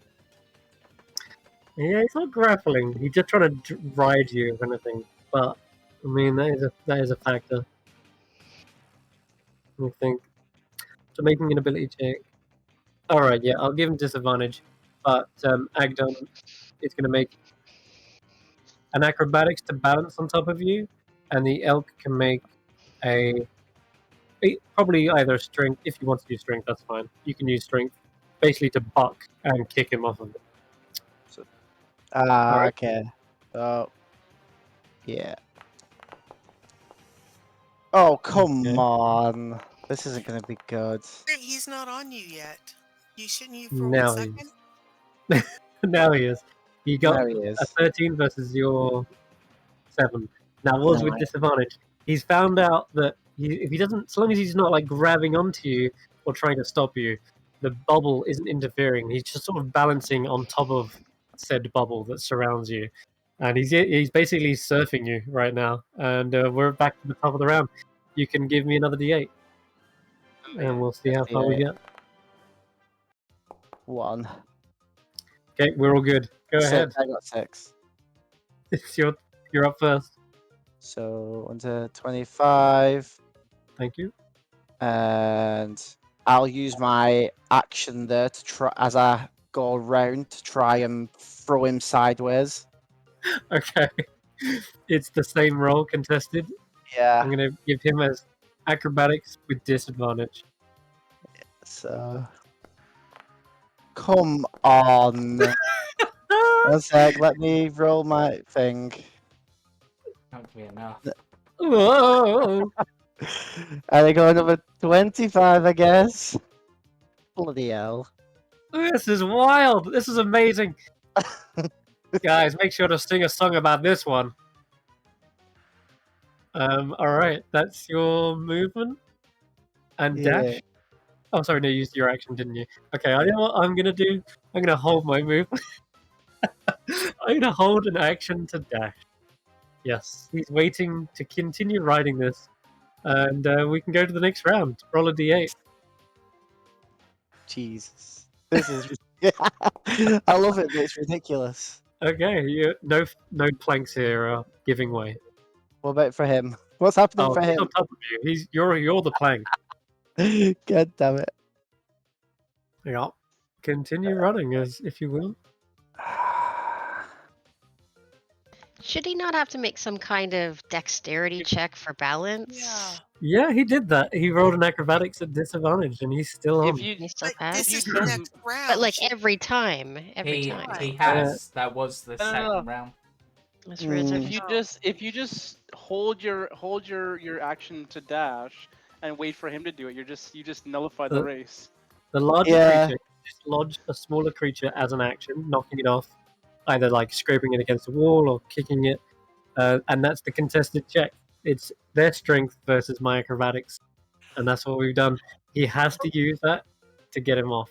Okay, but if you've had a second roll for your dex check, shouldn't They did have a second Solomon roll. have had a second roll They for did. bucking? They did. They Oh. failed. They only Yep. got 6. I'm So, afraid it has been so decided. yeah, The dice have- what I'm gonna do is run into here with Yeah. Xaxx. In my As head, I they're know pa- something's gonna happen, so I as they're nod at him passing, yeah, I want to do something. and I Roll into I- the water. Jump in the water. That'll I- get him off your back, and then he has to get out of there as well. No, I got I something come planned to a already. I got something halt. planned already. Okay, 1 second. Let's go. What do you want to do first, Nox? I'm coming to a halt and holding Right. my action to start dashing forwards Okay, and then Xaxx, what are you Wait. gonna do? when As he soon as moves they up. pass, I'm holding up one of the doses of the dust of dryness. Okay. I'm going to pretend to sneeze and blow it into Agdon's face. Okay, So the dust of dryness. dust of dryness goes into his eyes and mouth and everything. Okay, let's check what the dust of dryness does to poor Agdon. It is it absorbs moisture and water. Turns into a marble-sized pellet. Yeah. I'm not sure how that'll affect him much. If it was something like dust of sneezing, for sure it would be But he's still very getting, detrimental. he's still getting dust thrown in his eyes, though. Yeah, suppose. there's that. I'm trying to Eyes throw and him nose off and the- mouth. Like he would have to start coughing, right? If your Yeah. throats and your eyes start to dry up, you're gonna have trouble breathing. I'm trying to just like throw him off, and especially like with his eyesight, like his eyes gonna get really dry really quickly. Okay. All right. So, because there's no rules for this in the dust of dryness, we'll say, can you give me a? Actually, I'm just gonna give him a save because it's not hard for you to just sort of throw the dust in the direction of him. But there is Nox as well, I guess. That's sort of right next to them. Okay. I'll tell you what then. I will give you just one roll. As long as you get above a 10, you don't get it in Nox's face. Just give me your dex or strength. Either one's fine. Okay. This is just to get it in the direction without getting it in Nox's face. Otherwise, they're going to suffer some bad stuff as well. Okay, that's enough. So you see them buckling up and down, rocking, but you can see again another 4 feet above that Agdon surfing. So you chuck it wide and up into the air as high as you can. And sure enough, he goes into the cloud straight through it. And I'm going to give him a con save just to sort of resist any kind of effects that this has on him. And if he does fail, he'll be blinded. He'll be unable to speak. Yep, he's blinded. He's totally like, my eyes! What the hell? What was that? He starts rubbing them. Oh. He's rubbing them, did you say? So he lets go. Yeah, of for them. sure. I run. I mean, he's surfing, but yeah, he has let go of the antlers. So he's not holding on to anything, which means he's likely He's to fall. surfing. He's very prone to falling off. Yeah, there's a potential where you could get kicked off right now. Yeah, so I'm gonna run then with my held action. So I'll turn. Two had odd. a held action. Yeah, and if he wants to hold it now, he's blind, so he's likely to run into the water in the well. Because he doesn't know there's going to be a turn. Why would he know where the turn's going to be when he's blind? He's just holding on to you, isn't he? He's not. Yeah, I mean, if you held his action to dash. That's what I'm saying. That is true. Yeah, you're right. Okay, so I've got a decision whether to make a mad dash whilst blinded, which isn't a good idea. I think he's just gonna try and stay on. He can't move, or his plan was absolutely to take the lead here, but given the fact that he's now blinded, he's unable to really take that opportunity. So he just holds on for dear life, waiting for potentially this dust to go away. But yeah, for now he's stuck on top of you, blinded still. And he's coughing as well. It's just like can't even speak. Okay. Continuing on then. Next Roll turn. another d8. Oh, 3. under the What one does rolling. 3 mean? 3 is nothing. No good. And no planks here are giving way.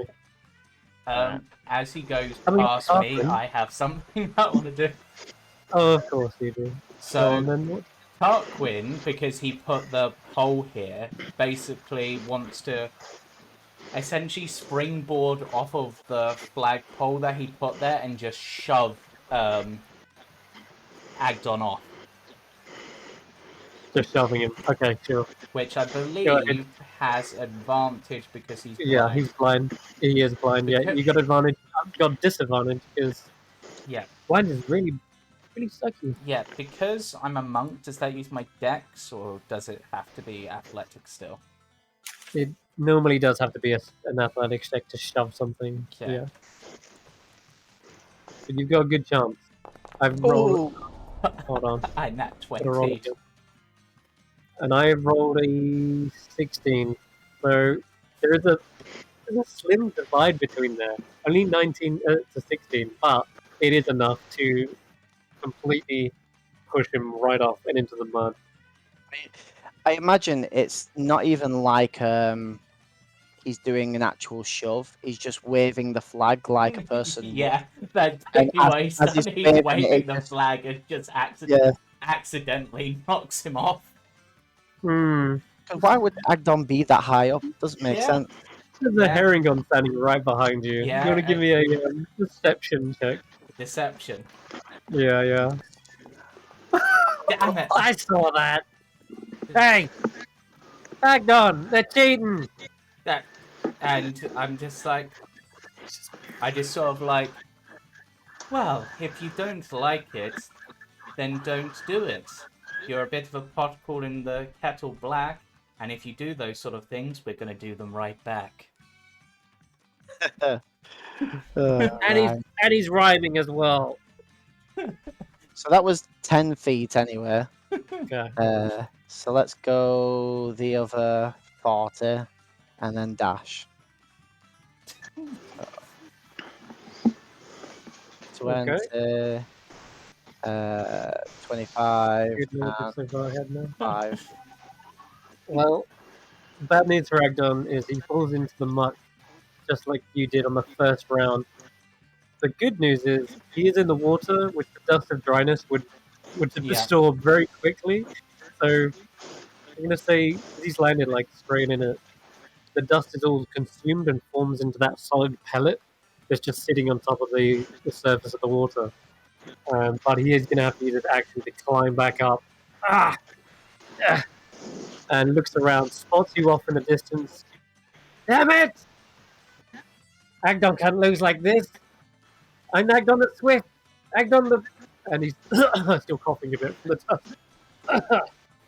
dust. Screw it.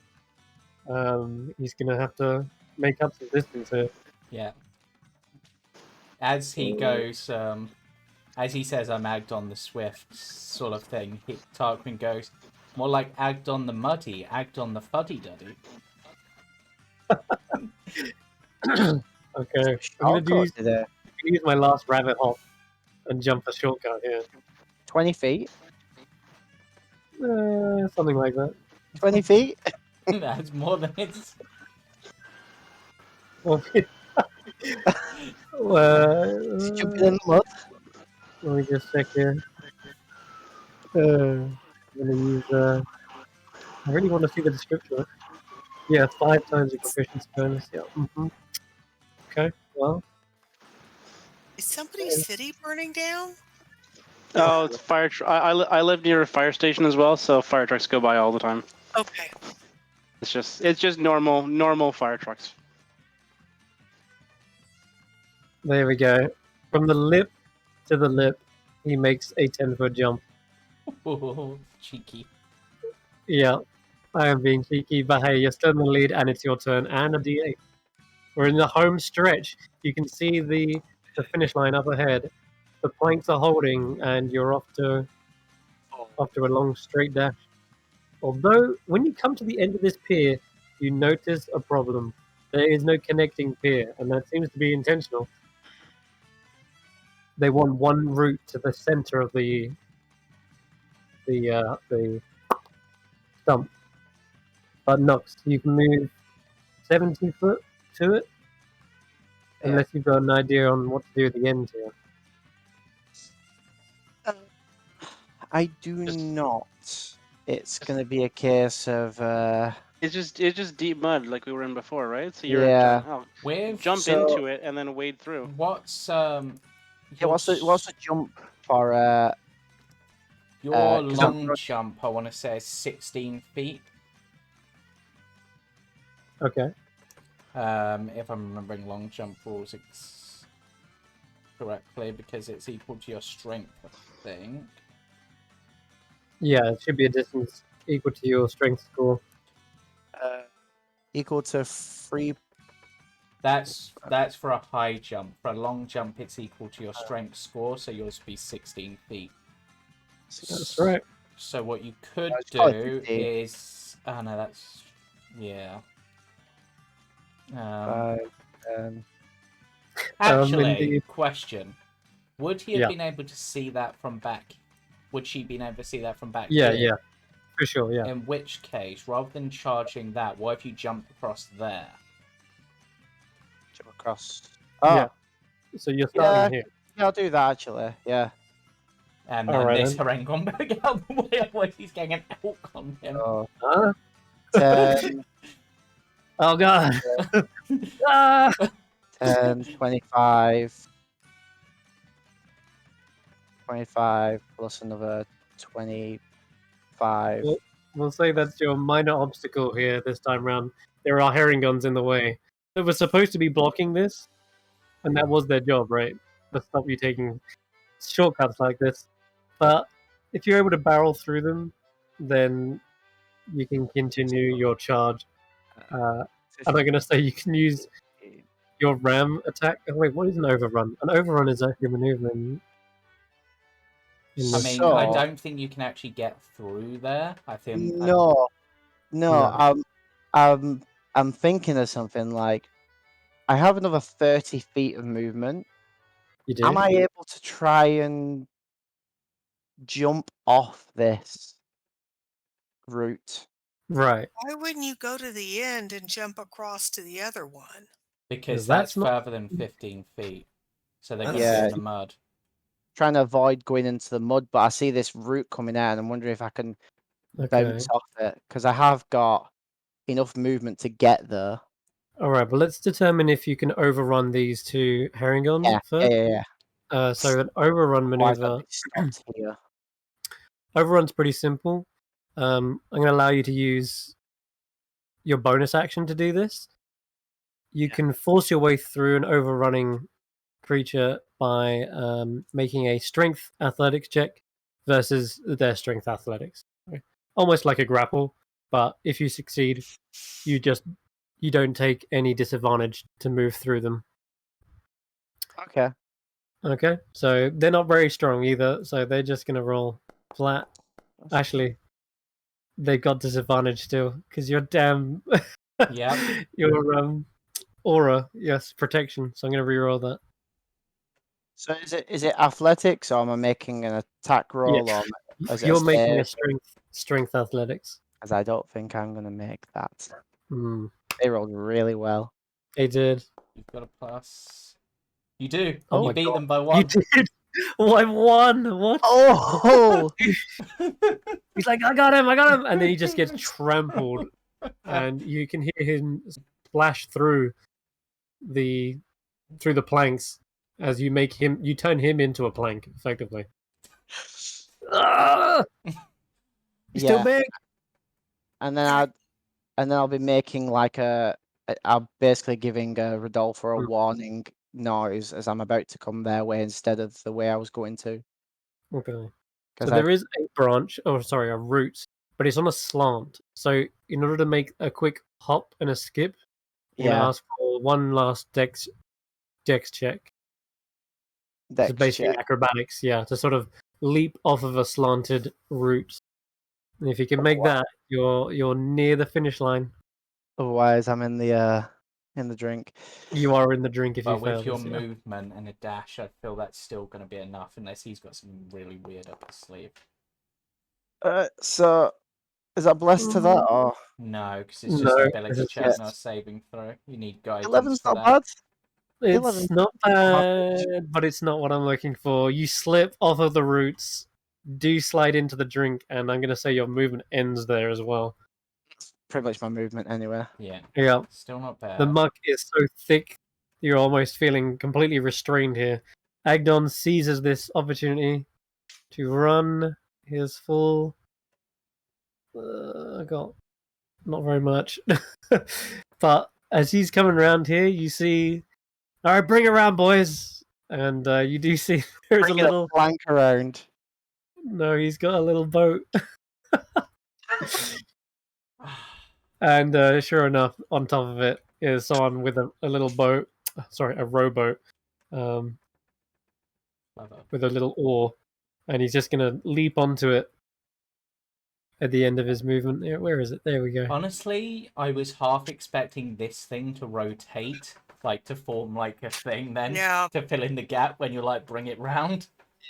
That would have been genius, but it would have been an incredible feat of mechanics to be able to pull that off. I know. I'm half That's his tempted. movement, right? To get in the boat. That is his movement, but the brigand's movement.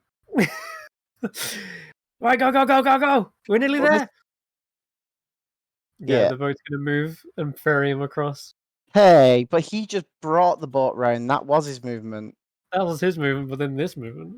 That's what I mean. That this guy just brought the boat round. You said movement. It's your turn though. You still up ahead of him. Yeah. All right. Word in. You can, as long as you can get up and out of the mud, you're effectively restrained by this gunk. So it's going to be your action to get out of it. Action to get out of it, and then 50-foot dash. Well, but I'm going to.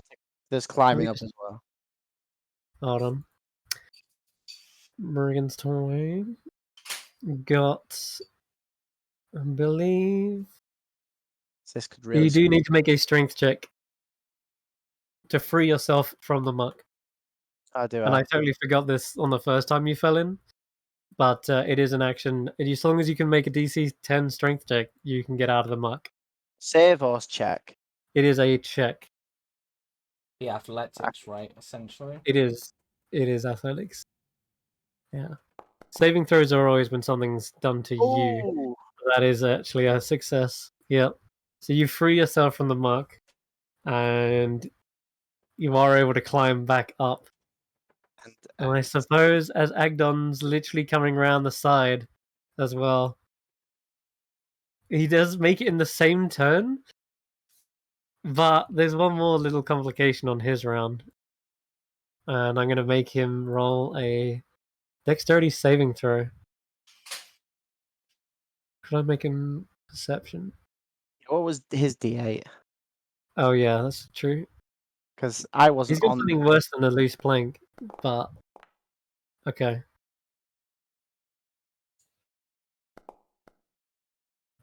Ooh, yeah, he makes it. No one really notices this as it's so well hidden, but across the tollway, there's a very thin line that only shines in torchlight, but no one's holding a torch over there, and he just breaks straight through it. Doesn't even trip on it, but he's fine, no problems. Elmo was trying to help you out. He'd made a little wire of web to try and trip him up, but it looks like it was no use. You guys both crossed the finish line in the same turn, which better initiative.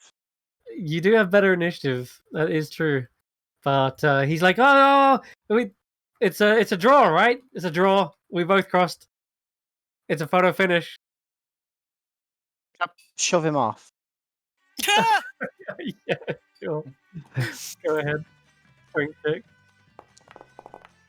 Why'd I roll strength? Oh, well, it's a 5 either way. Strength, athletics, then, is it? Yeah, strength. Oh, come on. I mean, technically it's a shove, so add your D4 on that. Oh yeah, it is a Oh my god. He's holding on for a moment before there's this sudden pulse of energy that sends him flying back and into the mud. Hey, hey! And he just lands in, like, back onto the mud. He's slowly sinking. Hey, get me out of here! Hey, you're ruining my scarf right now. Hello, a hand, anyone? I begrudgingly I'd hold down my antler. Oh, hey. Please say either Rodolfo or Tanwen over there as he says a hand starts sarcastically clapping. Well, I'm trying to get down off the roof to rejoin y'all. There we go. Thank you. Well, didn't expect you to be a mighty steed like yourself. I was expecting to race against, what you was before. They'll lean forwards with their necklace. Huh? Grabs it. And she'll just say something around the lines of a beast versus beast is only fair. That's still kind of a backhanded insult. I'm not a beast. I'm a fae. And Me all too. herring god are blessed with the speed. I really, honestly thought I would smash that out of the park, but I guess I'll just have to beat you in the other two games. Drop form. Okay. Into Who Solomon. are you? Yeah, yeah. Why not? Let's just. Who are you? let's just do it like that. Xaxx will probably appreciate it. That sun suddenly dulls into like a cold moon as it fades into a Solomon. Wait. I was racing against that Nox. That technically is, but isn't not. It's a weird, complicated thing. Blame your bosses, the Hourglass Coven. He scratches his head for a moment. I'm thoroughly confused, but are we fighting him? No, you just beat him in a race. Oh, cool. Also, didn't know you could turn into an elk. Awesome choice. Neither did I. What do you mean you did?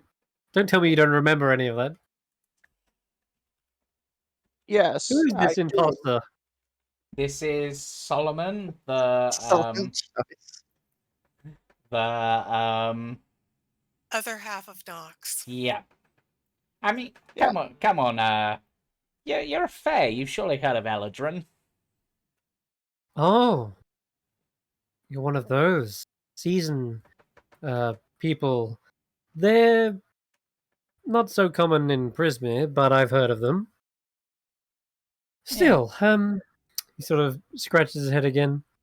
I'm not sure why your memories aren't intact. Normally, it's just the form, not the whole mind. Hence why I said, Hourglass Coven. Yeah, I hear it's something to do with the little girl. Well, I can assure you your memories aren't in the gourd. What? Oh, the gourd. Do we have that back? No. That's ours, and no. Okay. Alright, that's event 1 to the Carnival cards, I suppose. It's of no consequence. Don't worry, boys. I'll get him in round 2. And which is hide and seek, wasn't it? Yes, I believe that's because obviously, I would say hide and seek. Then we can have a little bit of a break, and then that'll give us time because you've obviously all got your song prepared, but we need to have a little think, come up with our idea for that. I've got a few knocking around, but just got to put it rehearse basically. All right. How do we want to do this hide and seek? Well, I was thinking there's 5 of us, so we each have 1 seeker, so and that seeker has to, during their time limit, which I don't know, say 10 minutes, has to try to find all of the other team, or as many as they can, and basically whoever finds the most or whoever finds them all first. Sounds fair. Yep. All right. I shall be the seeker. I go Xaxx. It wouldn't do good to have the leader hiding. Yeah. I'm honestly feeling like I might take a nap during the hiding. So Xaxx, you want to take the seeking?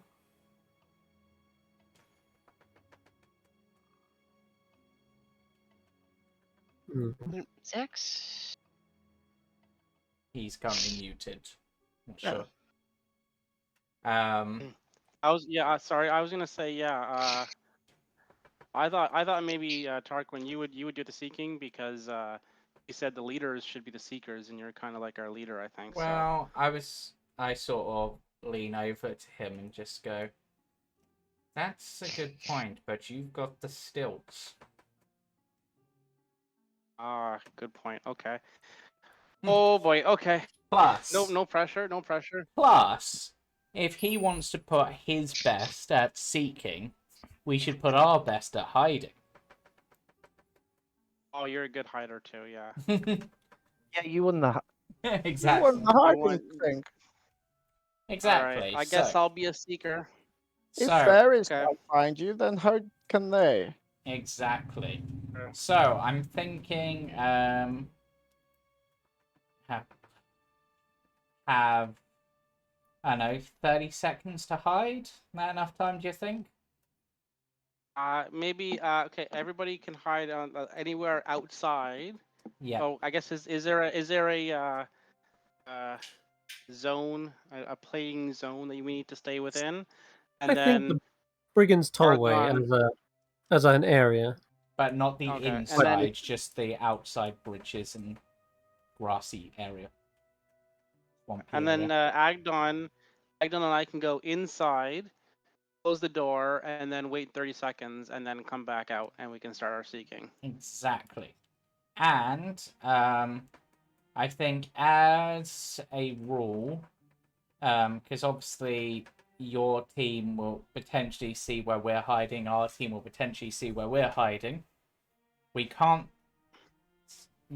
not allowed to, the hiders aren't allowed to talk during the event. Why is this? Well, because So you can't tell, the other one is hiding over there. Go find him, Yeah, exactly. Yeah. So I think because it's meant to hiders be and guards. Because the people on Yeah, top of the stump are going to exactly. see everything, and Exactly. they could tell y'all.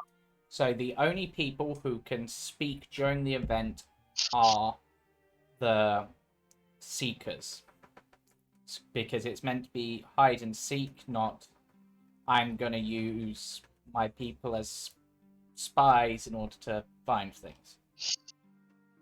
I'm I glad see. that you clarified this in advance, because I feel that this is exactly the kind of things that, a strategist would do. So, yes, good. Yeah. Oh. I'm just thinking. Let's go along the tollway a bit. There's a better area, away from the tree stump. Yeah, that sounds fair. Just as a sort of a guarantee, no one sneaking into the hideout. Yep, that makes sense. I get where you're coming You from. put some of your guards or something. Yeah. Oh yes, yeah. Right, They'll well, be guarding the Just door. lead have the some way. extra people, so just put some guards on the door, and then if a fight breaks out, then there's something, we stop the game, we fight. Well, you were sneaky enough to get in the first time, so let's all 5 of you? Yes, 5 of you. Let's move away to somewhere further away. Yeah. And he begins leading all of you guys out across the bridges into more of the outskirts of the Brigands Tollway. And it seems, judging based on that, he really doesn't want you guys going in there. Now I really want to go in there. I didn't before, but now I do. Yeah, the passive insight is enough to tell you that he's worried that you guys will go somewhere you're not supposed to. All right, I've got a map actually I can use. In fact, find one. Here we go.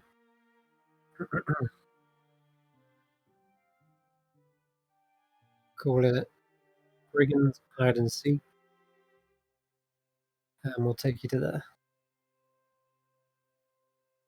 Ah, I'll have to turn off the grid. There's double grids. Don't need that. There we go. Oh, that's the wrong one.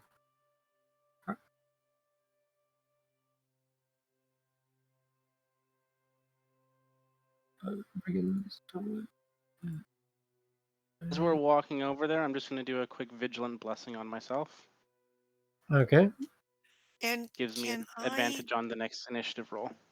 Can I determine whether or not those mushrooms are poisonous? Because I don't want any of my friends to hide under a mushroom to discover that they're being poisoned.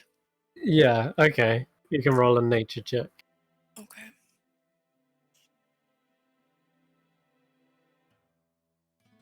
I would too, but as a druid, I'm not proficient in nature.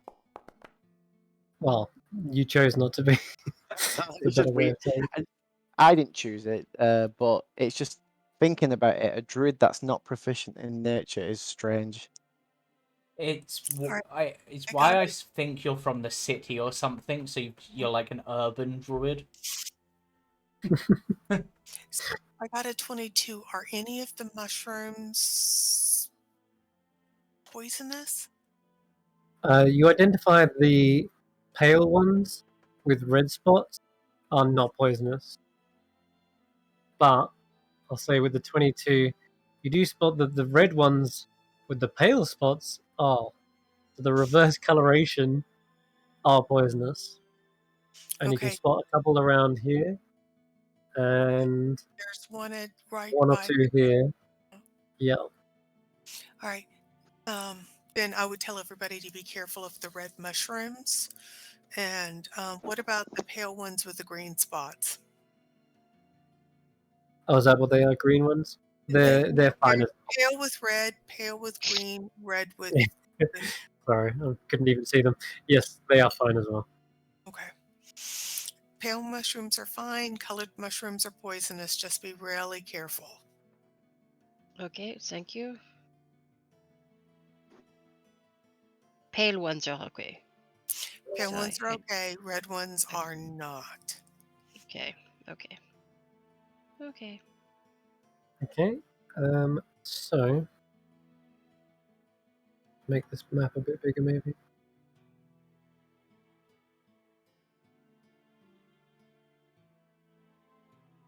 In any case, you are free to begin hiding, I guess. I do need to change the map. Grid square. Doing this on the fly. So you guys can begin picking out areas on the map where you want to hide, and when you're happy with where you want to go, we will do stealth checks.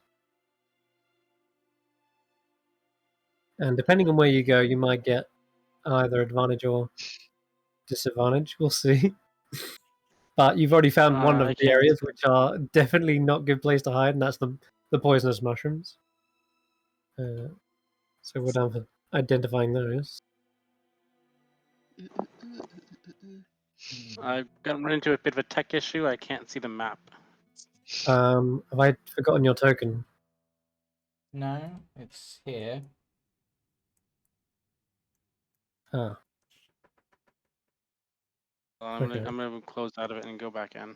It looks Alrighty. like they weren't dragged across to the thing. They weren't in the list at the top. Okay. 1 second, I'll get that sorted for you. It's just I'm fiddling with the grid at the moment.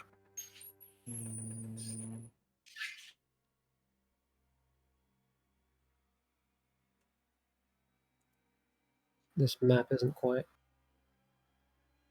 square. So who's going in the hole then? That is the question. It should be whoever is weakest at stealth amongst us, I think. Let's see. Can you see now, Xaxx? I can't see anything. Okay, hold on. Oh, it's loading my now. stealth is only +2. It's only 12. Yeah, I can see. Does anybody have lower than that? I got +3. I'm at +4. I I'm cannot. at +7. So you're our best hider. Okay. Where's that? I guess I'm the one who's hiding in the hole, and also I think I have the highest cons, so I have the best time in the hole, which is fine.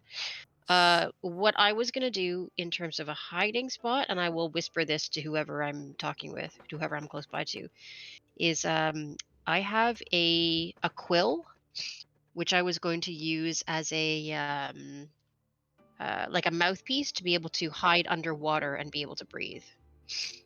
So you can hide in the lake completely hidden with just a little pole sticking out, near some reeds or whatever. You'd be basically invisible. I'll do that. And the Heron wouldn't be able to find you unless they're checking underwater. And I'm thinking that because they don't know we have the item, that if you hide in it, and then because it can be folded up once you're in it, we then basically keep you on one of the hiders. Because then we've got someone basically they cannot find regardless. That's true, yeah. And then even if you find the person who's holding the hole, you won't know to check in the hole. Yeah, exactly. For the other person. I like that. Right, so do you want to hide with me or with Xaxx or with Tanwen? No, I'll hide with you. I'm the seeker. So I'll it's the seeker. All right. I don't want to be here then. So I'll give you the quill, and you can use it to hide in the water, and then I will roll up in the hole. Probably hide over here somewhere, so we're split up. Yes, and also no. Just to let y'all know, I'm going to go up one of the trees in the foggy area.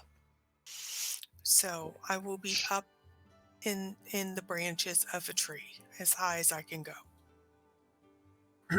Okay. Yeah, I'm gonna be somewhere in this water area. Just under the water, yeah. Yeah, with the quill and Rodolfo. Yep. Wait, which pond are you in? I don't even see you. Over here. Oh, there you are. Okay. Yeah, there's a reason why I'm over there. I thought I was being near Xaxx, but Xaxx is the seeker. No, that's when you say good. Quill, do you mean like a reed? Like yeah, the quill is essentially a reed. Okay, so and you're just sort of fashioning this out of what you find, like a hollow reed to breathe through. Well, no, it's because I have a diplomat's kit, so I have it's a quill for writing. If I empty it of ink, it is now a hollow, solid, basically a straw. Oh. Is it hollow on both ends? That's the question. A quill? Yeah. If you cut off the end, then it will be hollow. So I mean, a quill kit would come with a penknife. Right. You cut off the end, boom, bang, boom, you're all set. Yeah, okay, all right. You no longer have a quill. It doesn't have the feather on the end, but I mean that's the whole reason why you use quills is because they're hollow. So you'll just absorb the ink. Yeah. You'll be just below the surface of the water then. The quills are like about a foot. Yeah. So if you hide the quill under a reed, then you will be not visible. Or, not under a reed, but under a lily pad. That is also pretty ingenious. You know what? For that detailed description and the use of a quill, which I had no idea that was coming. I'll give you advantage on your stealth check. Yay! You are completely submerged, completely hidden. And Solomon, you're with Rodolfo, right? Well, I am the stealth. Yeah, Rodolfo's in the hole. Solomon's stealthing. Rodolfo's in the portable hole in Solomon's pocket. It's in Solomon's pocket, right? Gotcha. Yeah, So I'm there's double the hole. hidden. Yeah. So yeah. basically, even if they find Solomon, they don't find Rodolfo, and they probably never will. So it's understood. Alrighty. So that can be Solomon's advantage. They're using the quill. So Yep. I'll just put a little black hole on there just to note that that's where Rodolfo is in there. In fact, let's just move it around a little bit. There we go. Cool. Okay, and where are you, Tanwen? Up in this tree with the nearest the fog. Right. Okay. I'm up in the tree as high as I can go, trying to use the branches and the fog to obscure me. Okay.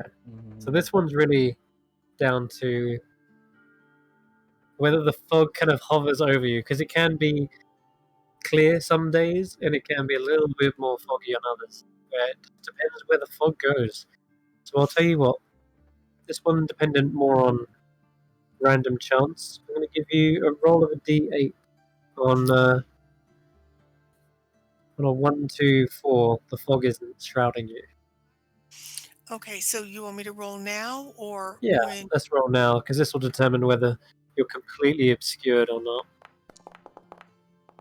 Okay, the fog hangs there for a moment, but as the competition begins, is when the fog just suddenly starts to drift away of its own accord. So you can roll a stealth check just flat. All right, so checks. And then we'll get to Tarquin.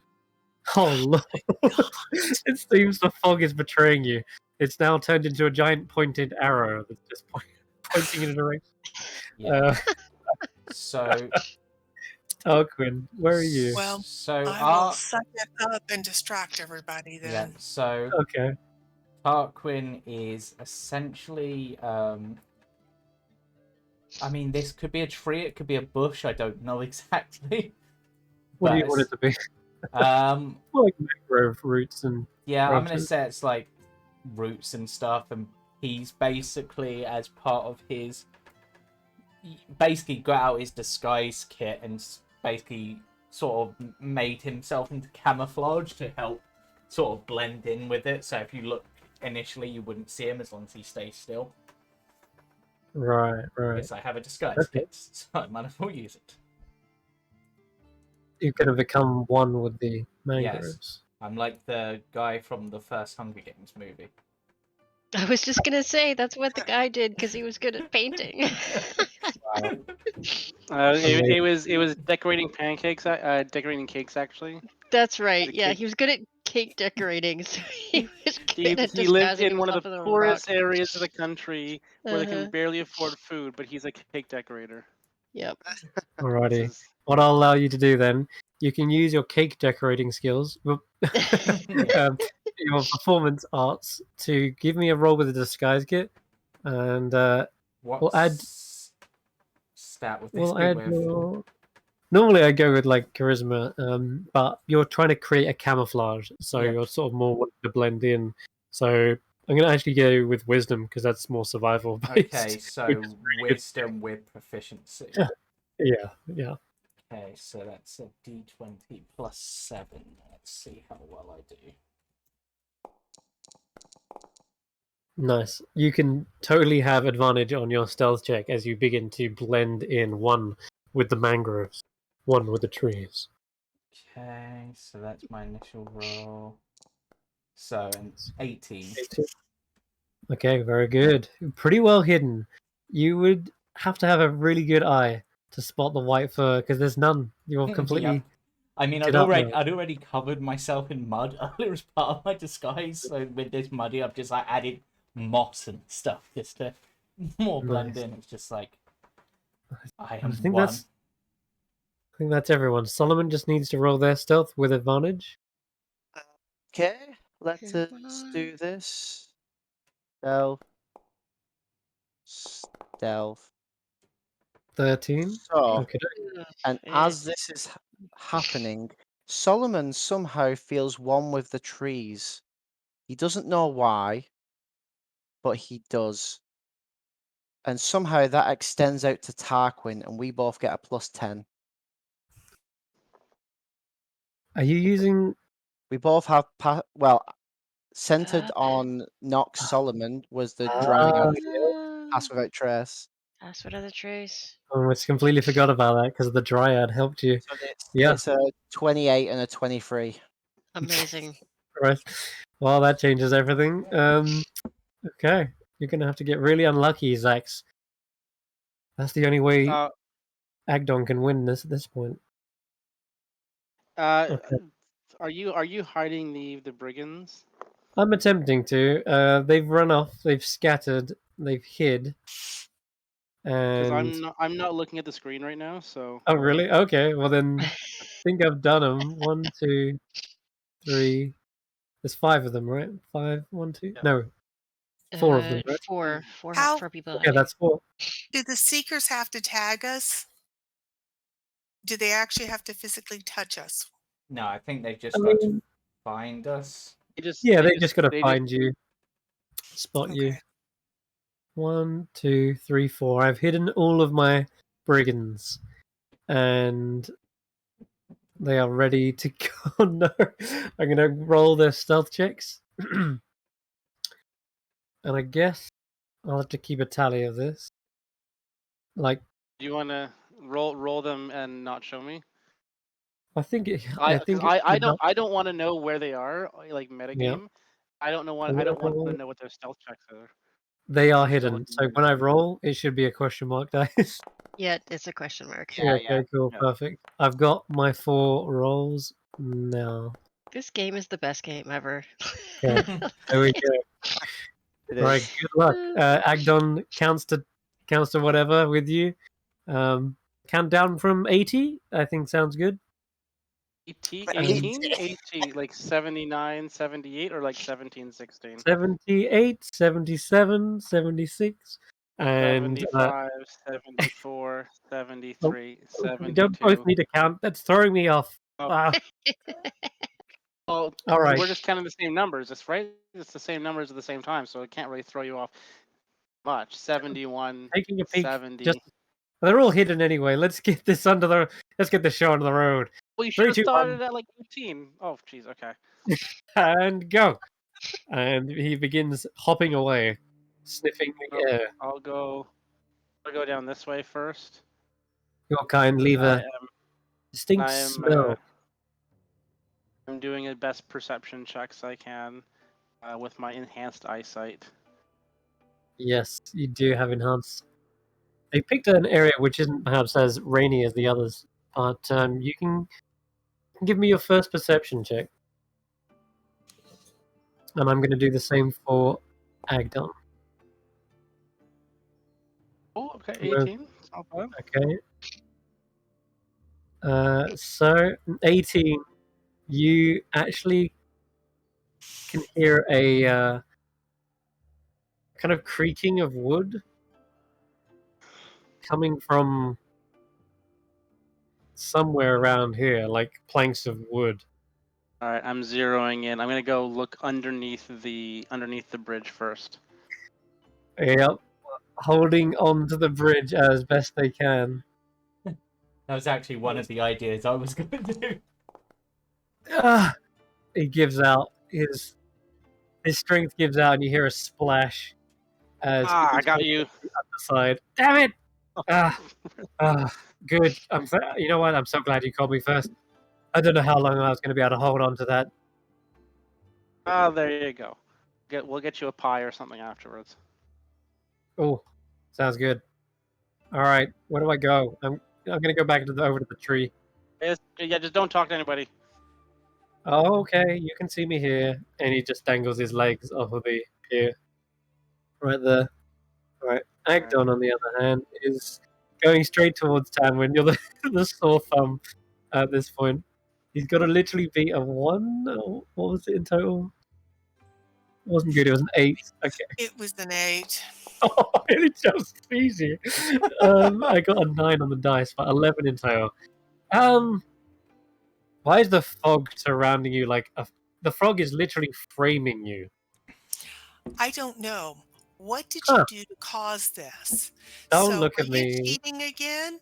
Cheating? I Do you can't think I've? believe that you're cheating again. This is Do just I? ridiculous. I am so annoyed right now. I really want an answer. I am not going to leave you alone until you give me an answer. Did you I do that to the fog? And if not you, did one of your brigands do that to the fog? I I'm trying to can't cast distract him. spells. What? Yeah, you're distracting me. He's like trying to So shout at you. speak. I'm listening. I'm right I'm here. not I a am listening. spellcaster.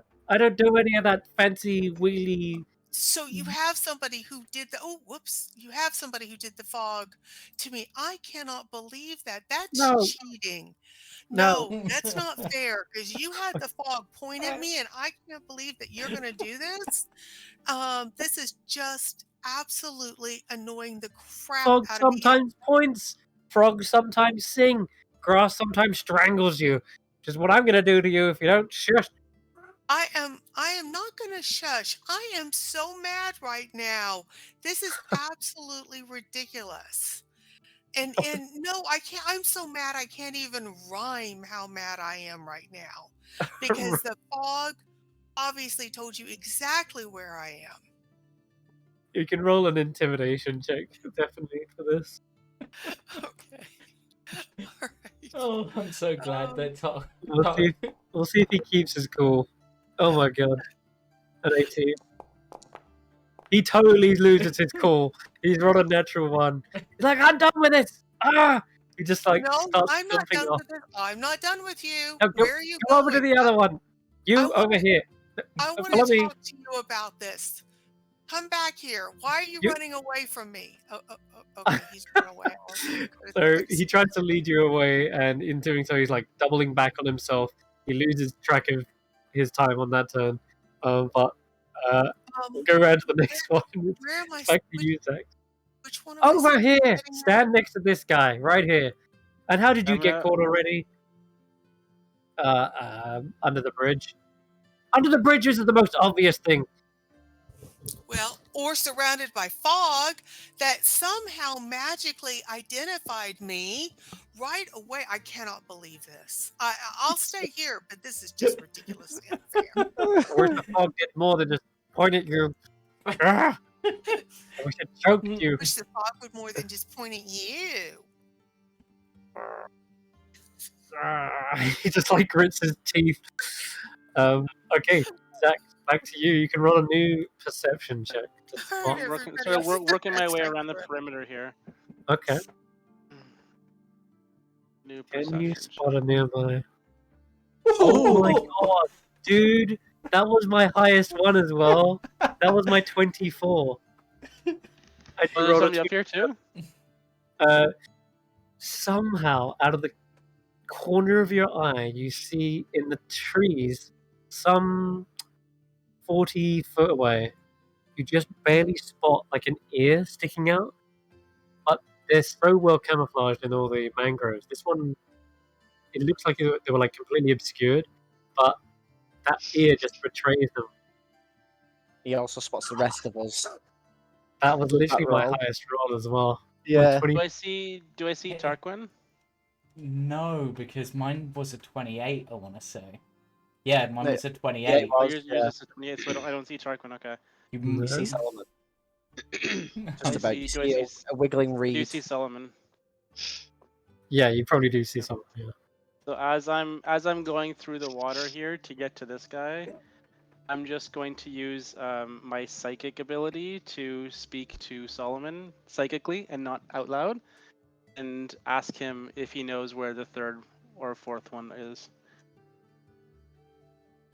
No. I'm busy under the water. Yeah, that's what I thought. All right, well I got you up here in the tree. They remain quiet for a moment because they're completely obscured. They haven't actually seen you. I am going to pick up a stone and throw it at him. What? Like a little pebble, just to that I obviously know where you are. Which tree? There's lots of trees in this swamp. One, I'm standing right beside you. Wait, you are? He looks out of the tree. Damn it! How? This was. Oh, I'm like the best hider as well. I'm really good at stealth stuff. He hops down and lands next to your feet. I can't argue with that, unless. Well, I looks you up and down. Didn't use any magic to assist you there, did you? I don't know. Not just my amazing eyes, my natural eyes. Crazy. Alright, well, hats off to you. And he hops away. Agdon is still looking around, and, well, right, see, look, this is where everyone's standing, gathering round. Okay, backs away. Sprints away, in fact. No, back. Don't move. Otherwise, you might talk to someone. Alright. Oh, Tanwen is the best. Okay, what do we got over here? And he realizes at this point one of the Herringons already walking back. He's like, "Great, damn it, I'm behind."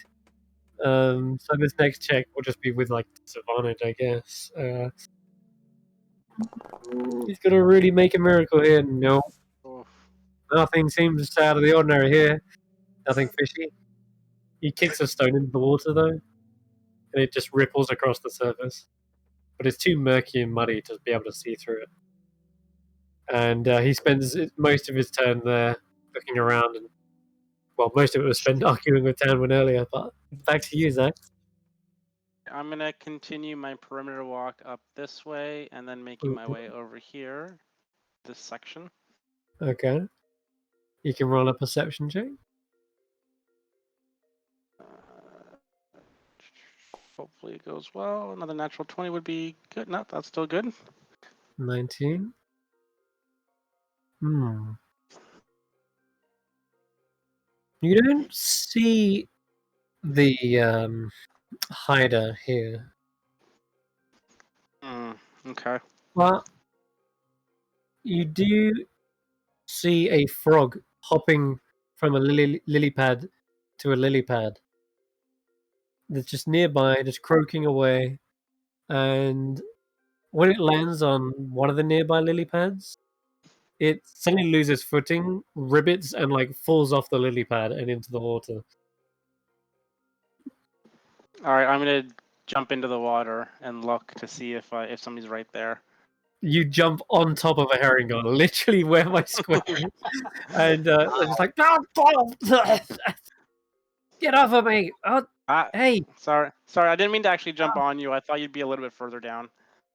That you're a heavy dragonborn, and I'm a dainty, thin herringon. That hurt. I think we're the same height. Well, actually, you might be taller than I am, but that's okay. Here, let me help you out of the water. Thank you. Okay. Wait. Well, you can. Why am I thanking you? Damn it! You found me. Okay. You can go wait with the others over by the starting area. Remember, no talking. Okay, they head back over, and you see her sopping wet, trying to shake off the wet fur. Agdon, on the other hand, looking around. I just realised Agdon literally cannot see me. Can he not? The highest he can get is a 26. So unless he finds Solomon and the pass without a trace moves away. Well, he does have something on his side. As he happens to get closer, he's looking around. He sighs as he thinks to himself, this could be the end. I can't lose like this. And you see him grip the branding iron in his hand, and it suddenly lights up with fire. Oh no!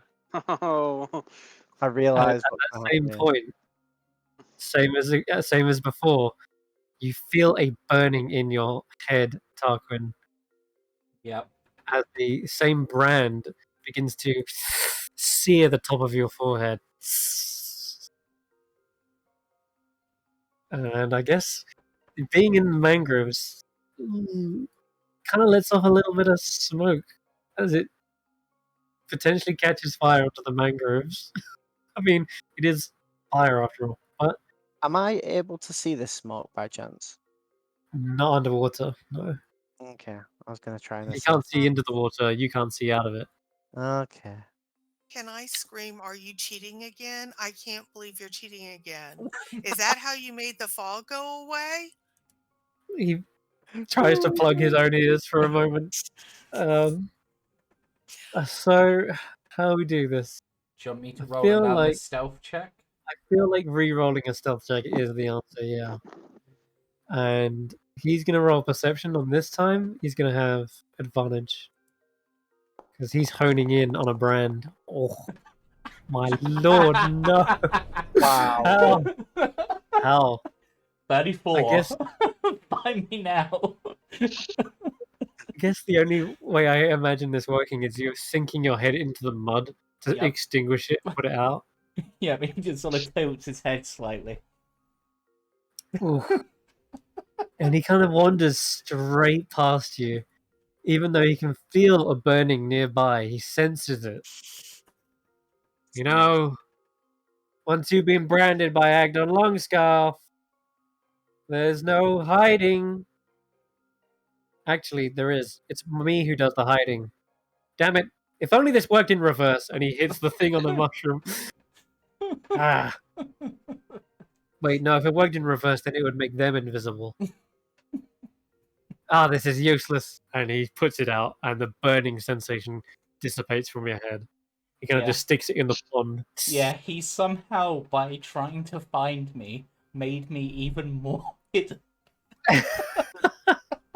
He's so frustrated. Ah, he's done with this. Done with this game. Alright, looks like it's just one more to find Xaxx. Alright, well, I'm going to make my way down into this area here and do some looking, especially in the bushes and the mushrooms, Okay. sort of thing. Yeah. Actually, this may be a bit of a risk, but I'm going to cast on this point right here, sleep. Okay. And Oh. anybody, and actually just far enough away that Tanwen's not going to get hit by it, but anybody within a 20-foot sphere, it's going to be a 20-foot sphere around it. From which point? Ping it again? Well, just far enough away so the Tanwen doesn't get hit with it. Can you send me a Like, message to tell me to move? Oh, no, don't need you to do that. hmm I just want to Do you get wanna that whole area. yeah? You good with that? That's sort of the area I'm trying to get this whole section here. Okay. Alright then. So you let loose the sleep spell. And It's only 11 points of. only 11, but we know how kind of squishy these guys are. You've only got 11 HP after all. But that seems to, the only person who seems to be getting drowsy around here is you, just on the periphery of this sleepiness. I knocked myself out. Yeah, take a nap this round. No, you don't hear any more snoring coming from any of these mushrooms. I still do a perception check, or is that my round? It's more of an action to cast this spell, and It's an action to do that, yeah.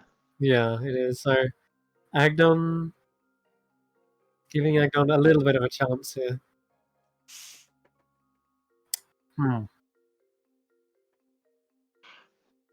Okay, he says, right, I've looked everywhere. Wherever these others are, they're either not in this area or they're pulling some sort of stunt. Magical means. They're definitely in the area. I mean, we're not gonna cheat like that. Oh, I mean, I'm still looking myself for your last one, Oh, Mister. okay. I'm still on. linked to Xaxx psychically. Yeah. He's just hearing Solomon say, "Shut up, shut up, shut up." Him mentioning I mean, they're in the area. whole playing area. The Hey, whole yeah. playing area.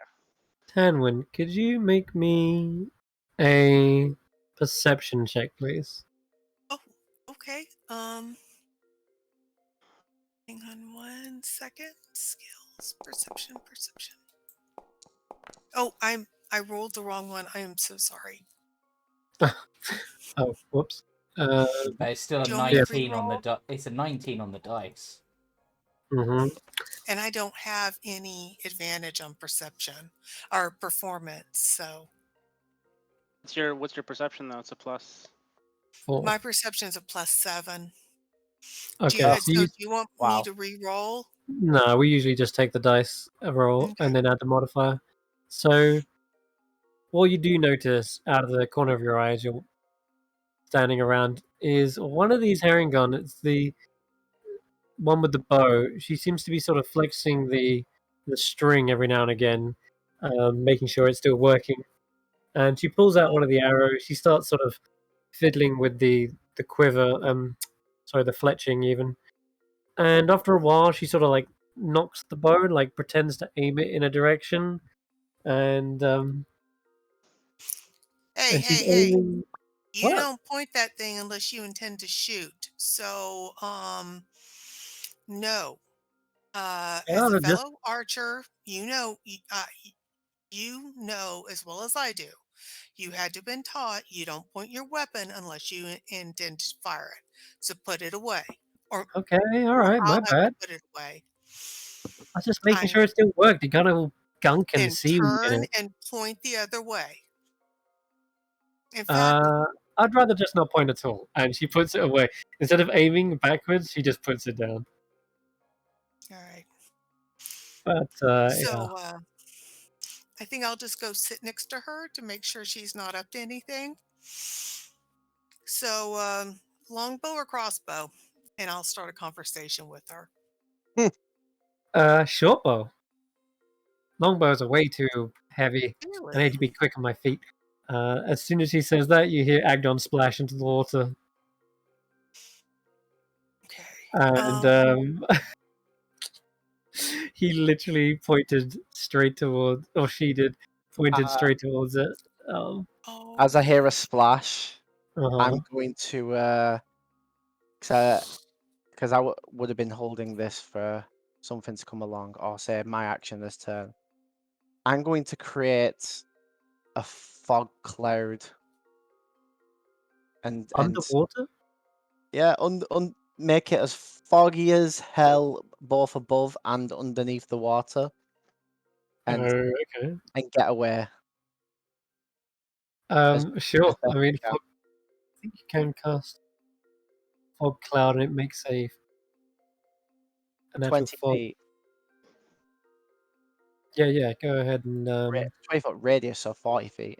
go ahead and click it and see if it makes an actual little area for you to place. So it'll be like, yeah. There it is. Yeah, perfect. It worked. And All right. So this further stealth for Tarquin. I didn't realize I was going to get you. I'm just going to like try and push this out. explosion of fog rises up out of the water. He's like, I found one! I found one! And he's just like feeling around, like swatting into the water. But you're already on the move, and he's just like swimming back and forth. There's definitely one here. Hey, come on. This isn't fair.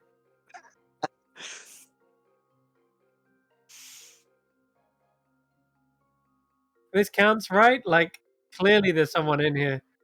He's just swimming back and forth. Can you roll me a new stealth check as you kind of have moved? Oh, my Yeah. stealth's gone down by 10 now. I figured that would be the case. A new stealth roll. Yeah. 23. Again. 23 again. Bloody hell. Alright, he climbs back out of there. Ah, damn it. And he looks around. And he's just going to make a cautionary glance into the water. Oh no, he can't spot you. But I have the bonus. Yeah, that's it. Alright, Xaxx, you're back to you. Alright, well, still kind of think there's somebody in here, so I'm gonna walk through this, doing my perception check, and then make my way up and to this section. Okay. Roll a new perception check. That does it. You trip over something on your path. As you're going through the mushrooms, you hear a, no, don't step on that one! And you step on one of the poisonous mushrooms that this guy's like just besides. And it lets off like a puff of spores.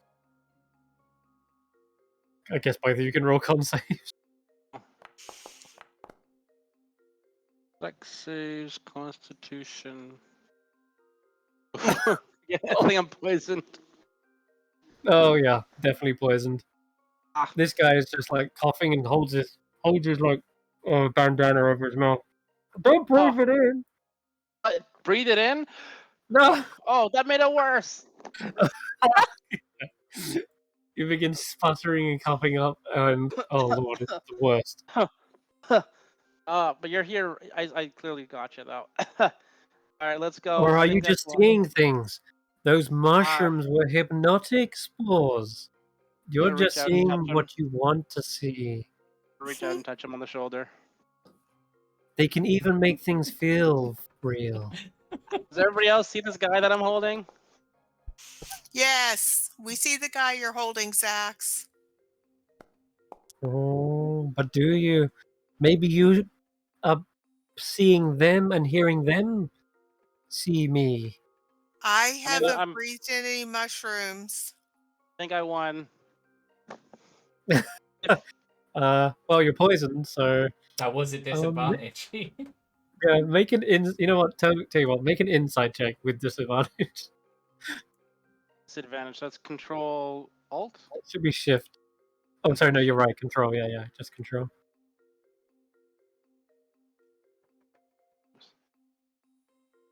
Oh.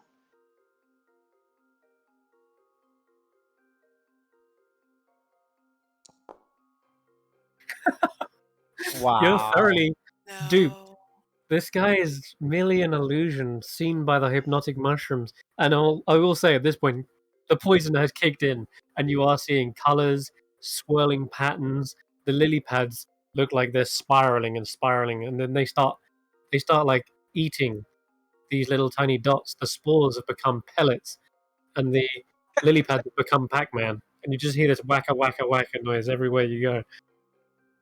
Oh boy. Oh boy. Oh boy. Oh boy. Okay, well you can come with me. You can stay. You just stay with me, and we'll look for the other guy. All right? Can I was I already holding on to him. give him a good berry? Wouldn't cure the poison. You can, but it definitely won't cure his poison Won't kill the state. person. I was holding on to him by the shoulder, so he can't get Oh, what? away unless he. Oh well. You can Specifically give said me I was an, reaching. you can give me an Specifically, I was athletics reaching and grabbing on him. with disadvantage. Poison. He's gonna roll acrobatics to slip out of your grip. Ugh, this isn't gonna go well. Come on. You got this.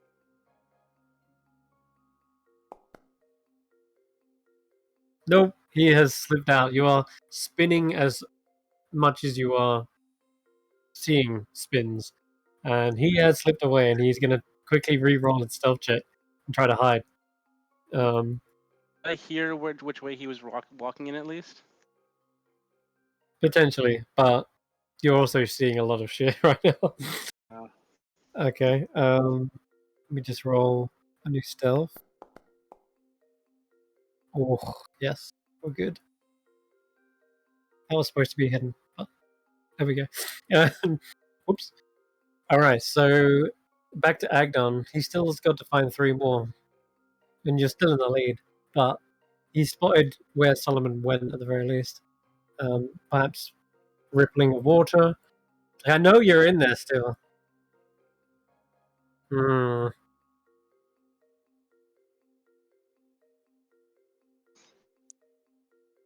I don't know if you can.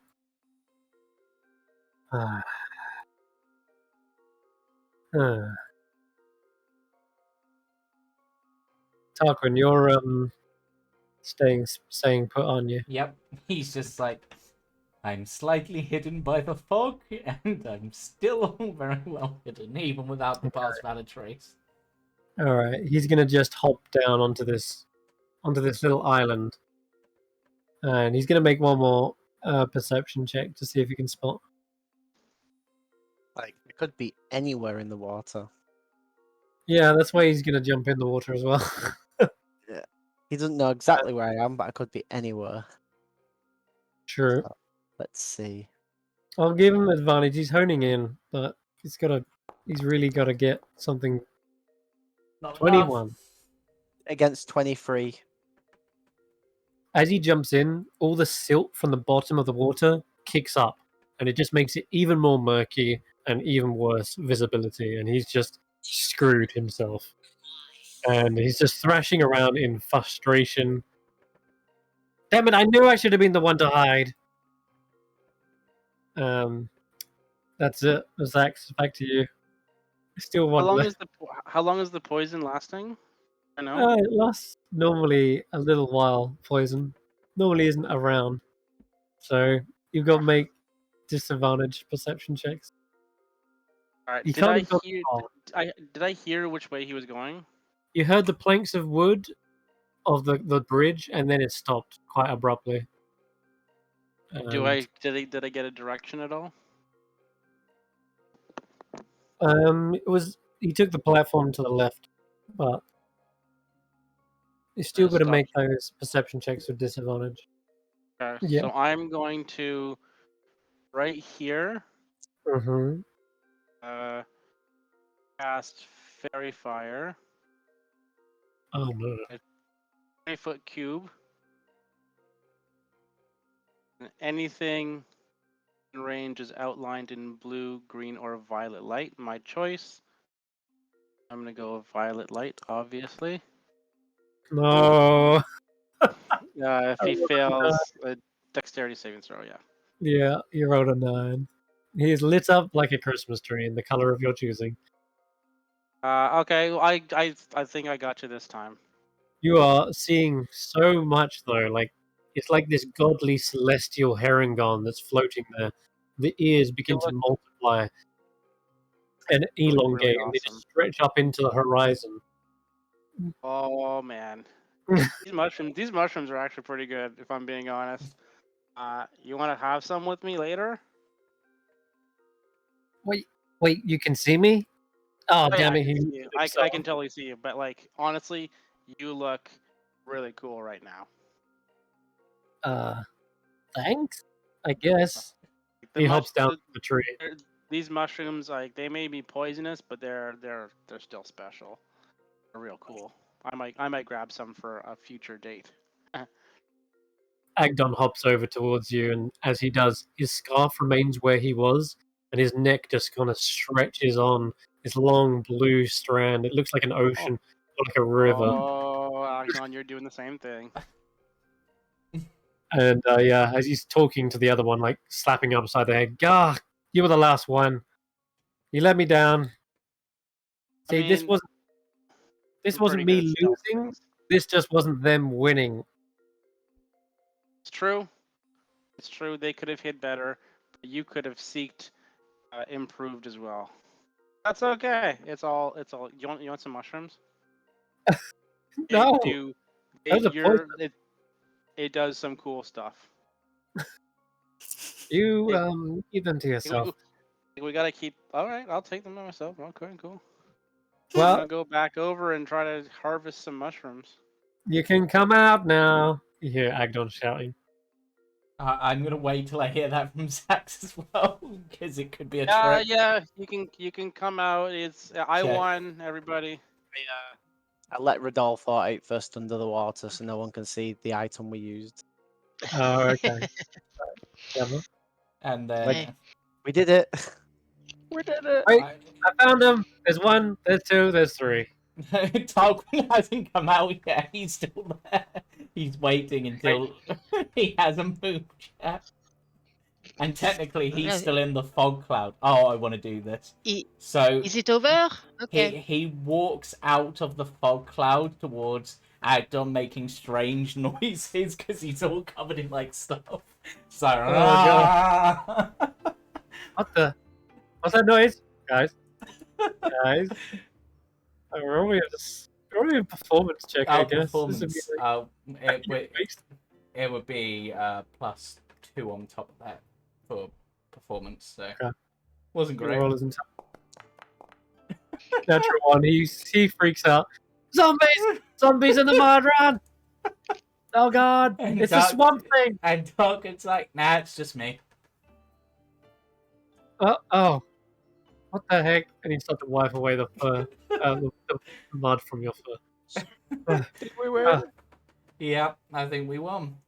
I got my scarf wet for nothing. Which I believe gives us 2 out of 3 wins, does it not, Agdon?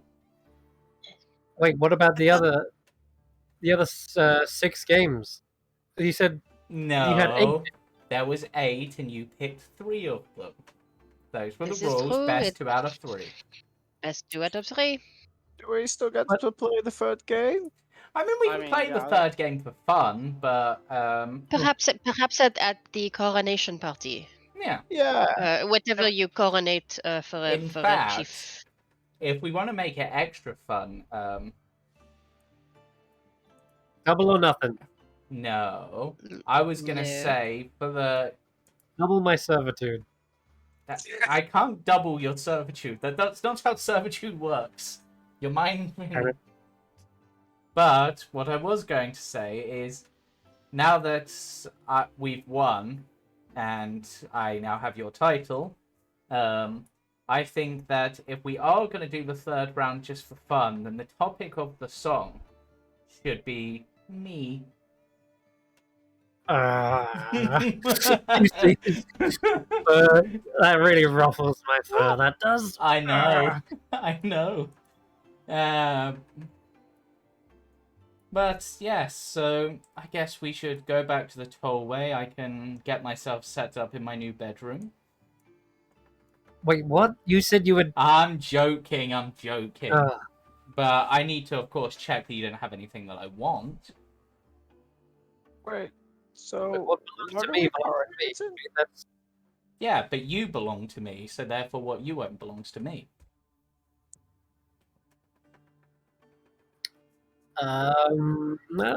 Not sure that's how that works. Nah, it's fine. I might just get we'll have a look. We'll come to an arrangement. It's fine. But anyway, good hiding, everyone. I honestly, whoever it was that hid under the bridge, I was considering doing that myself, but then I thought, why not paint myself like a bush and become one with a bush? Wait, how many mushrooms did I get when I was harvesting them? Oh, what did you get on your survival check? Oh, survival. Okay. Yeah, normally it's survival, kind of like harvesting. Very good. Okay, yeah, you can roll me a... I don't know, what do I normally do? Wouldn't that be at disadvantage, the survival? Oh yeah, let's do it disadvantage because of the poison. The poison. It's dead thing. So, the mushrooms are guiding you. They want you to take them. They want you to be harvested. Yeah. All right, let's see. So... They're all saying pick. They're all like literally saying pick me. So I gotta pick them. Are you okay? Are you feeling yourself? I'm feeling amazing. You can roll a d10.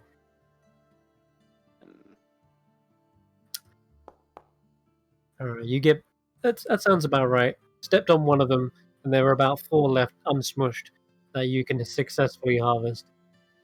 And you can put psychedelic mushrooms in your inventory. So okay, you'll to decide what to do. I guess they can be released like a small gas bomb if they're disturbed, or you can turn them into an ingested, dessert. I look at Solomon and I'm like, dude, huh? Hey, yeah. Huh? Sounds fun. Let's save them for. Wait, there's a coronation. I thought we were just playing games because we're friends now. No, basically, Solomon, this was agreed by your other self. We basically put our titles up for grabs: the Prince of Prismere and the Witchlight Monarch. So I am now the Prince of Prismere. Is that it? Which means that I get to tell the brigands what to do. What else? Well, we now have the brigands on our side, so... Oh. Well, that wasn't too bad. At least we wouldn't have lost too much. Well, if we would have also became brigands under their service if we'd lost. She did what now?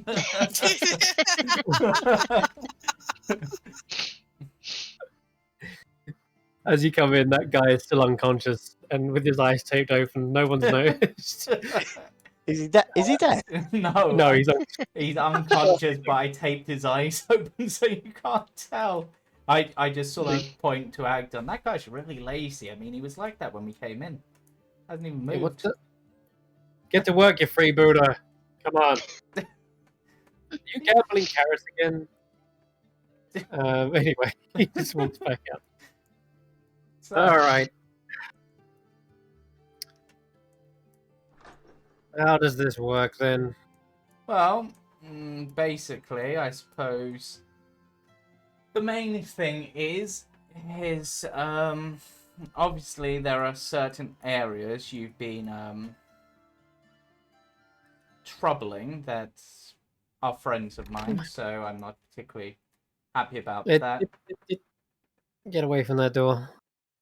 Yeah, just as a quick thing, does that door go up or down? I'm just gonna lie on the bed and trip out for a bit. I didn't mean to roll all that. Yeah. Well, somebody just killed me. Yeah, I don't know what I just did. I think I cast something. I think we're all dead. I think you cast sleep again. but it was a dex save that came up. Sleep's not a dex save. Yeah. I'm so confused. What What the just I'm hell? restoring happened? my hit points. What the hell? you- Everybody restore your hit points. I have no idea what Is just it- happened. Your GM requested rolls from your characters? Yeah. Don't know what just happened. I'm gonna just say ignore all of that. Whatever happened, that Yeah. may have released a mushroom by accident and just Yeah. poisoned everyone.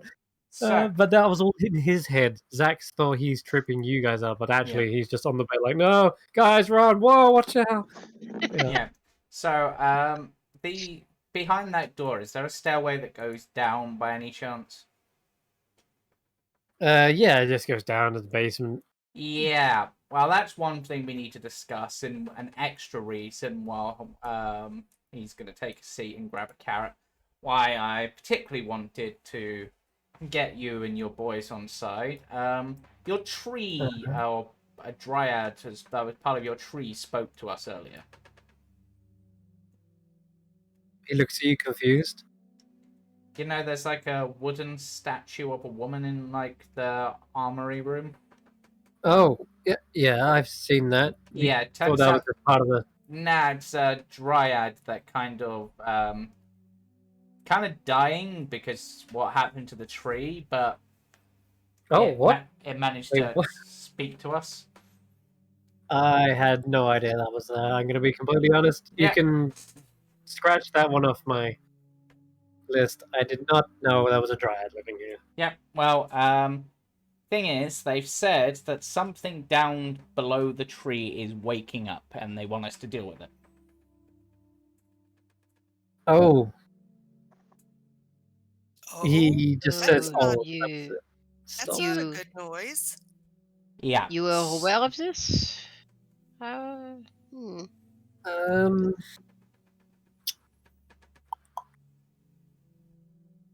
He just stops and he seems to be really tongue-tied. Obviously, yeah. Carry on. There is a basement down there.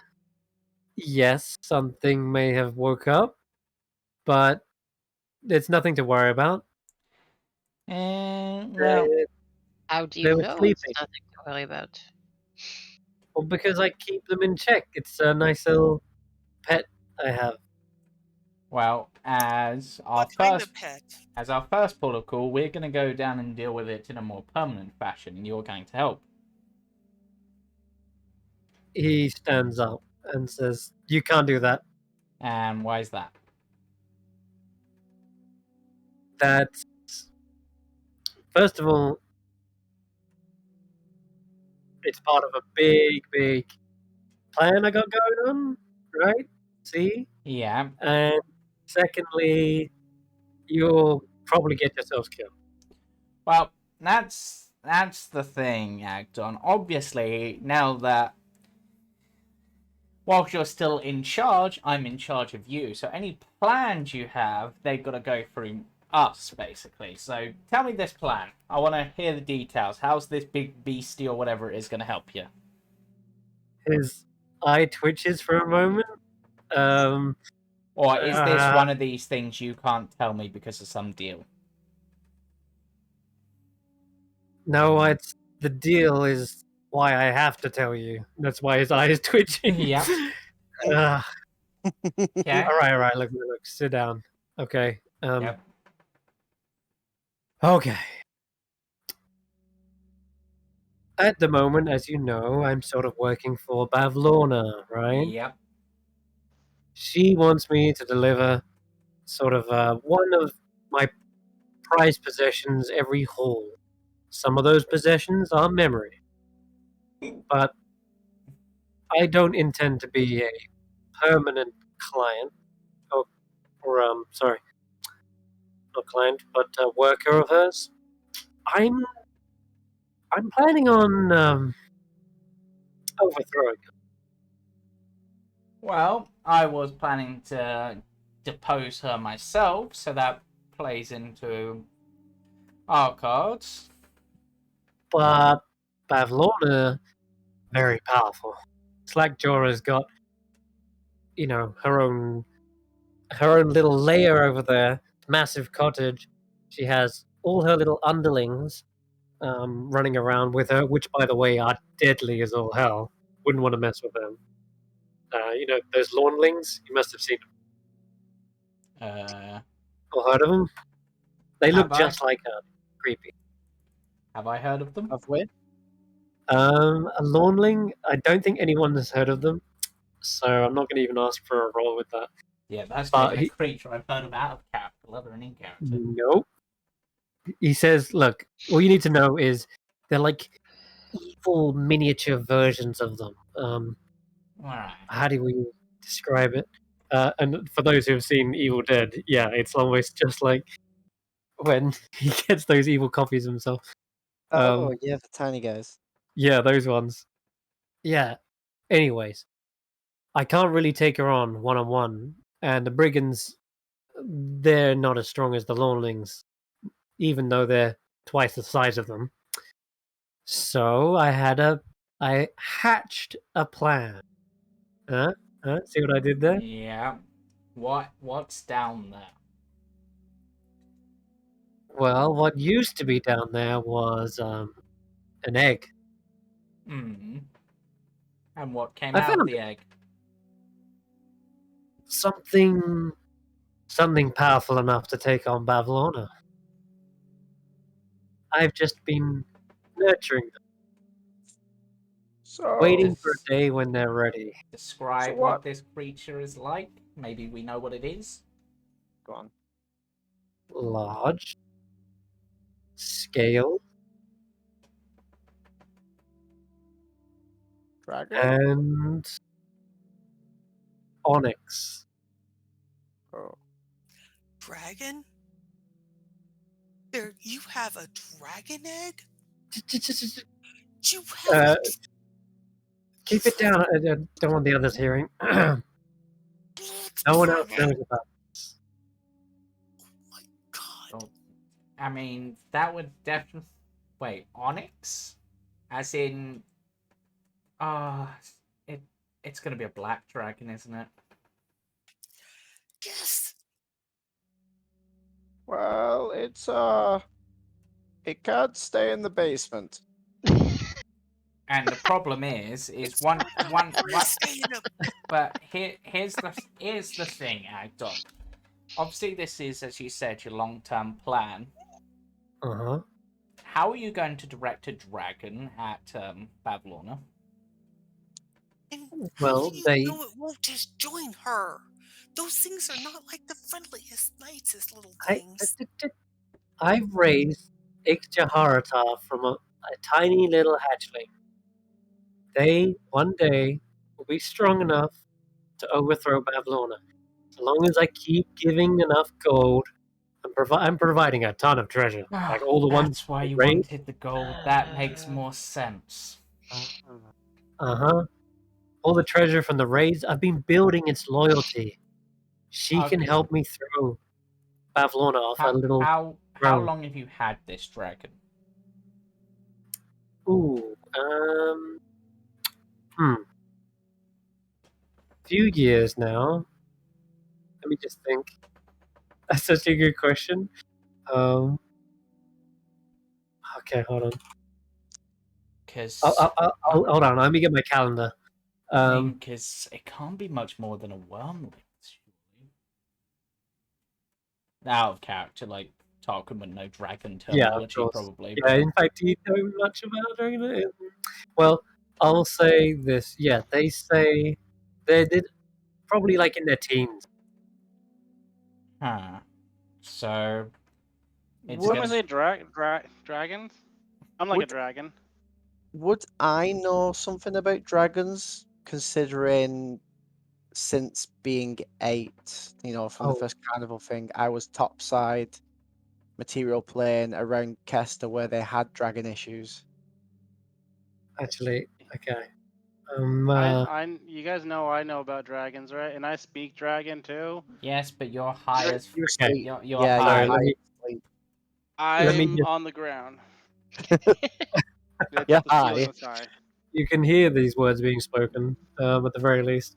Okay, he's gonna take that back real quick. He says, actually, that's probably grossly overestimating it. She's only a few years old. Which She's means like a baby. I'm gonna right. go lay down next to Xaxx. I have a headache all of a sudden. Right. Okay. So I'm gonna set some ground rules for a few things. So Oh, okay. first of all, Telemy Hill out of bounds. You're not going there for any more raids. Okay. Doubt she has enough gold anyway. All she had was these stupid truffles. And he Second, gestures towards the chest as he says it. yeah. How would you put a lock on a chest full of truffles? A good truffle. You should try one. Okay. Second, the slanty tower is off limits.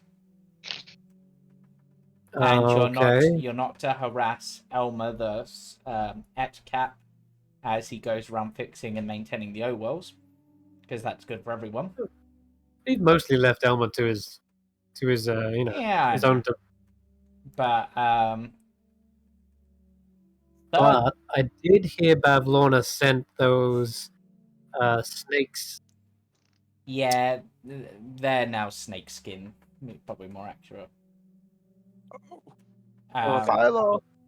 Philo is a hero of your kind now. Yeah, we you heard of the Watcher, the antlered serpent? In legend, yeah.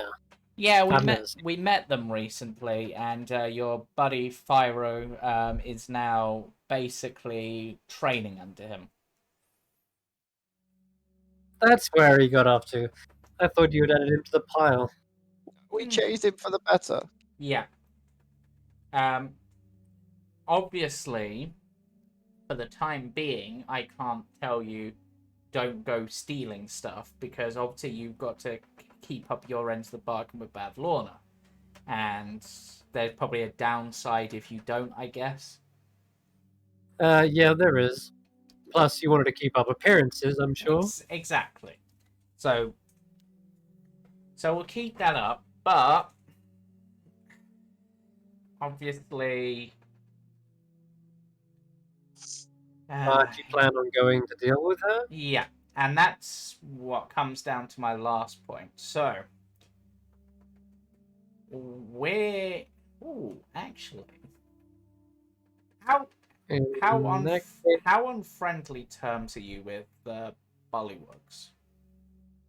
The Soggy Court?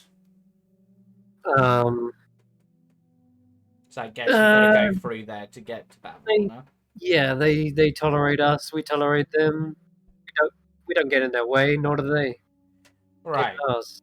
So I'd like you to come with us as far as the Soggy Court, just to be able to get us in to talk to some people we want to talk to there. Then you can head back or do whatever. You're, of course, not going to tell Bavlorna about any of this, because obviously that would ruin things.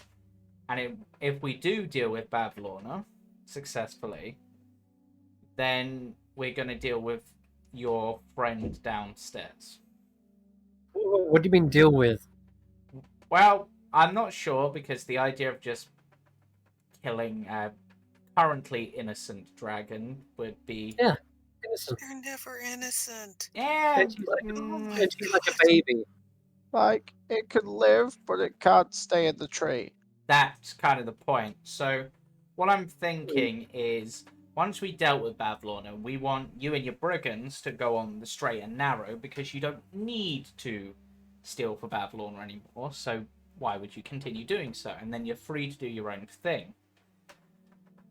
And obviously, for the good of Prismere and Hither, you taking memories from people, stealing their treasures, whatever, doesn't really benefit anyone. Benefits, especially if you're giving it over to Bavlorna.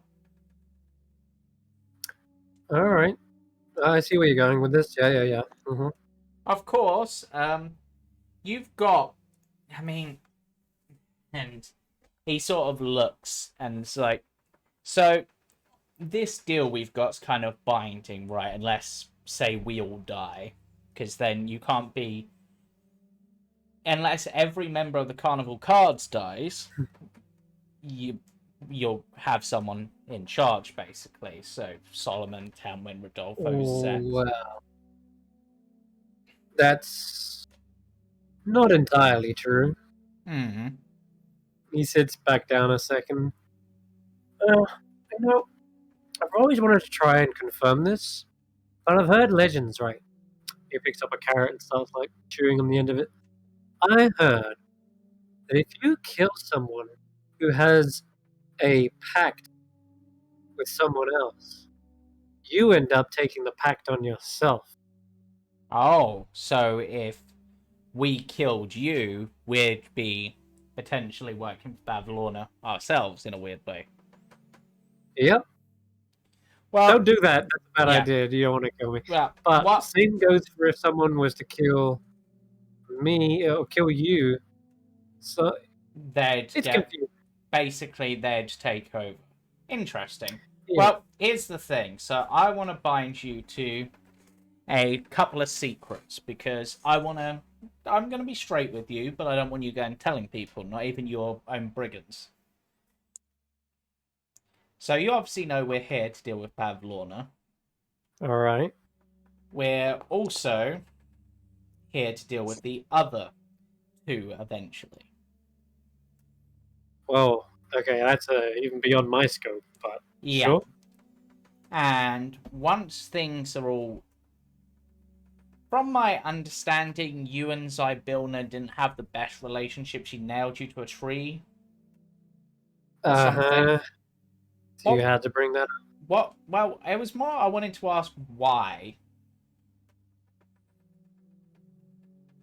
That's a long story, but I guess if you're killing time... Yeah, but it's more that we want to, because Zybilna being the rightful ruler, we want to put Zybilna back in place. So I was thinking, you obviously got these brigands, with a bit better training, you can probably do some stuff. So once everything's sorted, I think we should try to get you and your people put in as sort of guards and scouts for Zybilna around hither. Oh, royal guards. So you'd get paid, you'd get probably some status, and you'd be doing things for the good rather than the bad. I could live with that, but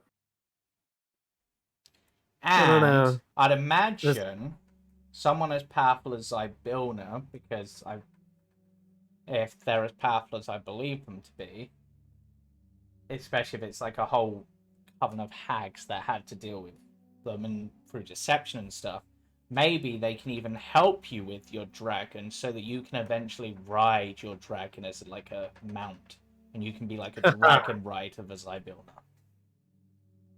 That would be awesome.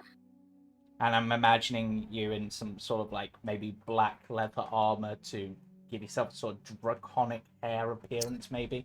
You definitely got a flair for the fantastic. I like your visual there. Yeah, I try.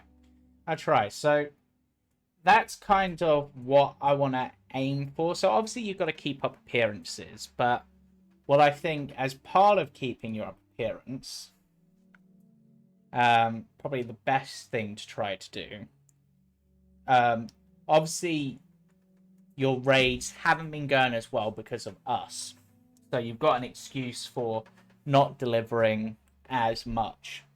So what I'm thinking is if you guys put in some extra effort to be seen as training here, then you're obviously not going out harassing people, and it still looks like you're doing your job because you've realised if Bavlorna asks, your brigands... It'll take a lot to convince Zybilna. First of all, I don't even think Zybilna's coming back anytime soon.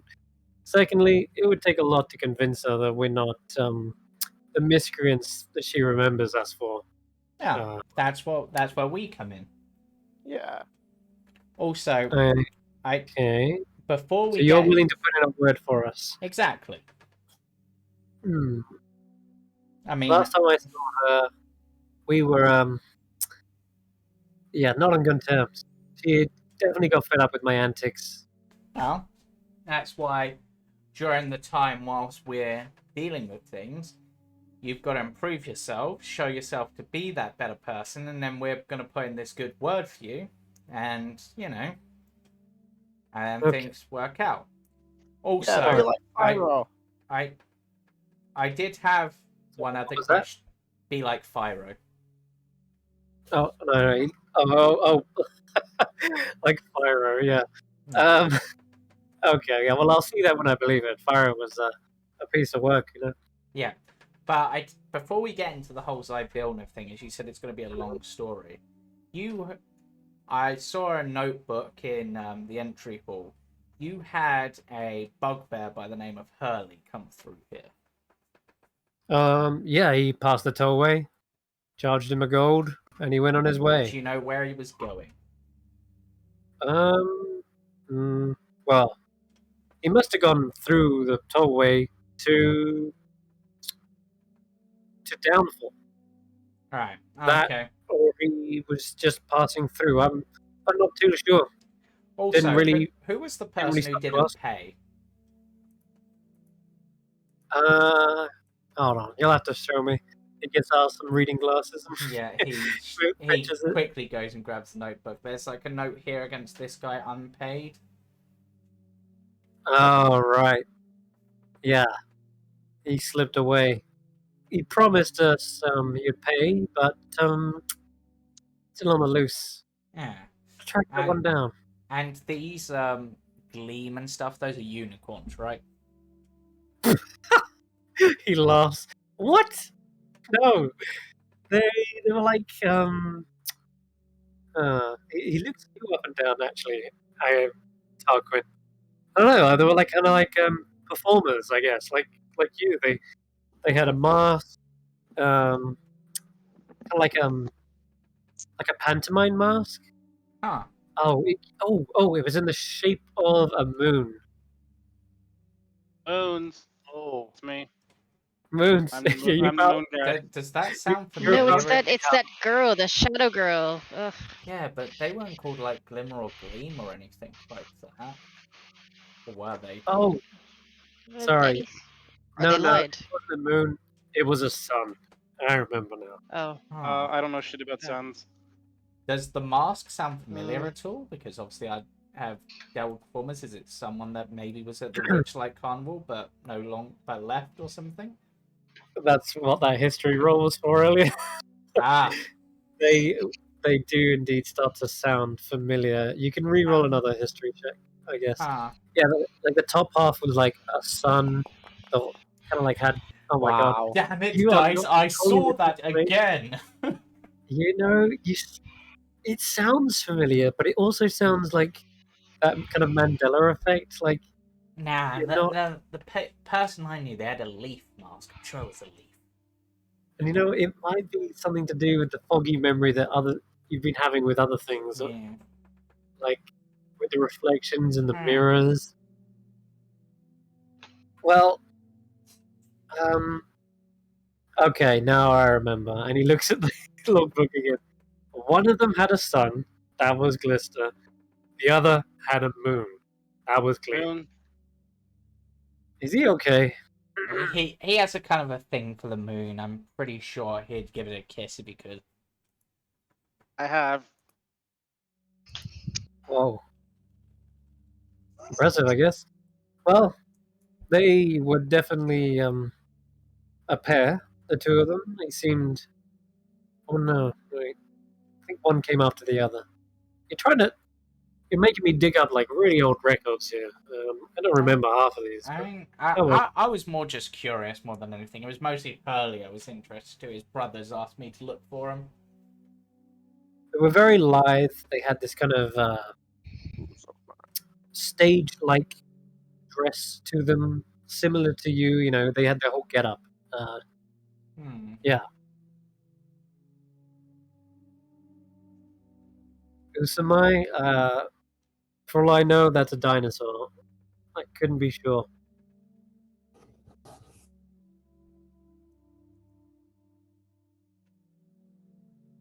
The last one of the. Well, he looks at it. If it rings a bell, I'll let you know. We have dinosaurs in the Feywild. I am sorry, I'm asking out of character. No, there isn't. Okay. Unless count crocodiles. But I thought that was a specific module that had the dinosaurs. Yeah, Tomb of Annihilation has Annihilation. dinosaurs. I think. Like you can race Okay. You can race velociraptors around the city. I think in one of the places. You can, yeah. It's a lot of fun. So, as Anyway, the story with Zybilna is going to be a long time, do we want to do that beginning next session? It'd be a long time in game, but not our game. Okay. Basically, he goes on to explain many shenanigans that he formed as the Brigands, how he would be miscreants, upsetting travelers that started to turn more into, a bit more like highwaymen. And over a very long period of time, Zybilna had had enough and finally put an end to it.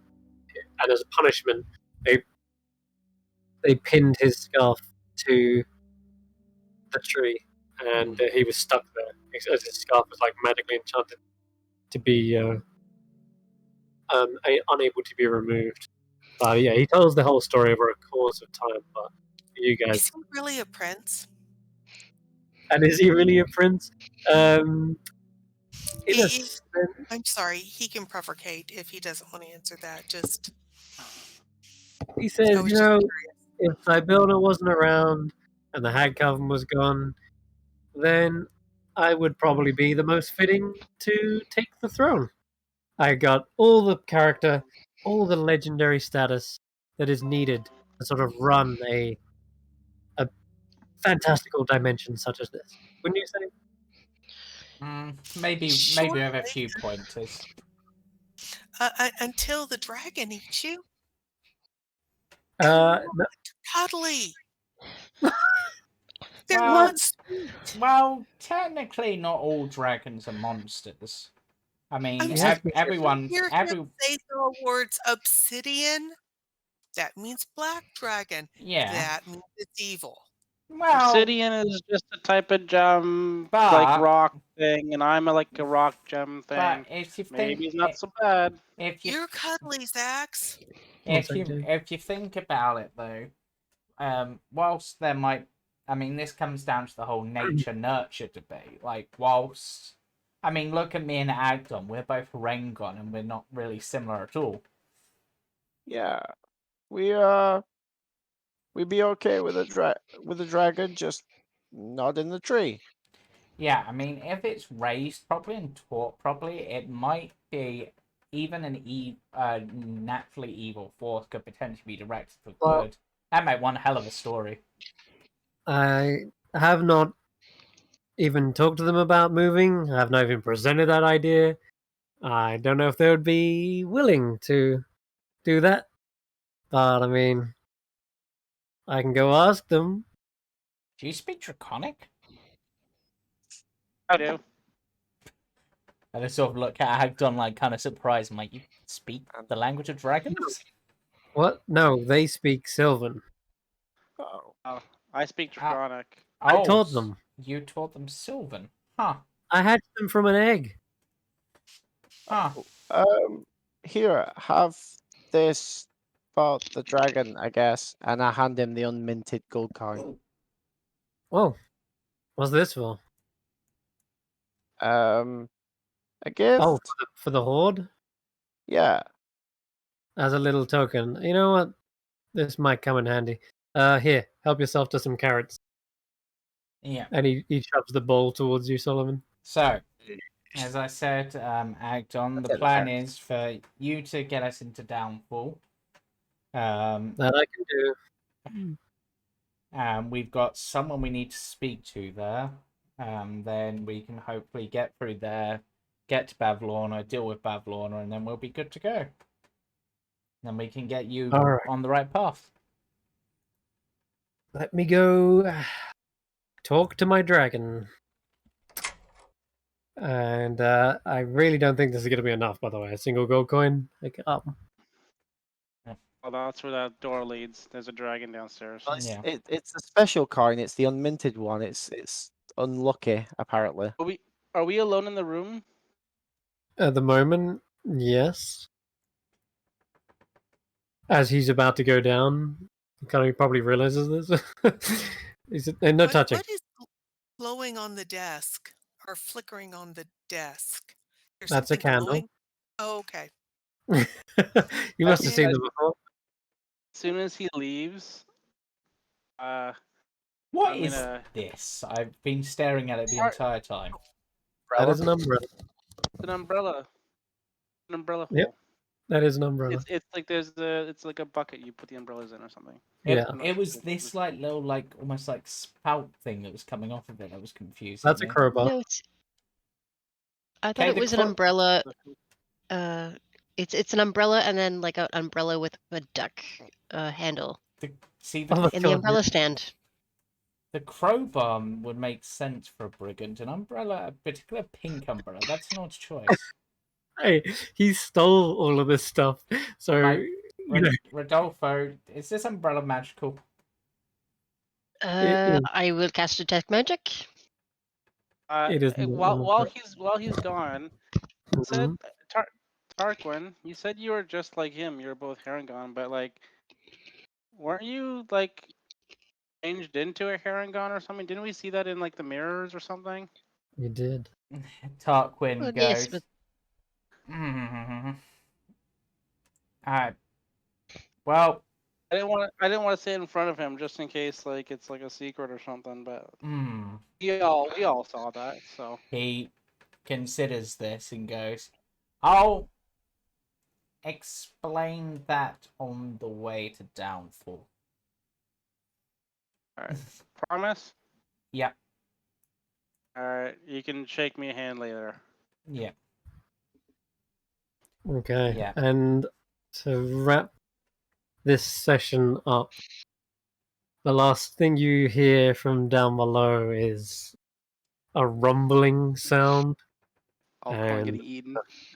He a is. He's gonna thudding. get eaten. I Well, can't believe it. Or flamed. I Do you know they flame?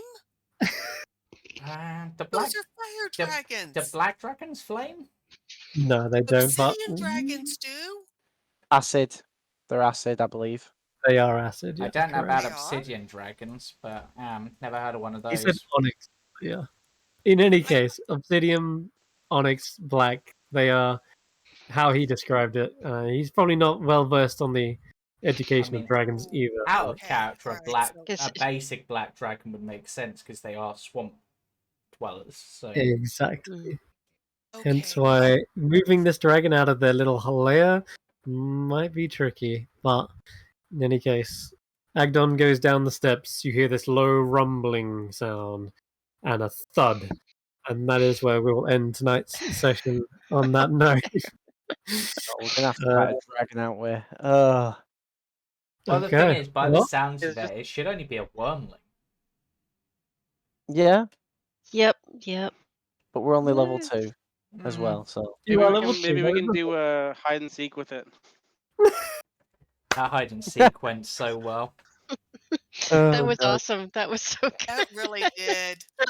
I'm so glad that was Hey, one of the look, ones okay. I put on the And list. actually, the race was kind of awesome as well. Kudos to Chris is for good. that. The race was a lot of fun. I thought it was going to be pretty boring, but Yeah, that's cool. The entire time you guys were trying to figure out how you were hiding, I was staring out the window. I legit was not looking at the screen. Yeah. that's very I- noble of you. I I had wouldn't no have done idea that. what was going on. I would have pretended not to know. Yeah, one of the things I legit didn't know. one of the cheats I wanted to do during that was for but not he didn't know where Tarquin was to be able to tell where Tarquin was to be able to for us to do perception checks to try to think, and then Xaxx uses his psychic link to get the information from us, because then technically we haven't spoken the information. Yeah, that's sneaky. That is sneaky. Yeah, I was. Yeah. If you guys were caught, I was gonna do that, and then I never really got close enough to Tanwen Yeah. to use it. And Tarquin is just like, I am the bush. But so, yeah, so what have we got? I never really coming got up to. then? so It was brilliant. I mean, as somebody who was caught immediately with fog painting honestly, over, your performance was perfect. Honestly, yeah, it was the best bit of the hide and seek, I think. Yeah, that thank was you. fun. Sinrith, I hope I didn't make you mad. I really do. No, it was all in character. I'm Yeah. totally fine with So, it. That was funny. So by Next the looks Friday? of it, we've got potentially the dragon, and then we're heading to Downfall to deal with the Soggy Court, and then to Bavlorna.